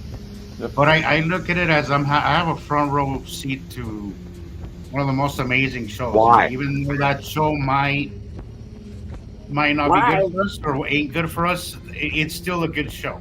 And that's the way I look at it. I've never really focused on the bad part of it. I just focus on the part of it that's just exciting and amazing and just why? absolutely I think it's bananas. because Penny dropped with us. That's probably why. We saw what we were looking at. We couldn't explain it. But when we have been given the knowledge that you've given us, Sam, it all makes sense. The pennies dropped. We can put those jigsaw pieces together now. Rebecca, is this current in Yes. this New Mexico footage? All of this Yes. This would have yes, been all this week, wouldn't it? Ruidoso in New all of Mexico. it Oh is my God. within July. Like all of this Wow. is current, How- you know, really? from probably around the These guys- 4th on. Warning. Ruidoso just rebuilt. All of it. They had a That's what I'm huge saying. fire a couple years ago, and then they had a flood right after, and now they have another. Wow, that Look at place the is Look mud. at it. I mean, damaged. that's horrendous. Wow, Nothing It to just survive comes. that. they've Look had at a that horrible flood. 3 Oh my years. word. Wow, oh my God, I I'm lived gonna there. take Hey, ages dude. to clean up that shit. I lived there for about a This year. this is cloud seeding. Yeah, you guys look at the illuminated core. What happens in illuminated cores? Yeah. It's a planet. If a supercell has a dark core, it's a supercell. But if it has an Right. open hole and it's illuminated, it's a planet. That was green. Was that Nepicity? Yeah, well, The last one. Yes. Rain bomb, rain bomm. rain bomb. Bomb cyclone my ass that's one of my favorite posts I ever made. I wonder when that was in Cambodia. That was like last the week. other day. Yeah. Yeah, it was this last week. All of I this looked is it up. current. And this Oh. is France. Within France last is week. from- God. before it showed Romania, and like I was saying, in the Balkan, in the western, southern Balkan, former Russian states, and that whole area, all the way up through Turkey, they had a massive storm. Massive Is storm. that sandstorms? No, it was a freak weather Right. event. 90 to 100 mile an hour wind. Yeah, because I heard somewhere had a massive sandstorm somewhere. Well, wait till they get bigger. Yeah. Tara, I think about that all the time. I'm like, when then- it hits the fan, everybody's going to be so confused. And there's And they only said going to be the a amount of handful of sulfur. us. There's The only a amount of handful. sulfur in the air is right up too. Yeah, we've had 3 or 4 of those here. Remember last year we had 100 mile an hour winds blow through here, and I ran screaming on my porch, blowing the dirt out of my nostrils and my mouth. Right. Goodness me. Yeah, we just had a freak storm here in Vegas. Like It tore up You our know, whole county. Yeah. about a week and a half ago. everywhere. Falling over. Yeah, we went 3.5 days without power last year, Yeah. and that's like our 4th That's- time. I had my roof ripped up 3 times already. Look at the storm fury. Oh my gosh. Oh, look at that. So many people affected. Wow. Where do they all We go? have to think when about these events rebuilding a happen? different way, people. Yeah, it's because they're not going to be. Cannot Yeah, have but they cornered can't, roof. they can't rebuild that. So where are the people No. going to go? Well, they've already rebuilt like 3 times in New Mexico. That's the 3rd time in that same town in the past 3 years that they've had a major fire. And then shortly after, they had a huge flood. And then now a year later, they have another flood. So, Gosh. they can't keep insurance is not going to keep paying out the homeowners insurance. They're just going They won't to even. move away from. And They fill out. it makes you think, why are they designating these areas for rural then residential, if they know that Well, these places there's no are- way they can combat what's going on. The realization is we cannot beat this. And this sort of this is why circumstance, but what about beach this is why erosion? climate People migration is happening. This is why we're Yeah. all going to have to learn to move someplace else if our area gets bad, or we're going to have to weather out the storms and prepare for it, build on higher ground. Our atmosphere and our climate is changing even naturally. We're coming out of an ice age. So it's going to only get warmer on the planet. But we are also dealing with the passing of an extra star, people. This is completely changing everything we know. And we're all living through it, and you can't deny it. You can only prepare and plan, hug your kids, and pray to God your house doesn't blow away in the next windstorm. And I do that every day. Every day I have a roof. Guys, I'm going to have to go to bed, okay? Okay, All right. Gillian. Good night, jelly beans. Have a Good good day night. tomorrow. Oh, yep. Uh-huh. More fun stuff. Night. Good night. 2-3 years ago, Sorry. Let me pause this a moment. this Let me was pause front yard. this. We had a Sorry. Yeah. My son brought me a cheese omelet, and I'm like, wow, what a surprise. Oh, Oh, nice. Isn't that nice? Let me show you. You got fries last week, and now you got a cheese Anyway. omelet. Oh, nice. Very Trying to good. see it. Oh, I'm really close. hungry. There. Yeah, he did a great job. Nice. Wow, right? Isn't that nice? Great job. It's like and room not service. only that, she can drop it on her keyboard. I think Gillian might No. need some help. But Rebecca, Oh, I see you, Julian. Sorry I didn't get your pictures. So I just realized all my music, I lost all my music that I downloaded on my No. video. Not again. Yes, again. See, it keeps on wanting me to like pay for it, even though it's already paid for. And if I try to pay for it again, it doesn't work. And the only thing I can do is uninstall and reinstall. That's all I'm only option. That's what happens with my show more. When I do that, Yeah, I lose all my I had music. to uninstall Facebook yesterday. I had to uninstall Facebook because my phone refused to do anything but have a little crap face on it with that sort of downturned smile going, you have to uninstall blah, blah, blah, blah. Oh, And no. I had to uninstall it because I think its cookies were crashing the memory or something. So I redid it. That's why you have to. Unless you want me to show your video, your pictures without music. Do you Yeah, want that's this? okay. I can do that. It just take me a minute to get it sent over. Otherwise, it's ready. so it's not just my dad having problems. Give me just a couple of minutes and they'll be here. Well, I'll be standing in line with our problems for our tablets and our phones and our cranky people around us. Everybody lost their dollar. And that's what happened to my show more when I was doing the Understanding the Sky series. They wanted our money, I paid them, and I never got credit for it. And we all do it on a trust basis, don't we? We trust these people, and then they pull the rug out. Well, I got whining where I was getting hacked so often, and my wife got nailed a bunch of money, and I can't do computer banking anymore. Period. And so when I can't pay for anything other than Rebecca and I are both shelling out quite a few $100s a month to keep doing this show for everybody. So people. Do you have your banner, Rebecca? I have the banner. I do. Yes, Sam. Yeah, I'm sorry. I gotta do the homework. Well, I know, and I need to. I saw up here. I saw Sharon's donation, but I saw this a few minutes ago from Jesus. So he's not here, but I'll wait till he gets back and thank him. Let's leave that run for a while, and maybe those people were trying to write it. Will I know? It really makes all the difference. Anyone that's new, if you donate a $15 donation to the group, you can claim a tie-dye T-shirt with our logo. So if you would like a free T-shirt from me, it's going to cost $15 from Australia. So imported. me on Facebook if you're interested. I'm in the group. Find me that way. Let me see. I think I have a picture here, or somebody's picture wearing it. Let's look and see. No, that's not it. Hang on. So if you're a true Nibiru follower and you want to show the love, get a shirt. Let me look here. I'm grabbing one too right now, Rebecca. What are you grabbing? The crazy one. I'm grabbing the crazy one that I wouldn't normally publish. There's our T-shirts. Look at that, y'all. Handmade. Oops.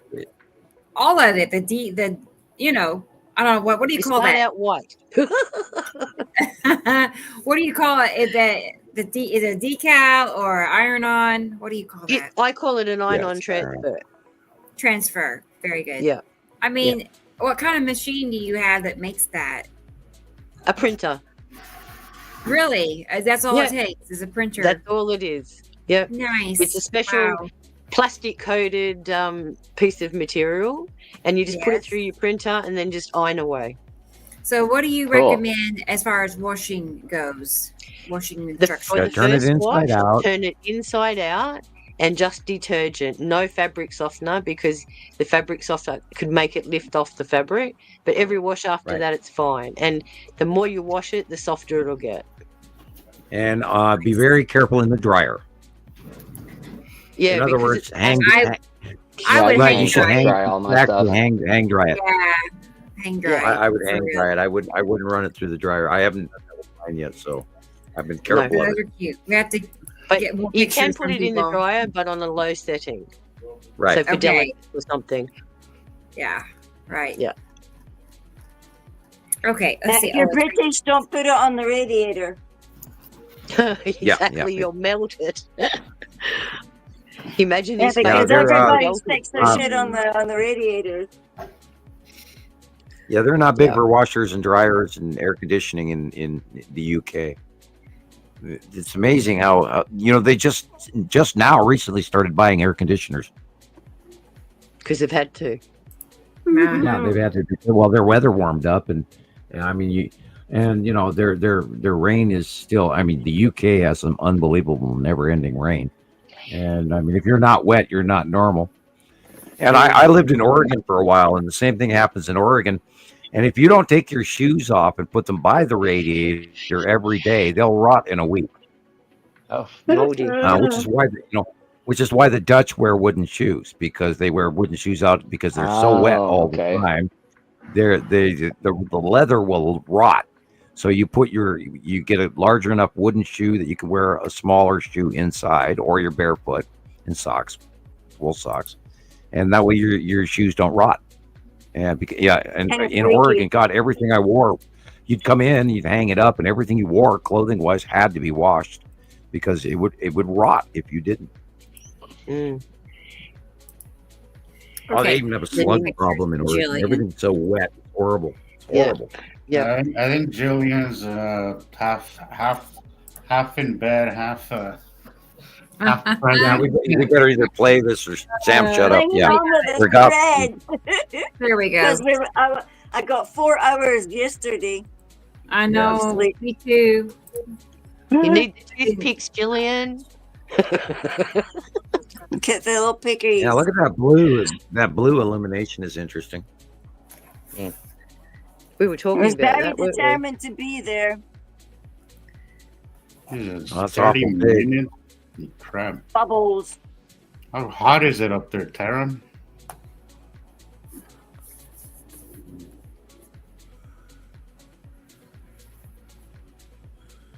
What's causing all those little Ripples. that and the green and the blue and the are those the asteroids? I've been staring at that. God, if the blue asteroid is that big, which it's entirely possible, it is. Look at that. The green may be a lens flare off the blue because they do kind of match in size, or there are some of the larger asteroids under Uri crossing over the top of the sun because Right. Uri is rising.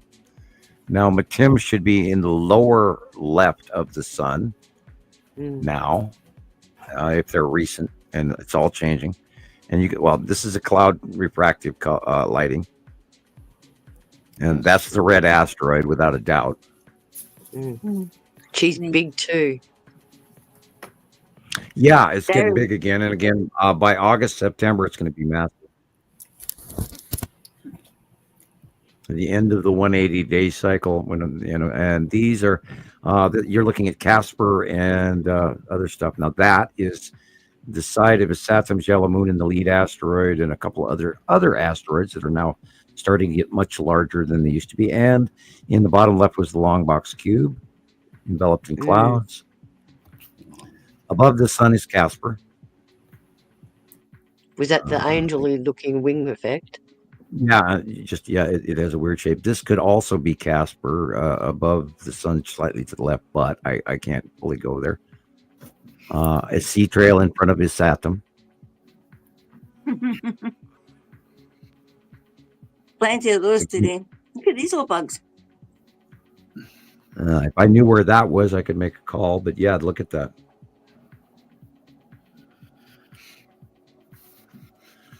Is Saturn cutting over the top of the sun? You can see the light reaching around the bottom edge on the right hand side. There's that little rainbow, and that's the light reaching around the edge of planet. Red planet is Saturn. It's moved, and you'll see that on this month's site drawing. It's all changed, people. Again, there's a clip in on the right hand side of the sun. Oh, wow. Really Lead asteroid there, in front of yellow moon in front of a Saturn on the right. You're really going for it And there, one Gillian. trail. Yeah, busy day. Look at that. Mm. Yeah. That's all like northeast. Wow. Busy sky there.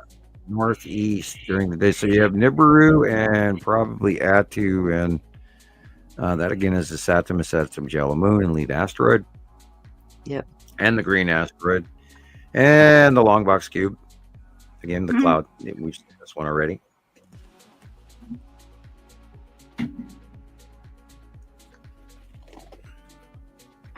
And this one.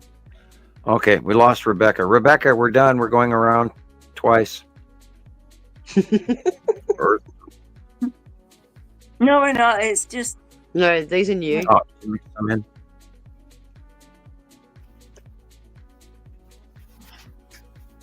I keep looking for him. look at this. That's the side of Uri. Nice. Tanner asteroid just above the middle peak, or the first peak on the left. And that would be part of that straight line has to do with the long box cube.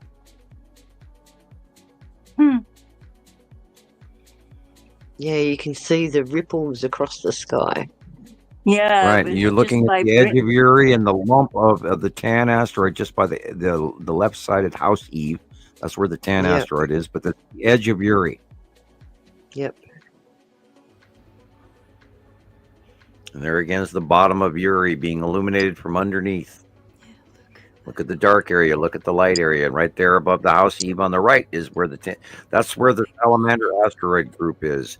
And it looks like a dragon. You can almost see the wings in this shot, but sometimes it's very illuminated, very, very rainbowy.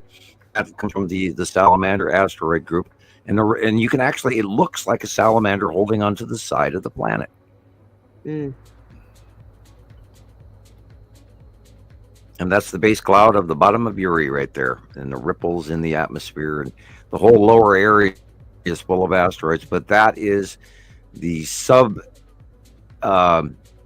atmospheric occurrences inside the gas giant Uri, and it looks literally like a big old salamander hanging on the side of a big ball. This is why it got its name, the Salamander Asteroid Group. And we have photos going all the way back to 2017 and 2018 that showed that when the planet was on the other side of the sun. And that cross-reference information. This is all historically. Yeah, there. Look, there's the salamander right there. You see the light on his back, and you see his head. You're looking at his arms, and there's his tail going on to the left. Great shot, Gillian. But it looks like a salamander. That's why we call it the Salamander Asteroid Group, and it partially sticks out of the cloud base of Uri's base cloud. Oops. Yeah, I And that's couldn't why stop it got looking its at name. it. That was 2:00 last Saturday, 2 a.m. Yeah, at night, past Earth. Yeah. And look how Look light how In the light north. it is. Yeah.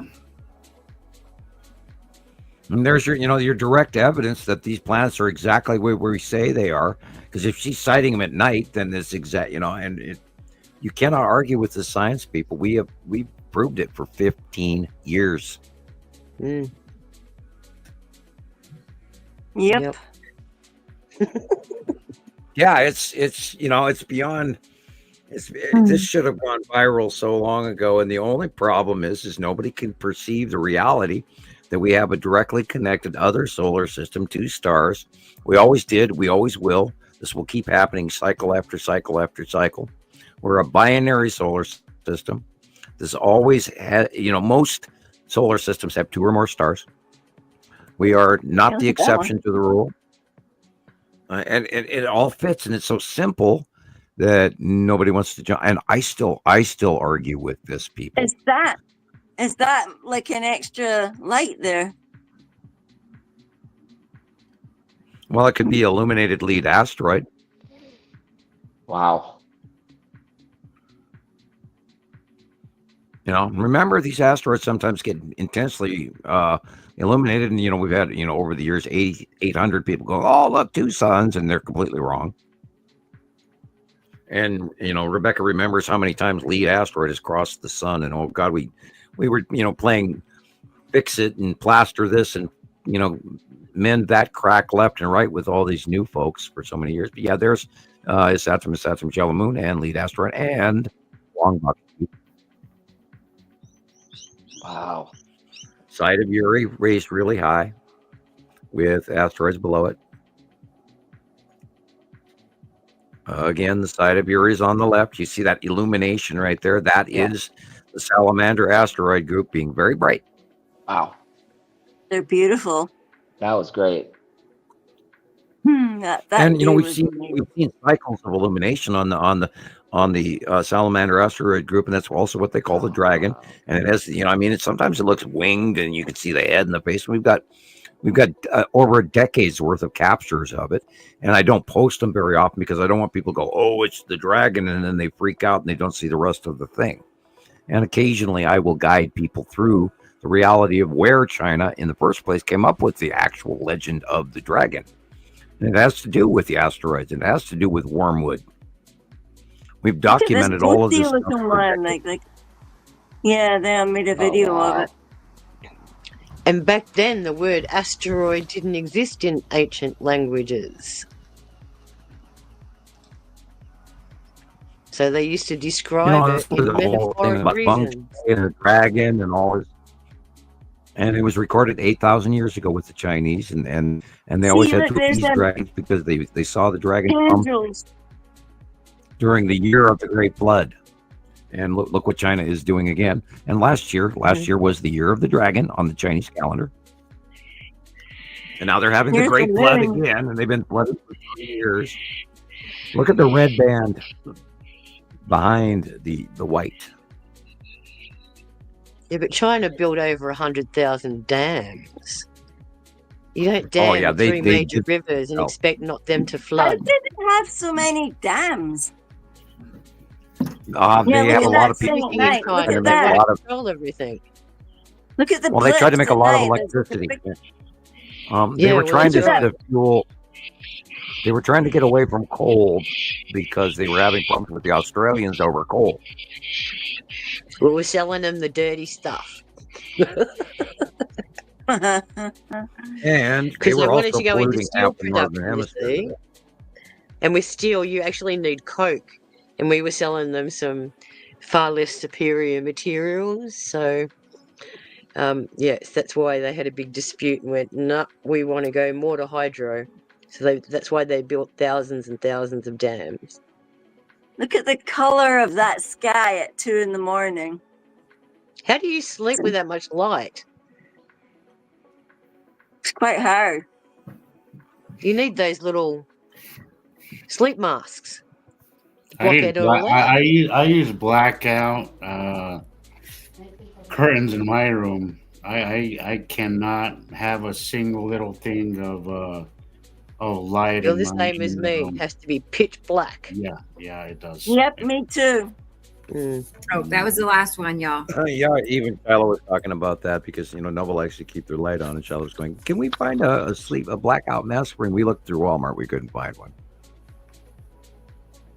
Anyway, right. You got your toothpicks going, Gillian? Can you see? Your toothpicks up? Good night, Gillian. You have to work in the morning. I hope you don't. I have to work now too, guys. So I'm gonna head out now. Yeah, work sucks. Yeah. Hey. I mean, what could we do, Jillian? I mean, what can you do? You need to eat. You need to do your thing. Well, yeah. Where's my dancing cat, Rebecca? I know. Yeah, I know. Let me find you something. You need a dancing cat. A dancing cat. On, okay. dancing cat. I want to see a Let's dancing cat. Let's see what this is. Let's see which one this is. I'll see the dancing cat and go to bed. Oh, here we go. Oh yeah, look at There him. you go. Yes. Now I can go. Now I Bam, can bam, go. bam, Now bam, your life is bam, complete. bam, bam, bam, lamb. See that right there is Yeah. worth a donation, guys. Come Yes, on. of course, right. Okay, that cake All right, has guys. Love you two all. We'll sticks see in you my next eyes. week. We'll All right, see you all guys. next Drive week. safe. Hopefully, I'll Have a get good some week, guys. action in my skies by then. If I do, I'll go live. But I mean, I've had like blue skies for like the last week, and I'm so bored. Hopefully, something happens soon. So, Sunset yeah. will be your guide. Yeah, I'm Yeah, sure. watch You know, yeah, just right when you're going nuts with boredom, something kind of the skies kind of reward you for Well, being. we were blue as well today. You're like, oh Yeah, man, yeah. come on, Here get, too. how There about a you scribbler? How about a scribbler? In a second, you think about them, like 14 of the damn things are like. Yeah, I I've want to got see them one here of them today, guys. guys. They're all out there right now. So Yeah. I'm fogging them right now. All right, send them when you're done with them, please. Yeah. Have a good night, guys. See y'all next Night week. to night. Have a Good good night. week. Stay safe. Night. Stay well. Bye, Bye, Julian. Bye, Jesus. Bye, bye, guys. Yeah, we'll see you next week. Good night, Bye. Good Jesus. night. Bye. Bye. Wow. That reduced it by a lot. Okay. From 6 to 4. All right. And we are at 4 hours and 30 minutes. Wow. It's going by kind of fast to me. Certainly does. Yeah. 4 hours.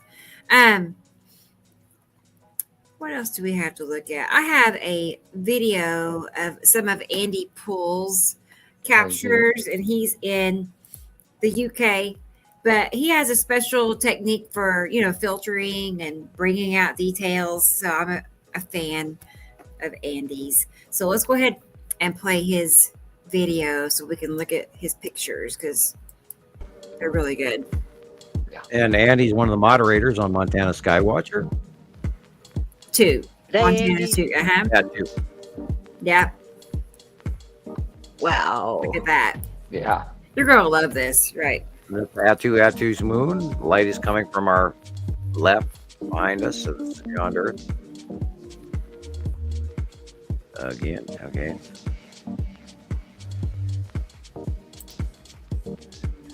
Yeah, you have to realize the light is wrong, people. Night, Again, look at the Julian. horizon. Again, look above. The planets are above us. That dark blue is a planet. Hey, Wow. yeah, Tara. What? I'll send you a link.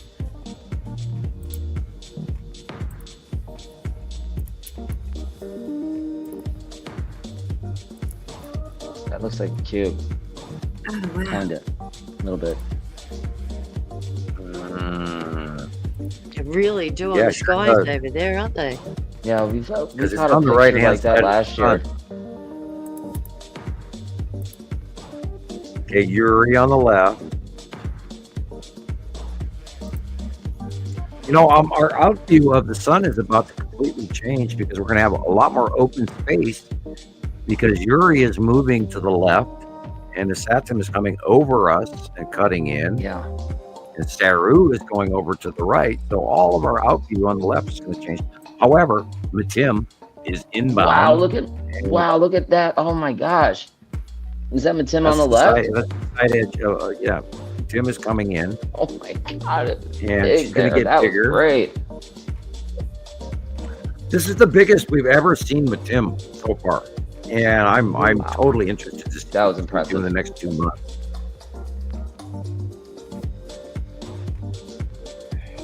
There's so Do you much stand there with changing. your mouth I gotta go agape back. too, going, oh, look at that. Yeah, I do. I stand there. I do the spin in my driveway far too up, and I'm sure my neighbors think I'm insane.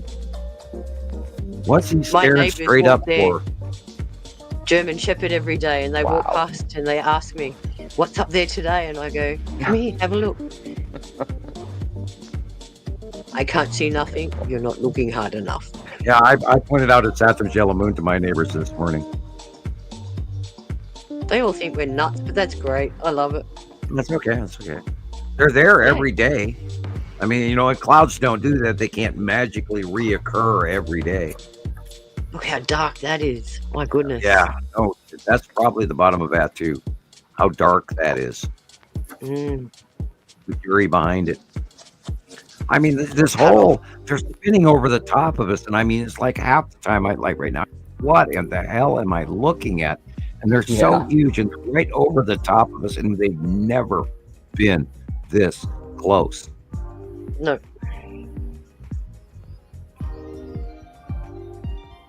And they're over the top of us now. And they came and they approached us, and they went to us and towards us, and then they went away.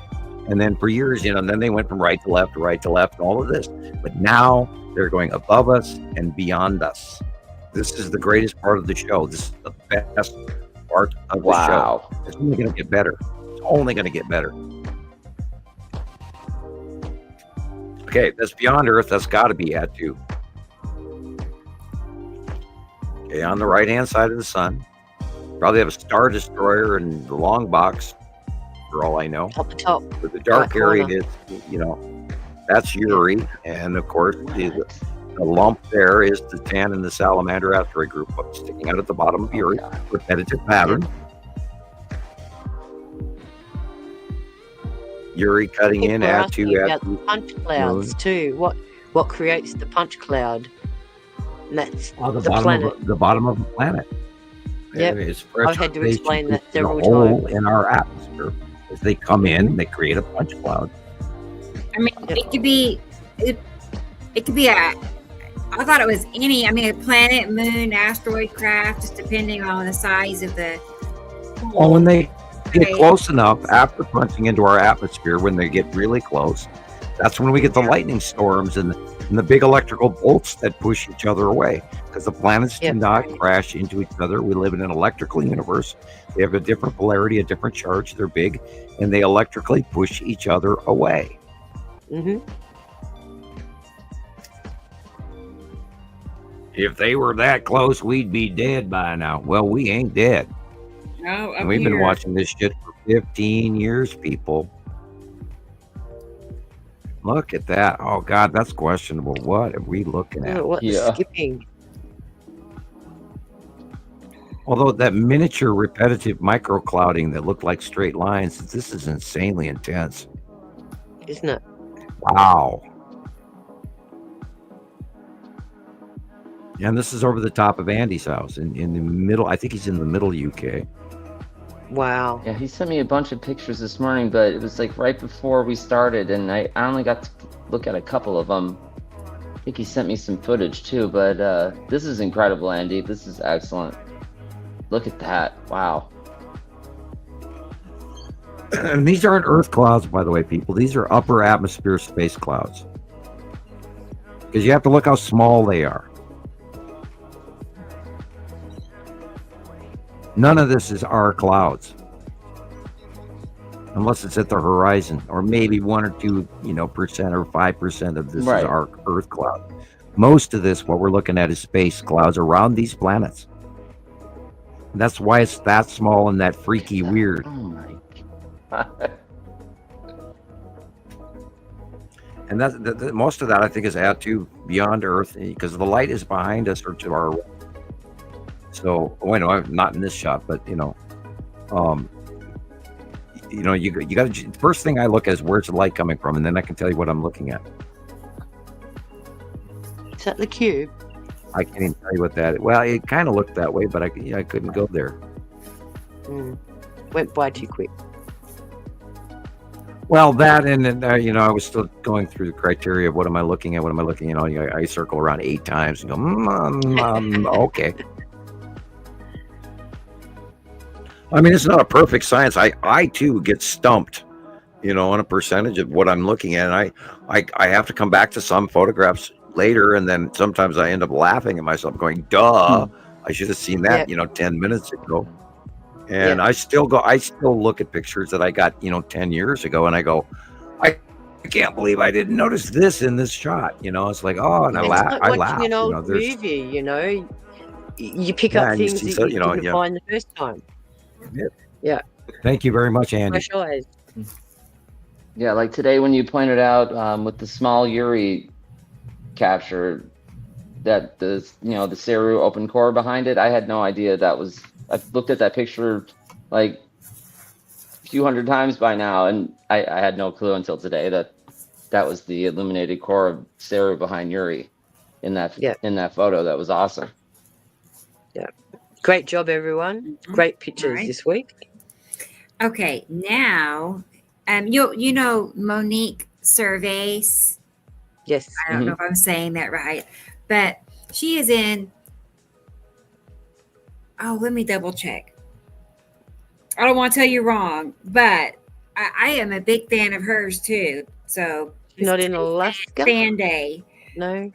It's either Belgium or France, and I'm leaning towards Belgium. Yeah, me too. Yeah. I'm thinking Belgium. Sure, it is. Yeah, it's Belgium. Okay, well, let's look at some of her captures. Cool. Something about Belgium, I guess. Sorry about the noise outside, guys. Someone's doing their lawns. Oh, right. I don't even hear I don't hear it. Oh, I don't hear it either. Yeah. You must have a good, very, very good microphone. All right, you can put it right there. Yeah, it's Belgium. Okay. Wait till you see what she gets. I mean, it's just nonstop wonderful. Wow.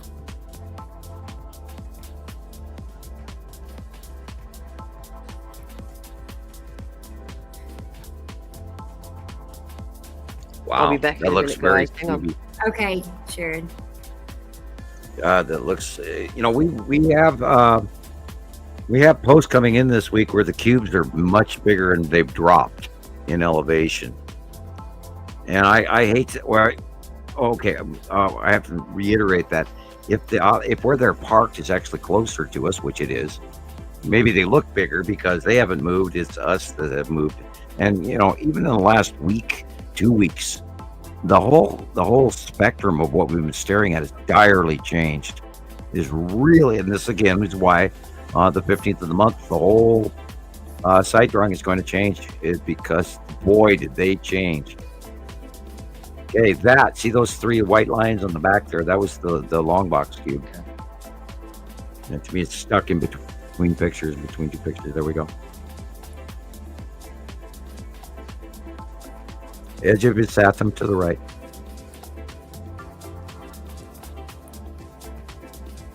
Matimus to the lower left of the sun.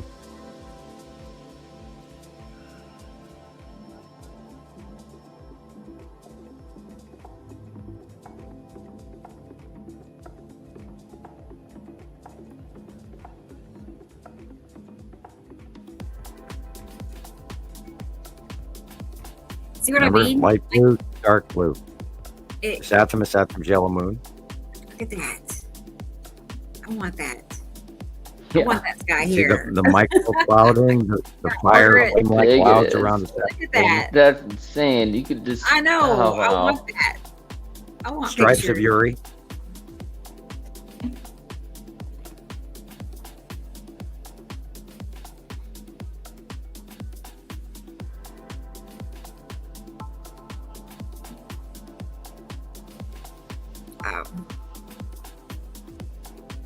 Notice the right edge of the sun is a straight flat line. That's Saturn cutting into the side of the sun. And there's the Saturn's yellow moon. And this is Atu's moon. And the cube's in there too.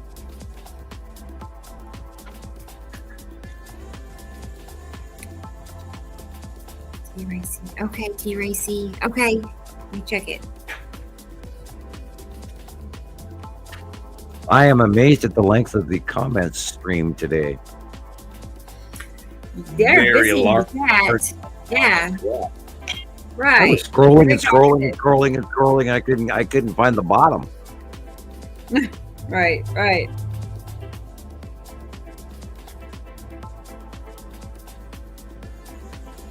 Oh yeah, we got something. Okay, let's see. All right, who's cooking tacos? Not me. I smell salsa and taco. Yeah, Sounds good though. It's not here. Oh, look at that. Little cubey there, wouldn't you say? Those, 45-degree lines.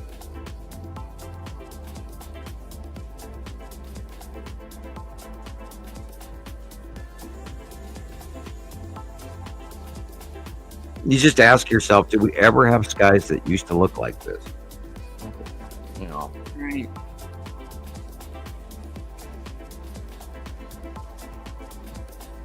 It's that simple. Wow.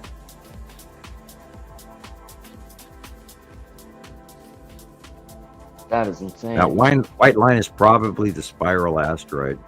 And that's Wow. like Atu's moon to the left, and then his Saturn to the right. And that big white line is probably spiral asteroid. See, going off in the distance.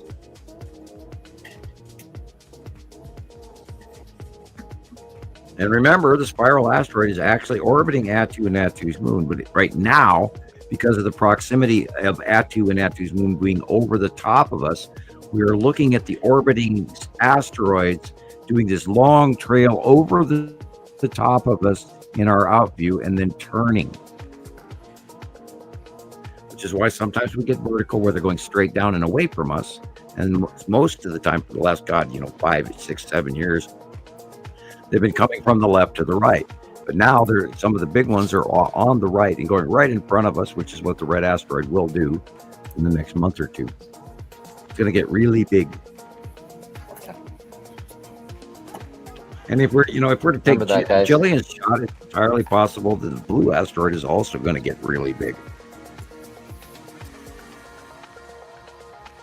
Although I'm still waiting the blue asteroid and its roll. It's got me puzzled. It's not moving when the other ones are.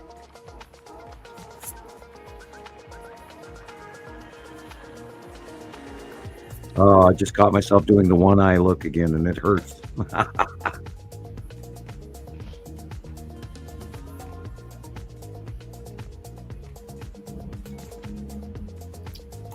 And somewhere in the bottom of that illuminated mix, depending on the hour of the day, is Saru in the background. Now, you're seeing a halo. That's a cutoff. I think the tan asteroid is cutting in front of the sun in that shot. And this is his Saturn yellow moon and the long box Q and the lead asteroid doing that. And you can pick them out there, right there. Wow. Oh, bizarre. Yeah, we are under and in the middle of all of these planets. Wow. The outer moon, insane. It's just nuts. That was cool. And that halo shows you that there's a light being cut off. That's why it turns into a halo. Now, again, everyone's sundown, but no, the circle does not go below the horizon line, which is what a real sundog is. Halo. It's a cutoff halo because there's an object cutting in on the left-hand side. You can see it right there. Yeah.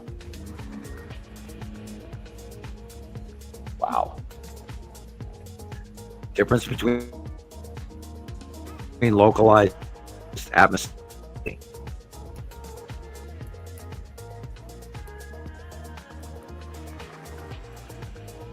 That's him cutting into the sun, by the way.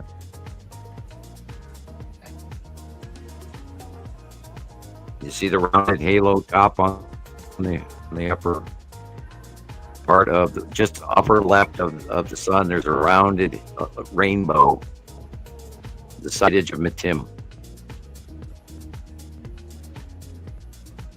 And she has ranges and ice on those mountains. She's bright blue, and she's the tiniest of all of the planets.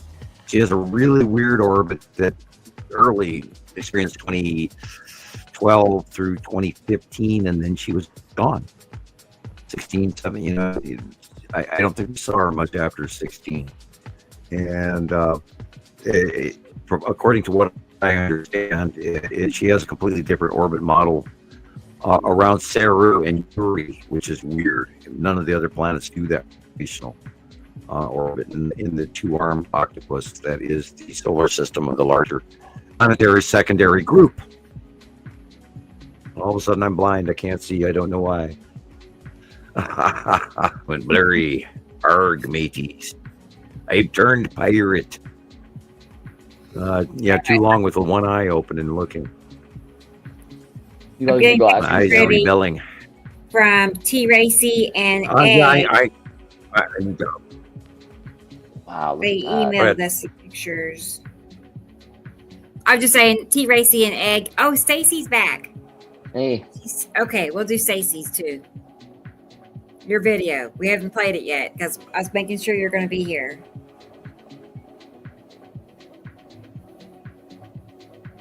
Now remember, you have to learn to look at what's higher up level clouds and what are lower clouds. Most of these are higher up level. There's not a cloud in the sky generically. This is a planet. There might be a few sea trails that have turned into nasty stuff after the fact, but these are planets, people. Look at the depth of what's going on above you in these clouds. Look at the right side of the sun. And then again, check the horizon, check what's above. The sky used to be all blue. We didn't have any dark patches. Straight up, it wasn't dark, it was blue. You go back to any old Western filmed in the 70s or 80s. Look at the sky in the desert. You'll learn none of this existed back then. It's all new. Look how dark the upper left is. It's cutting into the light of the sun, which is where that flaring is coming.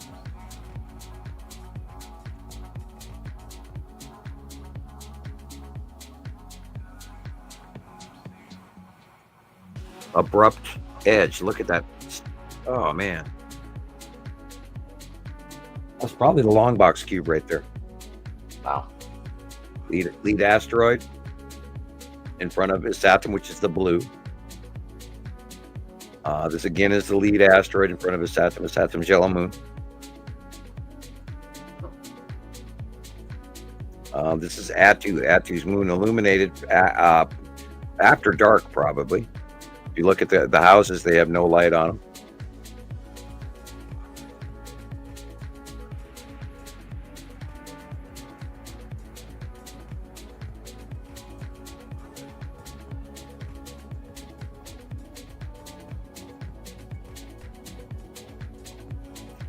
You know, people have to realize it's insane, but these damn planets are, yes, that close. And again, I very much like the startup video, Rebecca, warning people of the reality that this is really happening.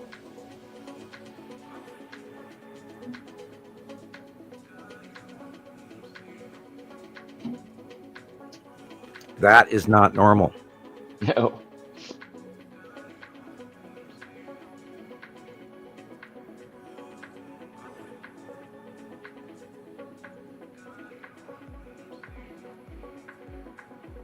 Wow. Lights coming from behind us. Attu's moon. Yeah. You can see Attu's moon plain as day. Yeah. Blue is planet. Gray, light blue is normal sky.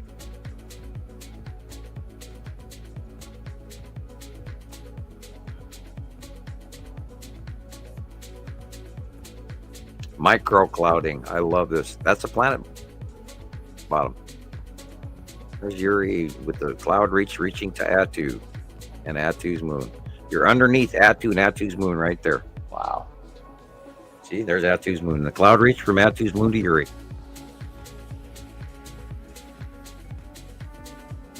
See the little cloud reach? At the bottom of big old nasty Uri. And Uri and Attu are always, they're gas giants. Attu's way smaller, but they're definitely connected. And we watched them when they were way smaller coming in way back 2014, 2015. They have this, and I got old drawings of it, but they have this base cloud pattern that walks from one to the other. And that's also part of where the Skull asteroid is, and the lead asteroid was, and the red asteroid, and all these, and all of this is connected to you. Gas giants have moons and asteroids galore, and we're underneath them now.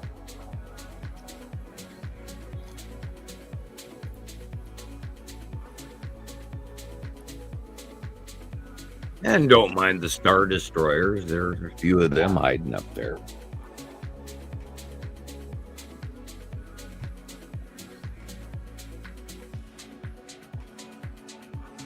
Man, my ears are ringing.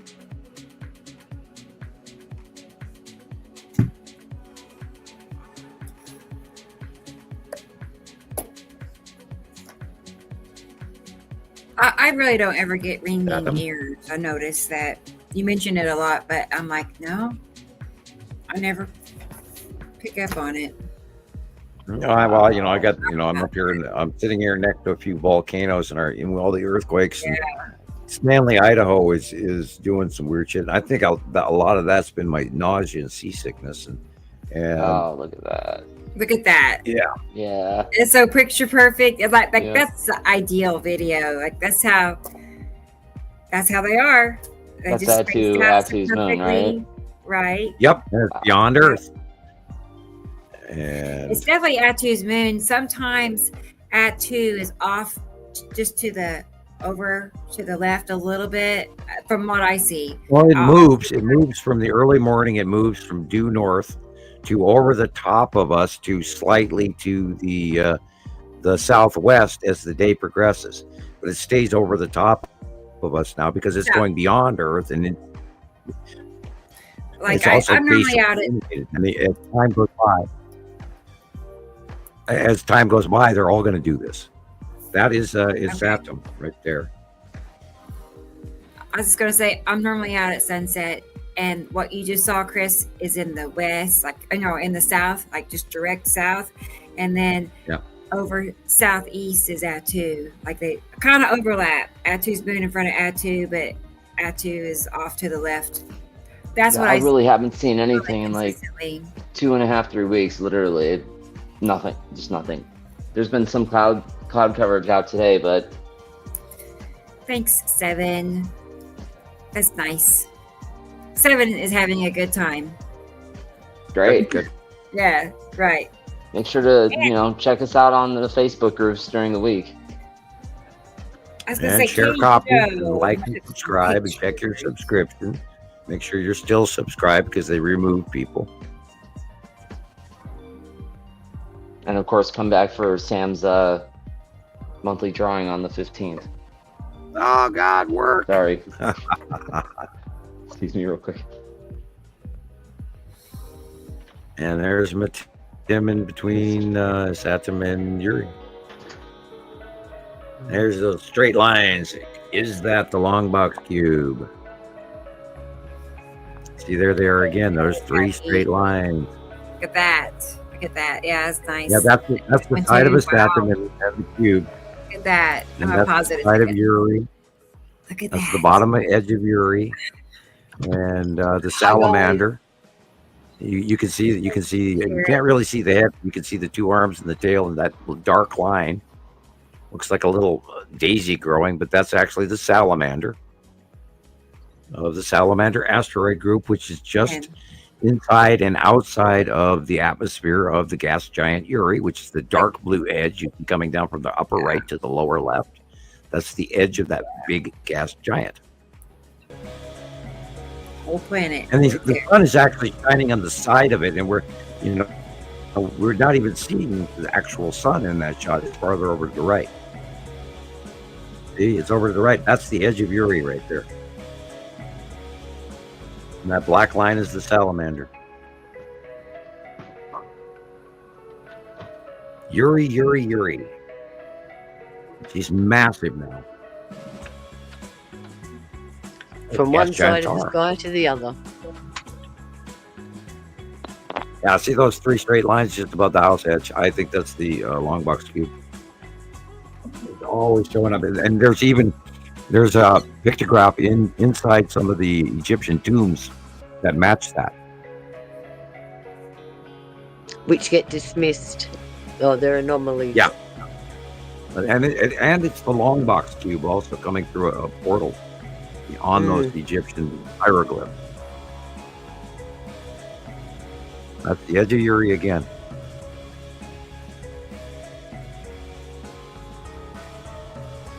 See the side illumination. She's just so distinct. That's the ion tail of the Saturn. Back to Uri again. Right. Wait. You said ion tail of Isatum. Can you go back a few frames? Yeah. To when we're looking on the right hand side of the sun? Yeah, right there. Okay. Let me. No, wait a minute. Okay, I may be wrong. Go back and hit pause. Okay. I'll go back that far. Yeah, that's fine. We'll get there. Yeah. But I just want to I clarify. saw the lighting on the houses I didn't see prior, so I have to re-examine that. That's so perfect too. Yeah, that's Yuri for sure. Perfect. And again, that straight line is the salamander. Okay. Yep. That right there. Yeah, it's the Yuri again. My video is stalling occasionally, so. Right. Okay, that's the bottom of Yuri right there with the ion tail that will reach. Okay, I was wrong. That's the bottom of Yuri reaching to Atu. It wasn't the ion tail, but boy, the micro clouding alone. Sometimes you have to do a double take. Yeah, yeah, for sure. I did not look at the right angle on the houses, and then the second time I went, oh, I'm wrong.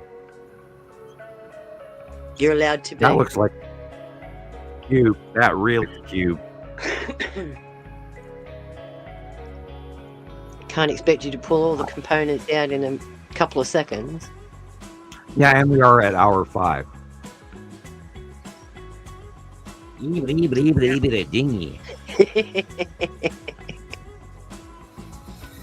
Okay, can you hit pause? After this, we're going to look at Stacy's video, and then I have a short clip and a few shots from Katie Jo, because she went live while we've been on the air today. She jumped on live for a few minutes. Cool. Oh, hey, look at the illumination to the right of the sun right there. Second star in the side shot. I got a picture to show you for T Racy. So green asteroid. The upcoming lineup.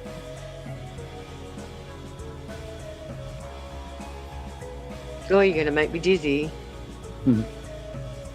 A quick yeah, swing around. Yeah, I'm kind of there. That of course that line says that's the long box cube right there. Yep. Obvious. Yeah, the green asteroid. Side of Yuri. Oh no, that's Atu's moon. Yeah. Geez, I'm going to shut up now.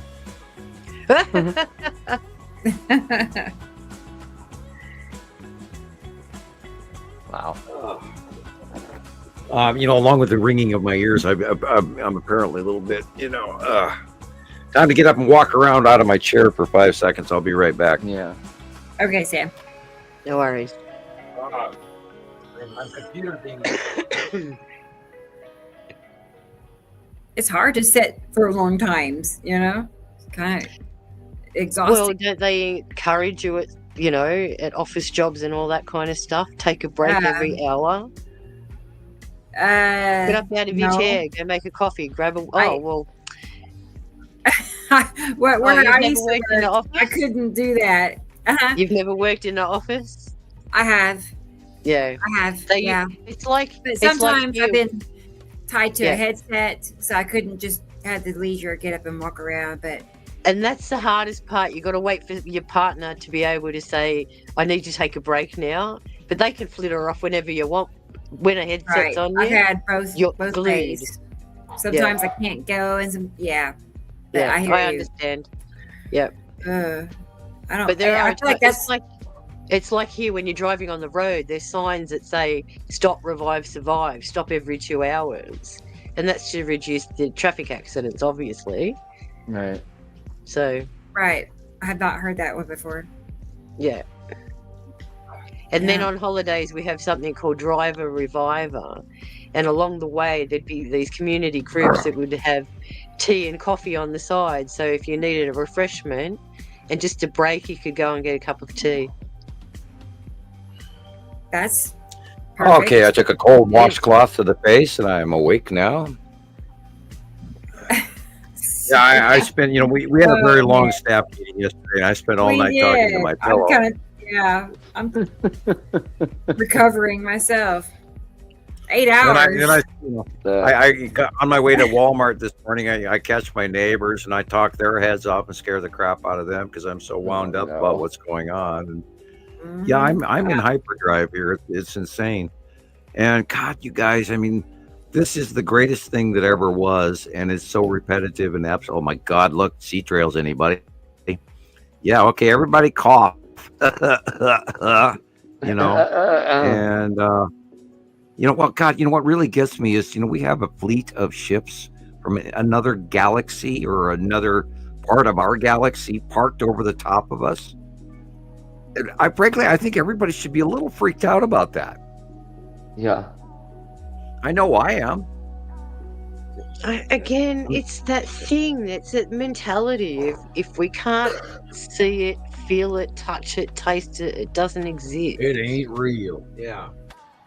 But we've had so many sightings for so many years of these damn cubes and the ships and the smaller craft. And what really blew me away was when, they had the soft disclosure this summer or this spring even about, the Imperial probe droid flying over the military bases, and they actually did try to let everybody know that, there's all kinds of crazy shit going on, and the orb scare that's gone around the world here, 2 months ago, and everybody's already forgotten it. Boom, gone. Yeah. Like, you gotta be kidding me, people. We are blockaded. And by the way, again, I'll reiterate that Germany and Italy are asking for their gold back. Hint, hint, hint. Oh, no. It's all due to the financial collapse. Yeah, and they don't want it on a bank card in some machine. They want us to put it on a plane and fly it back. That's why they're so desperate to get us digital. Well, we're pilgrims in a foreign land, ladies and gentlemen. We have now entered. Hi and welcome to 1938 and world powers. And we thought guess what? We thought we were moving forward in history. Remember, if you don't know your history, we are doomed to repeat it. I was going to show T-Ray. She has one pick of a cube. So let me show that first real fast. And then we're going to look at Stacy's. And, I've told everybody all week long that I have overstudied myself into a corner. So you have to forgive me for my henny penny behavior currently. But what I'm watching going on with this heat wave and the worldwide flooding, and what was really getting me is the volcanic and tectonic plate activity. Oh my God. I mean, I spent all week studying everything. Excuse me? Yep. I said the volcanic activity is going crazy right now. It's insane. It's off the charts for anything we've seen in the last decade. And I've been studying them, since I was a teenager, because I actually went through Mount St. Helens. I was working for the Parks Department. I walked home in the volcanic ash in 1980. I had to walk my bike because it was so slick you couldn't ride your bike through the ash, because you'd wipe out, tires would slide up from underneath you. And I walked home in volcanic ash before people. So I've been studying volcanoes all my life. Yeah. So isn't that starting with smoke plumes coming out of it again? Is that one they're watching? It's St. Helens has been bubbling. Yeah, they're worried about St. Helens. The big one, and it's been like 4 days now. It's been a string. And there's like videos galore on YouTube about it. You can go look that up. Rainier is got centralized in the top core earthquakes, and they've had over 400 that they've counted. Now there are other geologists out there saying that there are far more, but they're just counting the big ones. So I mean, there's hundreds of micro, tiny 0.2 earthquakes going on. Basically, the top of Mount Rainier is breaking. And it's fracturing because there's a heat dome underneath, and they recently just got a whole bunch of photographs from space from the new technology of different volcanic lava domes all over the world, and including Campi Flegrei and all of that, and Santorini and all of this. And the activity is so far increased, and of course, a prime example of that is Kilauea. Kilauea has burped and bubbled, and over the last 2 decades, it's burped out lava galore, but it has never done Eiffel Tower spraying, where it's the height of the Eiffel Tower is coming out in this fissure. They're squishing a giant earth zit of lava that is coming out. And so people, the pressure on the planets and the amount of volcanic magma movement around the planet is being reported as highly active. They never reported that before. We are in literally a red flag warning for planet Earth right now. And last week, Kamchatka volcano blew like you wouldn't believe. And it's pumping out was that ash. the one in Indonesia? No, Kamchatka. Northern. Okay. And it's an island at the tip of Russia, north of Japan. Right, that's right. That's right, Sabrina. Don't they say that when the elk or moose, they all come down and sit on the ground on the roads and block the roads? That's when they know something's going on.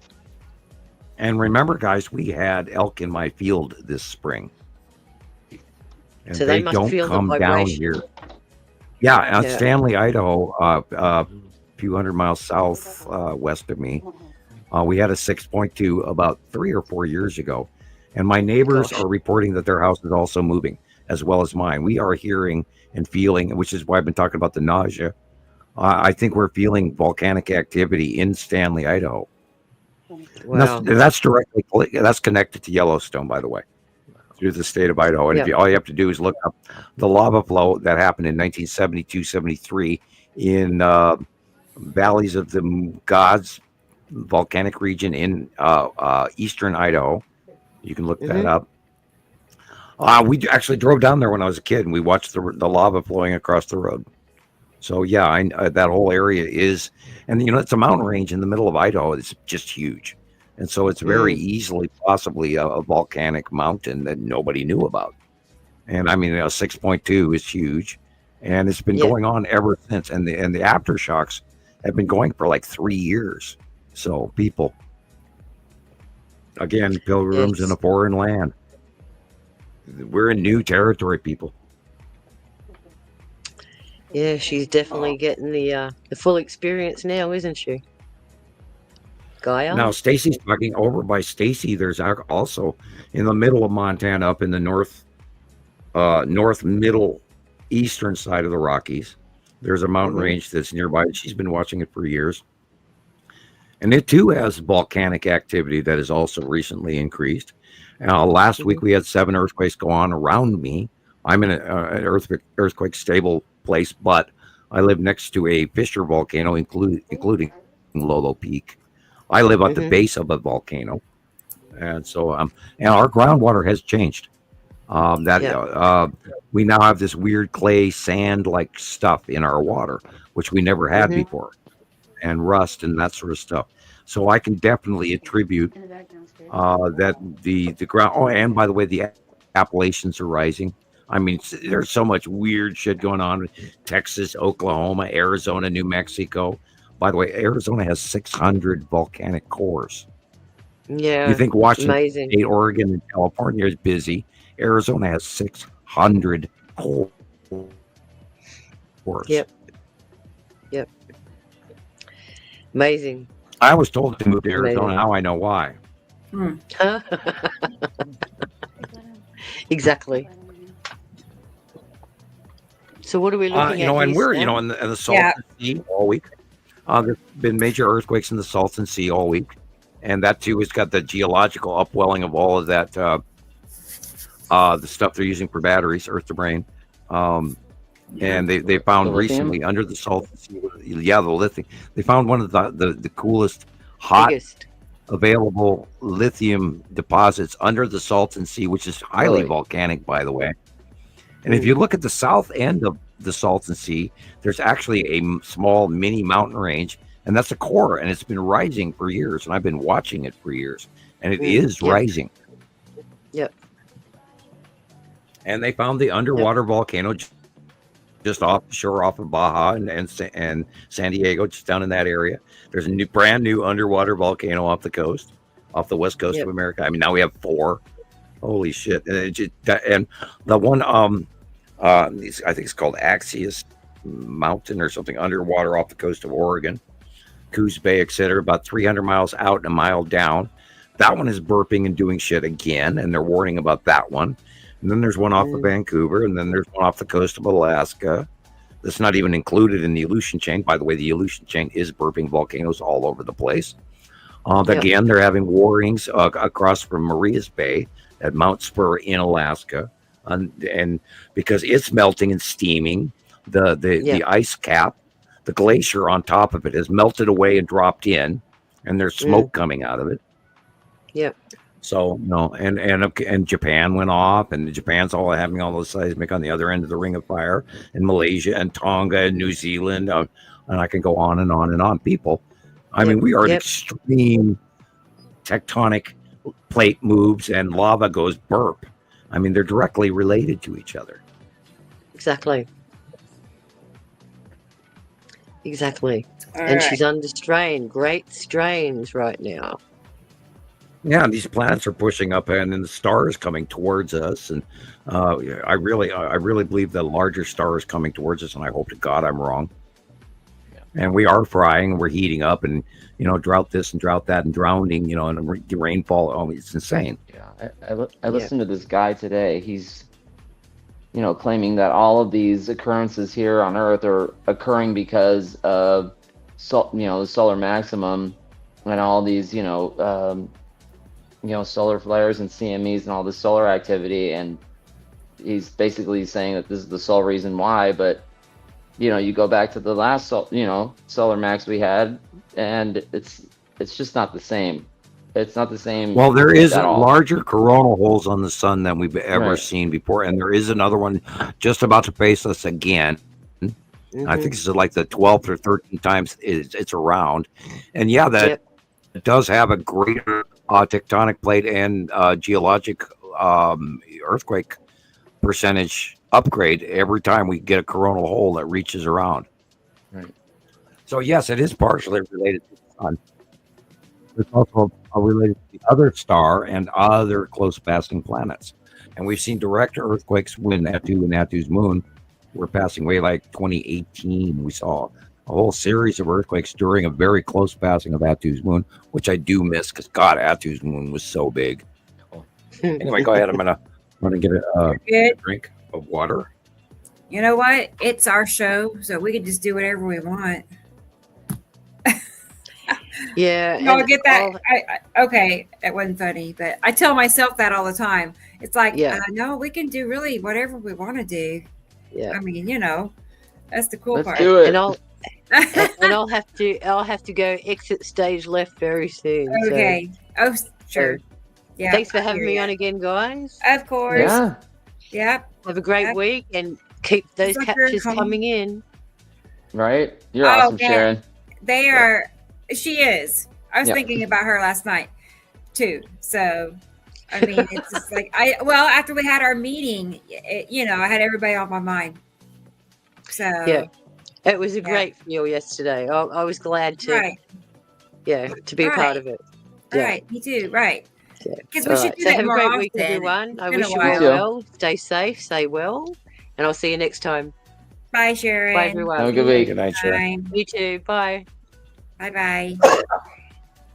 Cool. Yeah, I had to walk away from the Coca-Cola. I can't drink any more pop. I'm already bubbly.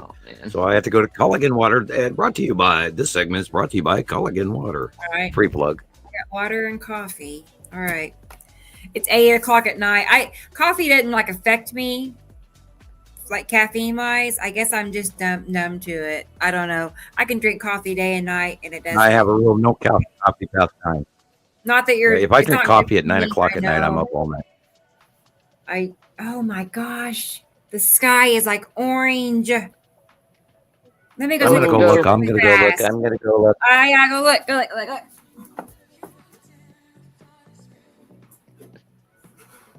Did they both leave? Oh, let me look at the comments here. See who's in the chat here. Hi guys, how's everyone doing?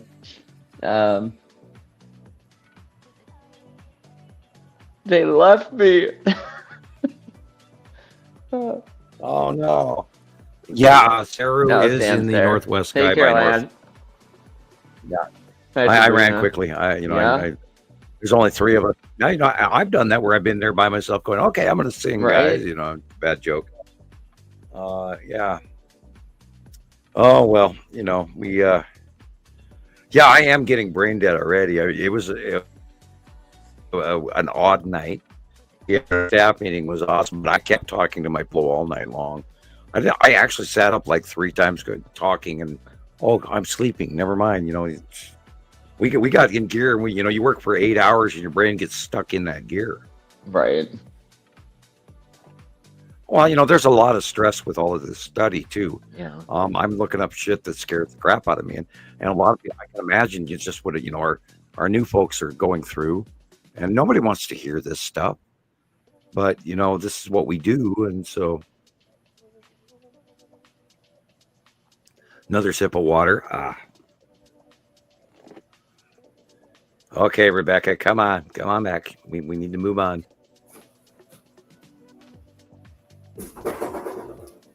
They will be back. Hey, All right, she's back. hold on. I have no red sky. No. Okay. Oh, Hey, look, there's 2 of you. I just now saw. saw. All All right. right. And you're That's echoing. awesome. Cool. Yeah. Hold Hold on. Hey, look, I they have made a this clone idea. of Rebecca while we were away. Go ahead. Go walk outside.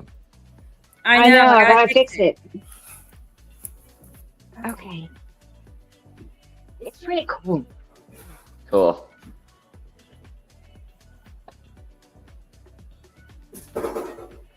Look how orange the sky looks.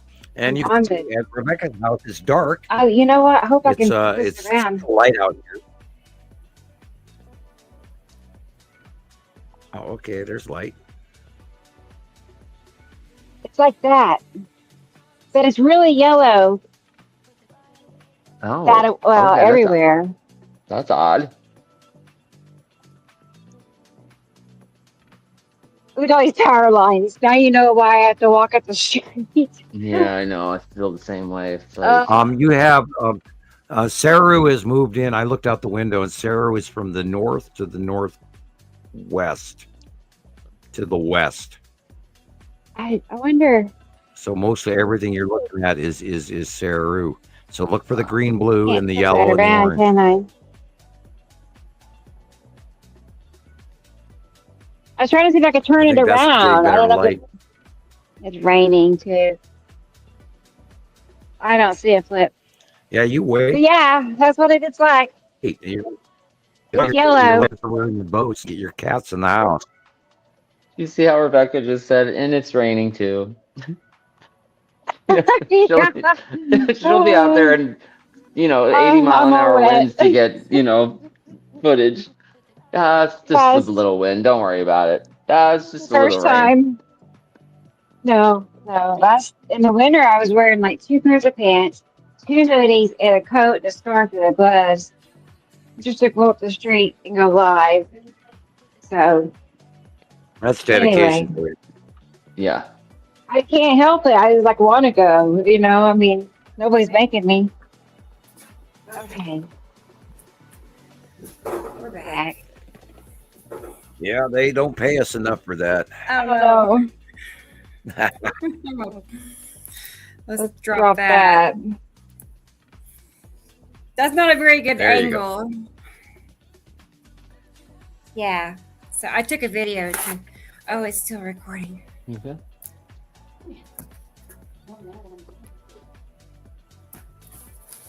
That's better. See how small her eyes are without the Fun. glasses? Yeah, they are. They're like little baby eyes. In my pictures on Facebook, I noticed that too. But my dad had really small eyes. You know what I mean? Like just small. And so I took after him a lot. Cool. I can't decide which parent I actually look like because I see a little bit of both. So but I don't look like you either. have a Norwegian I'm heritage. both. So anyway. Yeah, you're Northern But it's Germanic funny how tribe, my and kids why you're look black. so much like me, especially my oldest son. I'll have to show you a picture sometime if I can find. Well, there's one of us at a parade side by side, and we look like the same person. We both had the same exact Wow. smile. I'll find you a picture. Yeah, my wife and her mom are like that. Like pictures of her mom when she was like 15 or 16, they could be the exact same person. It's so so strange. It's weird, right? It really is. It It's really like, is. what, So, you know, if it wasn't for the film being, you know, from the genetics. older film, I would have guessed it was Jackie. Oh, right. Yeah. Nice. Yeah, I see people like that online too. There's like mothers and daughters, and you know, they're like identical. So it's pretty neat. Okay, Stacy is still here, Okay. so maybe we should show her Yes. stuff. All right. Let's do that. Let's do Stacy's video. Oh wait, hang on. Sorry. Did we say Her last post was 4 minutes ago. This is T Racy. She's in the UK. Okay. And she took this picture. I and looked she at this thinks and it's you know. cute.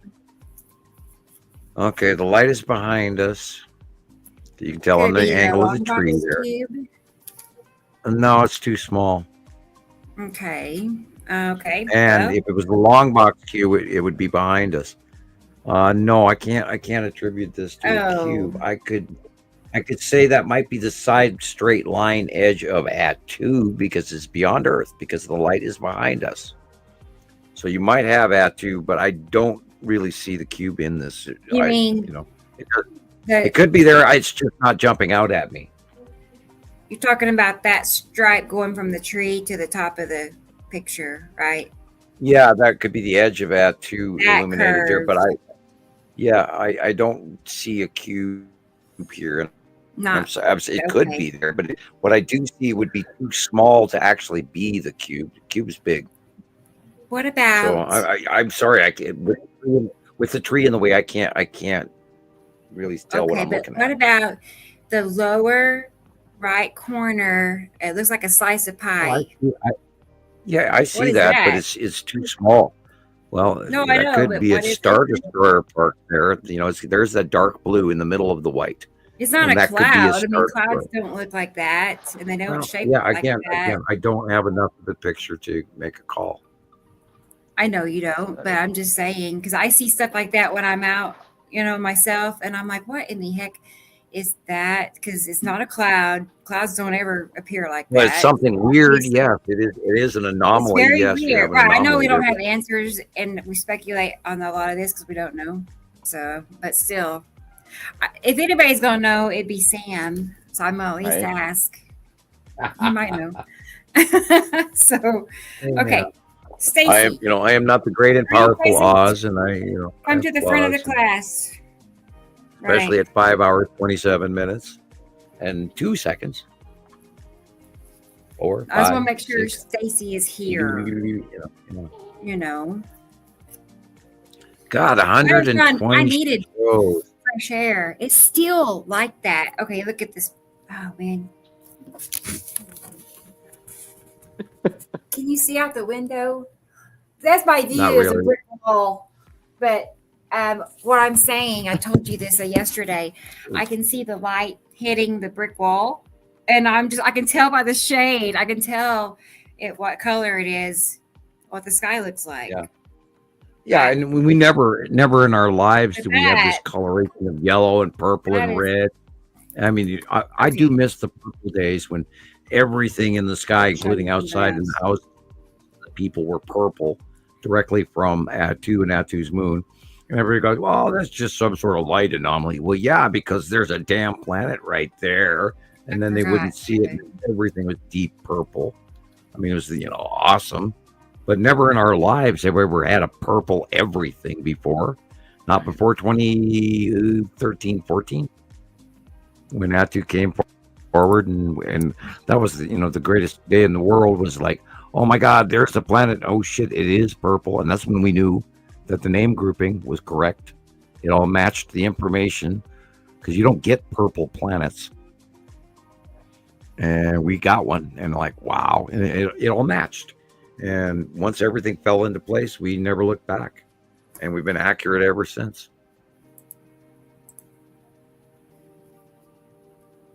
Yeah. Okay. What do we got? Hold on.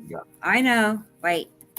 I had I took a 30-second video or something. It's not. Yeah. I'm just 20 trying not to ramble on here and babble. Yeah, I'm waiting. See. All right. Here it is. Wait. I'm just going to show you. This is what else it looked like. Oh, where? Sorry, I get you all hyped up, and then it's disappointment. Dun, dun, dun, dun, dun. And it's always when it's like live video, live. When you Did it have not record? issues. It did. I was trying to Okay. like save it in a different name, but it's not. It's a hassle. Let's try to pull it up now. It should be the first thing. Yes. Okay.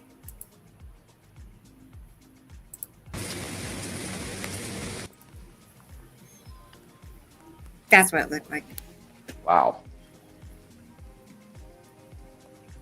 Weird, like an alien sky. Yeah, you have the light is shining underneath, the bodies, and it's graying out, it's dimming out, it's less light than it should be. And you're probably under Saru. There is a sort of a green blue to it also up in the upper top. Yeah, look at that.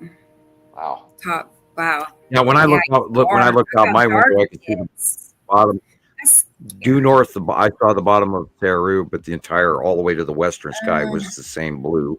But yeah, Saru is there now. Since the 4th of July, ever since that Texas flood, everything has been ramping up. I don't know what. That day just, that happened. You're like, OMG. And then a day or two later, it was New Mexico. And then a day or two later, it was North Carolina. And all while that's happening, China Delaware was unbelievable. And Mexico was unbelievable. Because that's when I started that new channel. Right.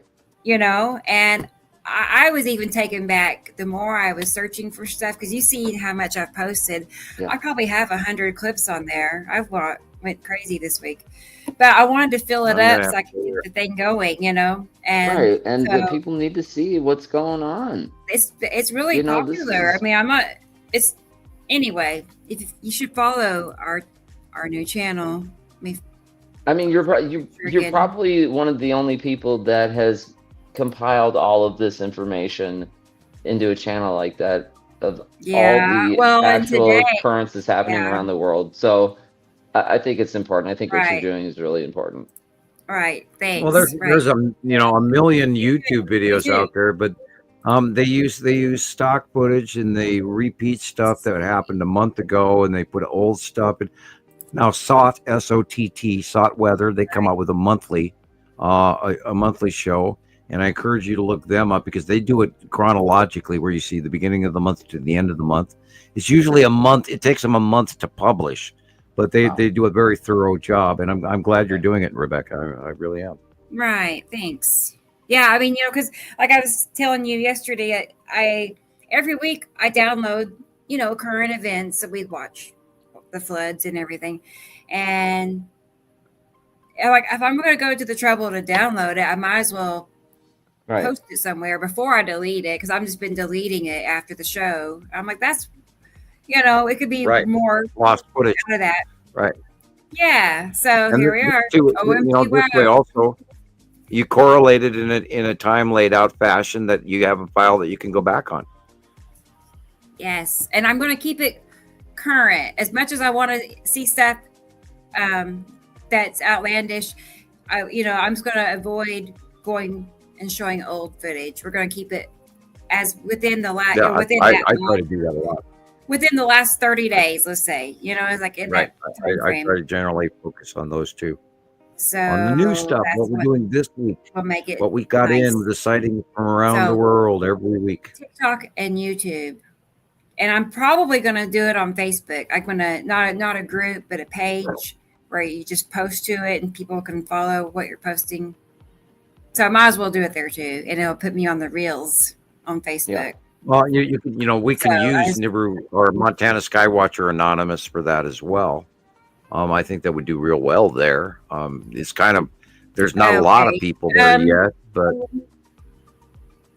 no, I mean because it's a group versus a page, and that is a private group. I don't even think, I don't know if it would work. I know. I mean, I see what you're saying, but I also see what you're saying. So yeah, you're right. If you have a public page, that's far better. And I don't want it to be a group. Right. You know what a different, there's the group where people can chime in and a page where people like I'm the only one that can post. Right. Okay. I'm the only one Yeah, that you can can- post, and I they think just you're follow available. what I Perfect, yeah. post. Okay. That's cool. what I have in mind. Yeah, because I don't Good, want good. another group where I need admins and trolls and Oh you know, God, yeah. uh, Like they we're can not just look busy at what enough I already. post if they like it or not. Yeah, right. So there you go. We have that going on Yeah, too. and, let's not forget that there's Nibiru Followers Anonymous and Nibiru Followers here, Anonymous right? 2 and Nibiru Followers Anonymous, and of course you don't have control over all of them because you all got gooped up here a while many times now. I think it would be easier to maintain a page. I think. I don't know. I've never done Okay. it like that before. Right. But if I have I agree. trouble, I know what to do. It's not like my first rodeo, as they anyway. Is Stacey here? Hey, good, Rodney. All right, good. I posted so much yesterday that there's a limit. They have a limit. Serious? And I'm like, what? Why am I in preschool or what? Because on TikTok, I was just going post. Anyway. So, yeah, I wrote, right, Carolyn? Well, I don't know, Stacey. Oh, Tara's here. I don't know why today I have not got my beeps telling me people are here. Hang on. Tara? Hello? Yeah, I'm here. I'm here. Oh, Can you hear me? No, I can't see I got you. my camera off because I turned my camera off. Hold on just a sec. I'm here though. Yeah. Okay. Trying to get some last guys, minute pics. The in sun a just went second. down. Cool. Are you outside? Yeah. I'm coming right back. Hold on. Are you going live outside? Or no? Yeah. Cool. Not for too long. The sun just went down. Oh, really? Okay. Let me turn off the banners. Let's see. Hold on. Turn it off. I hate that I can't. I don't think Motorola's let me put the StreamYard app on here. Huh. Oh, there. Right. There we go. Well, I got to my camera. I don't know if I'm zoomed out. Looks good. Well, what we're looking is good. Okay. Christopher, would you like to say? Oh, hi, Rebecca. We switched screens. She put on her invisible suit again. Yeah. I think the ghost pushed the button. Okay, well, let's talk about the moon and the stars, Christopher. Yeah. Yeah. We've got. I like your backdrop. Right? You're gonna have to get yourself Saturn one yellow of those. moon on the right, and Dad's moon on the left. Yeah. Yeah. I wonder how long it's party going to take her to going on notice this. I wonder if she went outside to take a look or something. Yeah. Hi, you hear us, everybody. Tara? Welcome to Live Technical Difficulties. Please stand by. I hope Tara didn't get left behind. Oh, wow. Yeah, I just Yeah, I don't realized hear her Mittens anymore. outside.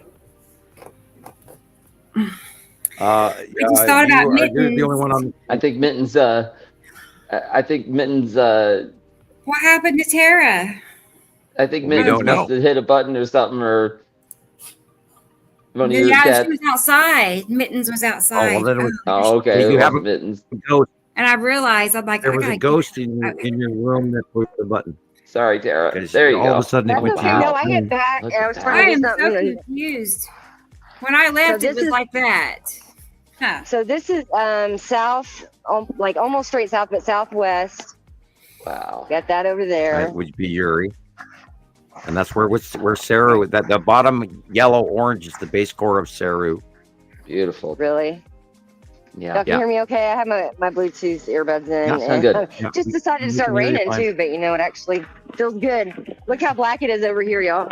Oh, wow. Actually, it's not as bad as it was the other day. The other day it was blue Okay, on that side and then black here. What direction is that, Tara? This What is direction? east. This is east. Wow. Okay. Yeah, that's Oh, the weather wow. that's going to hit Oh, you. boy. Rebecca. Yeah. This is That's headed your way. almost north.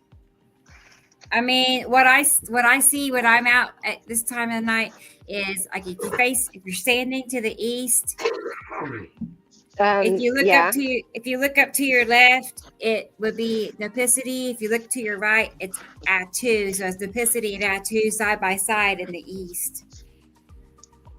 Kind of overlapping. Usually Atu overlaps Nipicity, but I'm just saying that I've seen that consistently for quite a while now. Woo-wee. I think I'm gonna see if I can find an umbrella. I don't know if I can. I mean, I don't see any lightning right now, so it just decided to start raining on me. Oh man. I have kind of a waterproofish case on my phone, so I'm not too worried about it, but woo. No, you don't want to you don't want to hurt your phone. Right. Okay, let me close that out.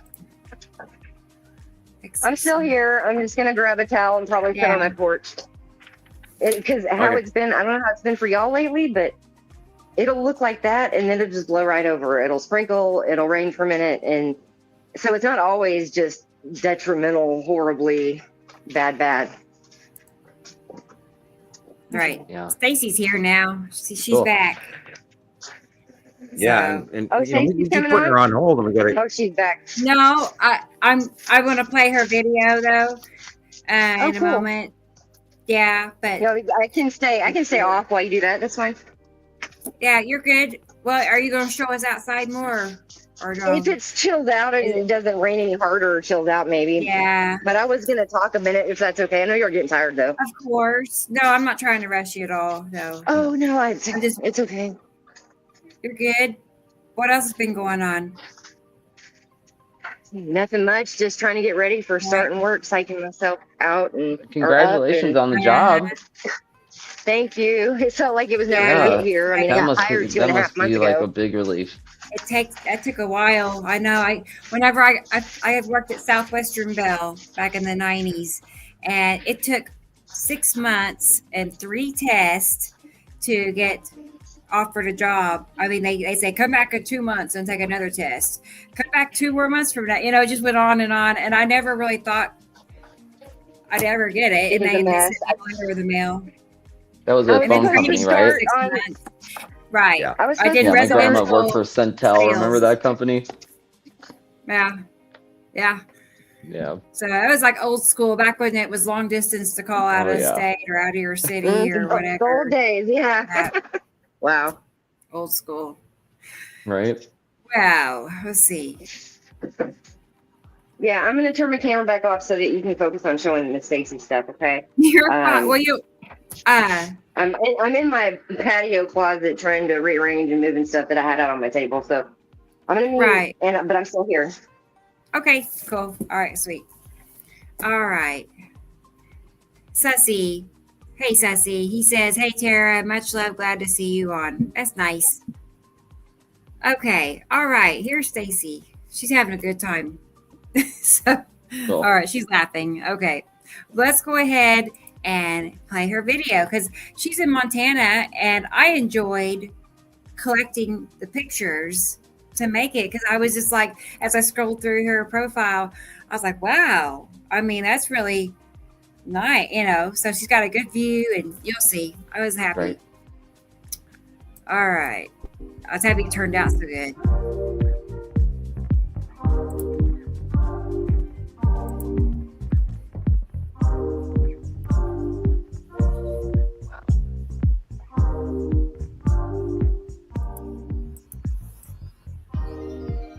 So it starts out from the most current and it works back. I don't know how long. Actually, I don't remember. A couple of months.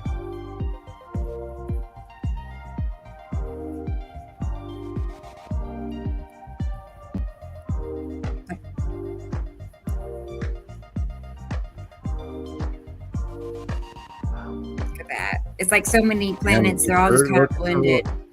Yeah, look at the horizon line, and everything above that line is planet. God, my ears are ringing. They just start ringing loud. Would you say it's mostly Saru? No, most of this. Or Saturn. This is hard to I call. sat him in front of Saru. What about that? Yeah. And just amazing. And now she's That's up what there on that the was. other side of the Rockies. Kind of different. She's on the eastern side of the Rockies in the northeast, up by Glacier and all that, on the eastern side of the Rockies. So that's the side of Uri for sure, for the light. And so should that be from the light. Cool. It's amazing the number of straight lines going on here and everything. Yeah.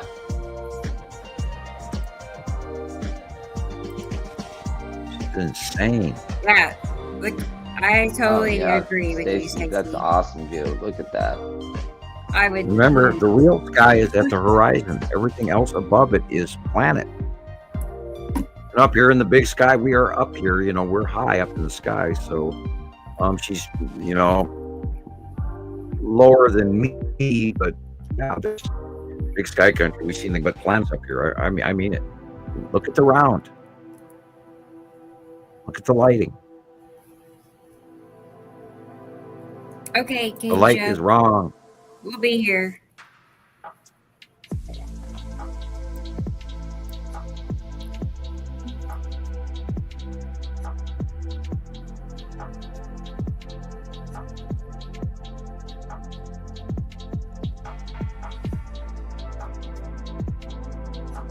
Yeah, eastern Montana has had some really gnarly storms in the early part of the month, and this is going to happen again next week.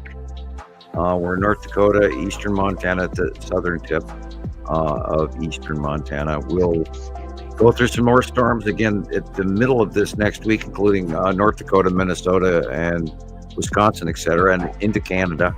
So there's some nasty, that's Uri for sure. There's some nasty weather coming again, and you guys in the south are going to get a heat wave, while we up in the north are going to get some violent weather. Right.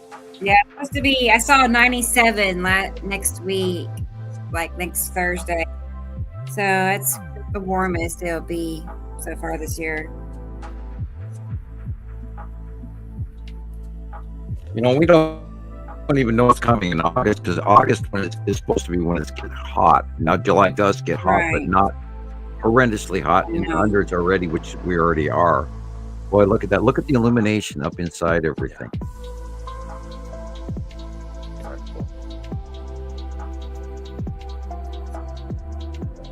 Yeah. Saving everything Katie Joe sent me.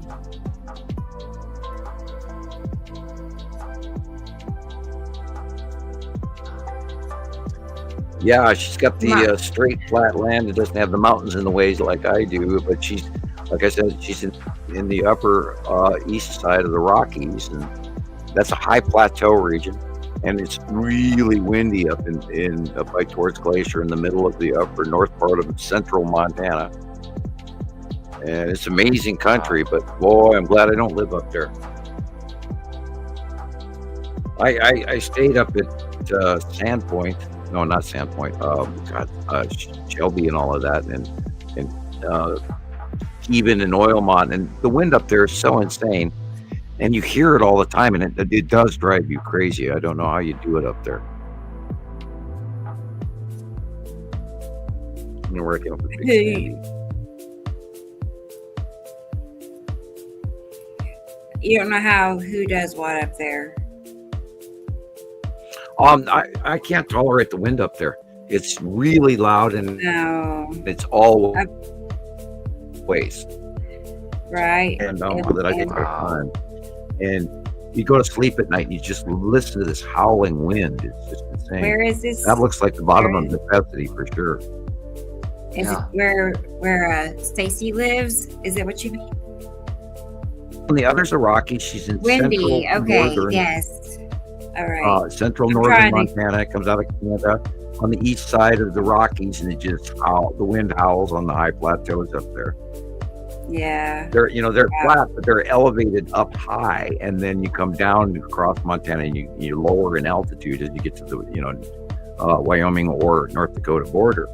But just the other side of the Rockies, there's high plateaus that are still high, and the wind comes in out of Canada along the Rockies. Man. Yeah, it's windy. It's a beautiful country, but right. I like the geologic. It's Windy. insanely interesting geology. Yeah, that's a spiral Well, asteroid. I missed it. Definitely. Cool. Okay, Tara. All right. That's fine.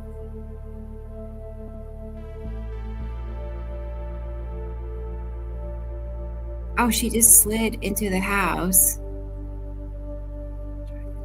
What? No. Yeah, what? Sensible shoes, people. She said she's okay, but she sprain your ankle. slipped. Oh, She no. said she's got a bruise. Oh, man. Oh man, I'm sorry. I mean, if it makes you feel better, Tara, I almost got run over at the grocery store a few days ago. So Oh, my word. yeah, I fell on my. I have Really?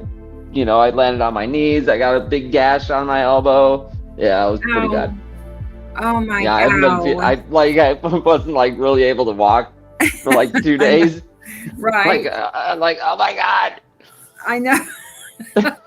Yeah, I fell America's funniest a couple of months ago Yeah. backwards, and my head was so sore for weeks after that. Yeah, it was. I was pretty bummed up for a little bit. Could have been way worse. That's the Saturn yellow moon in his Saturn. Beautiful. Oh wow.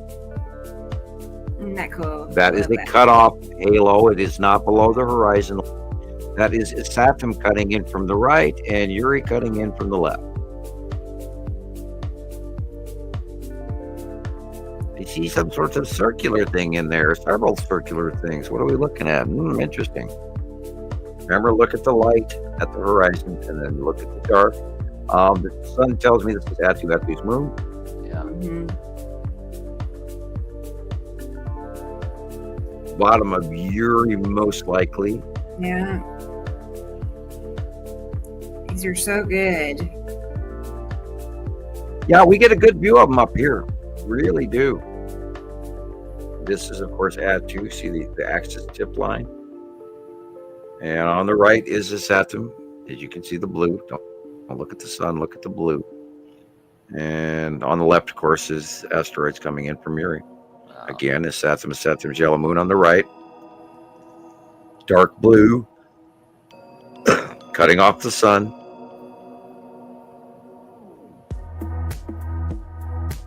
Side of Uri.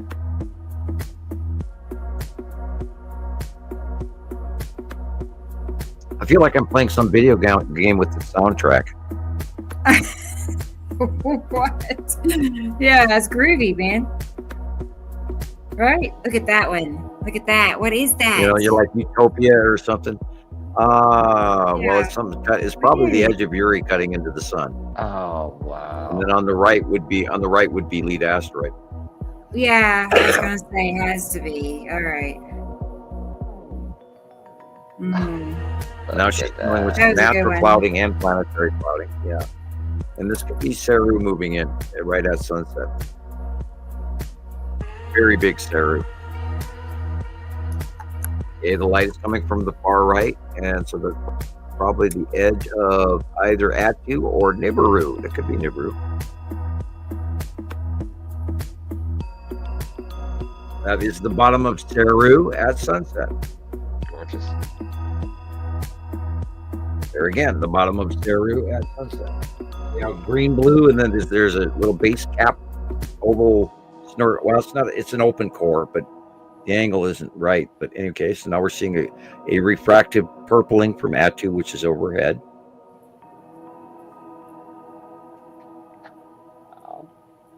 And then this is the bottom of Saru again. The white area is Saru, and the orange band in the middle is the bottom of Saru. That's the side edge of Isatum. See the dark gray area to the right of the sun?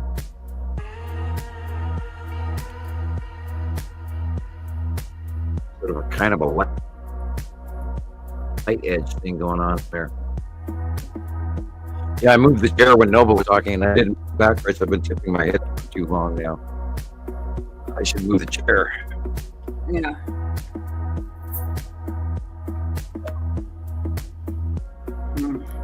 Yeah, back center. I had stuff going on. Yeah. Look at that one. That's a good one. And this is the edge of the set. You can see the white cool. cloud in the upper right. Wow.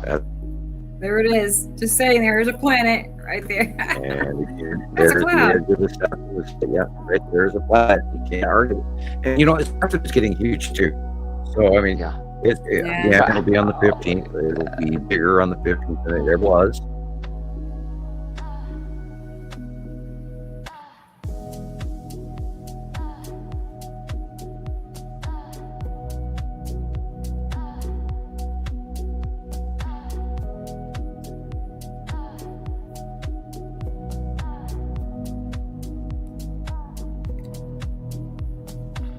Very purpley.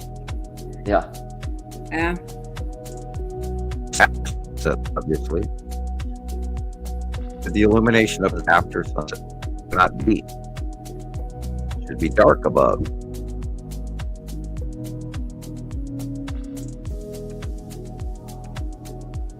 Well, I say I'm tapped foot to this music. You said what, Sam? It's cutting out. Did you ever play this? What? Say it again. Oh no, it's not working, Sam. What about the music? Tell me. What Did you about ever it? dim the game? I think my foot, so it's a. Wow, it's got bad all of a sudden, didn't it? Okay, Beautiful. Katie Jo sent me 143 images, whether they clips or pictures. It's 143 altogether. Sometimes you just got to do it. Yeah, right. Exactly. Those were Photoed amazing, Stacy. Thank you. I know, weren't they good? Those were Yeah. really good. So, thank you, really. We'll have to watch it. I could do an encore, in a few weeks. We'll watch it again because I don't get tired of seeing pictures again and again, the same ones. I have who knows how many in my Google Photos, and I could just, I've looked at them hundreds of times, the same pictures, and I can't stop. I mean, I just look at all,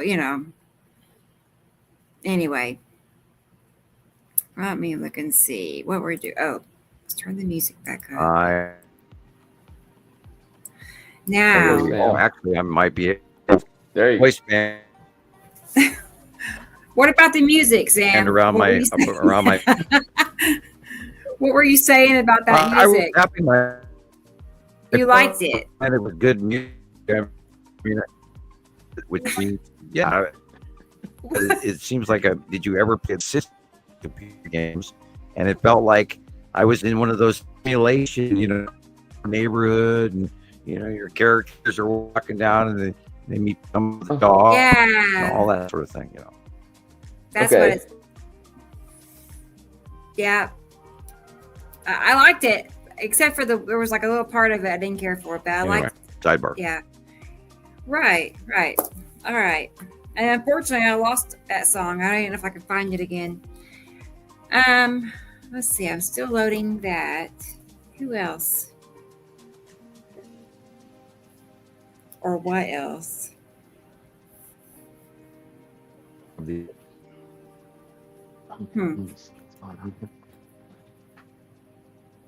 It doesn't matter to me. Do you want to keep going?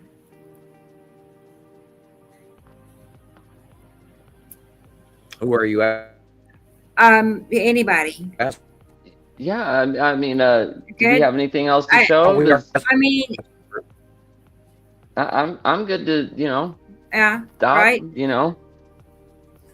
Look at, Right. I need a haircut. It's so bad. I just noticed It it's kind doesn't. of like, Right. woo. Yeah, No, I need a like haircut. surfer Hopefully guy. I can do that by next time Right. we come on the show. Okay. Yeah, I had noticed. what do you Chris. guys think? I thought, fine. Does anybody have any questions, Haircut. or Well, do you guys I don't know. want to see any other images, or? Right. Anything else anybody wants to discuss or go over? I mean, I definitely. Oh wow, Mittens! She just like appeared out of nowhere. She came flying. She can fly. The flying cat. She just went pew. I'm trying to say it's time, Mom. She's getting so big. She's getting big. I mean, let's get her up here. Look. Oh, Look at her. She's long and skinny. Super cat. Hey, Mittens. Look at her. She's cute. She's like, what are we doing? What are we doing? Yay. Okay. Poor Sam. They're frozen. I keep a cat. She's she can't sit still though. You can't just hold her in your lap. Oh heck no. Yeah.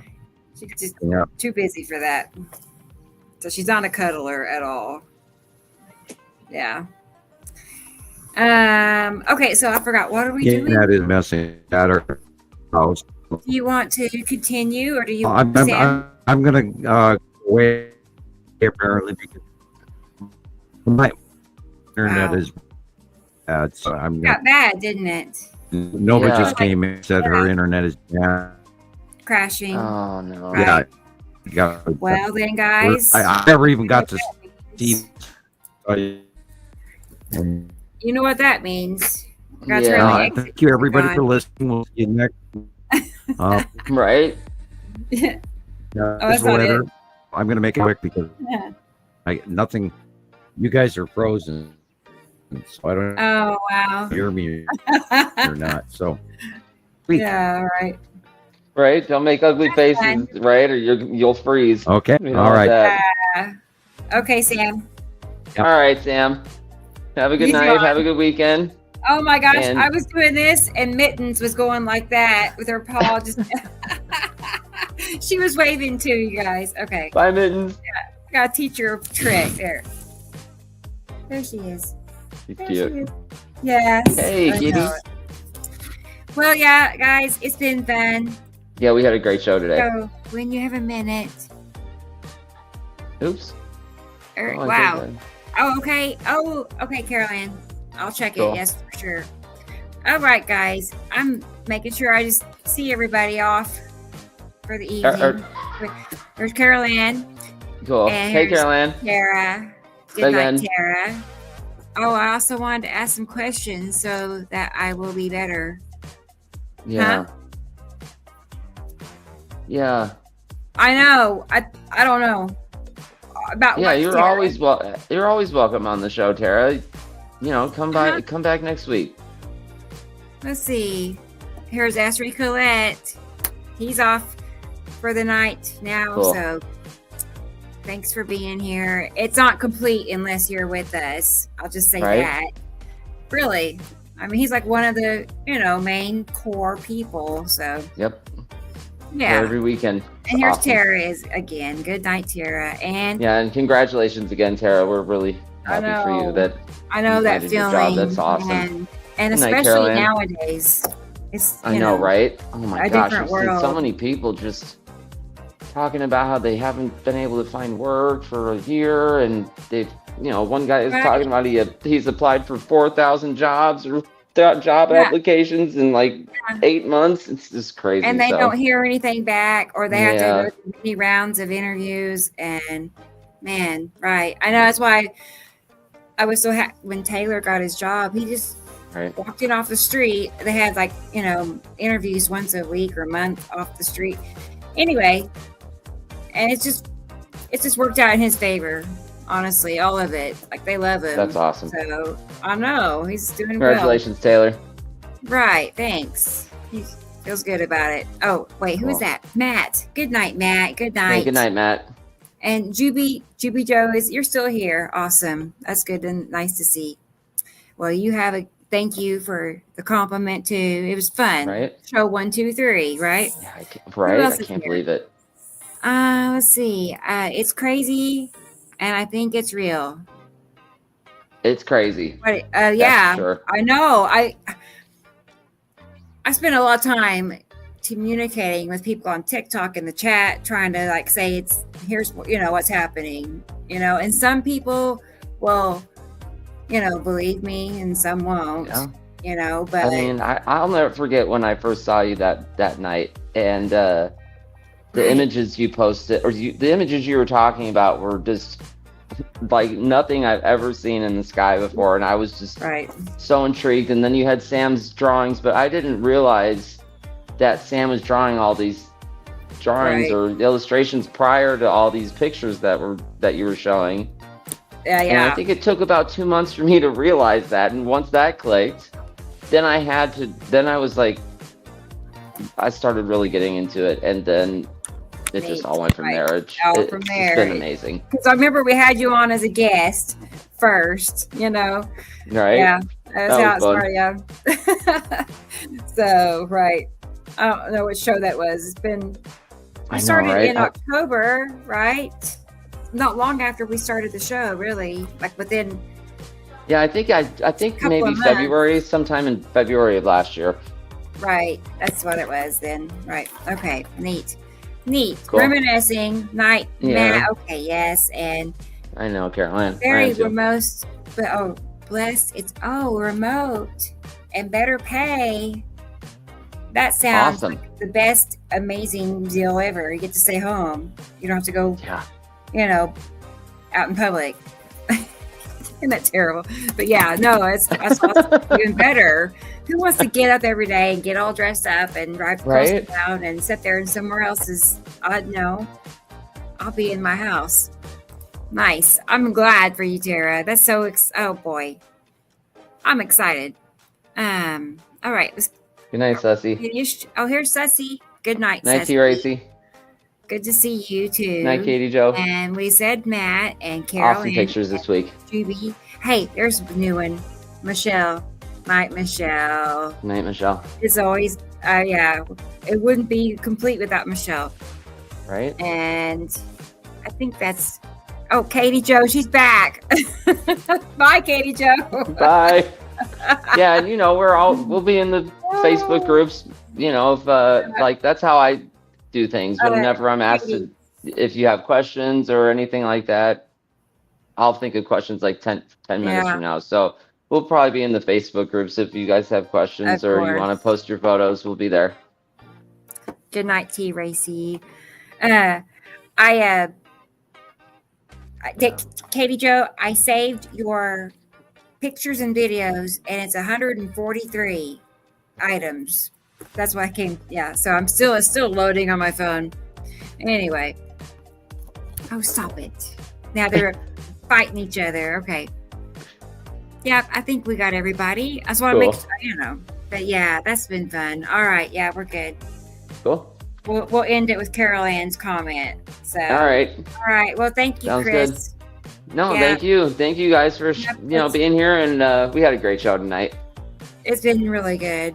So I'm happy about show 1, 2, 3. So we'll be back next week, same time, same place, etc. with all new stuff to talk about. New but same, but new, but Right. But I'm excited about the new channel. So if you check it out. It's YouTube. It is awesome. And I think, if you don't realize, because I'm actually finding out, there's a lot of people that did not realize it's as widespread as it really is. And you can't, like Sam says, the media won't tell you, they're not telling you. Right. And prepare yourself for these videos, because they can get, it can get pretty emotional. Yes. You know what I'm saying? Right. It's a lot to take in, but it's what's happening. I know. It's been kind of heavy on my heart since, like I said, fix this thing, and then it's just been really ramping up. I'm like, OMG, it really is concerning more, because it was just more concerning now that I see what's happening. It's really changing. So I'm just thankful you were able to do what we're doing right now. So. All right, guys. All right, everybody. We'll be here next Saturday. So, yay. All right. Take care, y'all. We'll see you in a week. Have a great weekend, Rebecca. You too, Chris. Bye. I will. Bye-bye, everybody.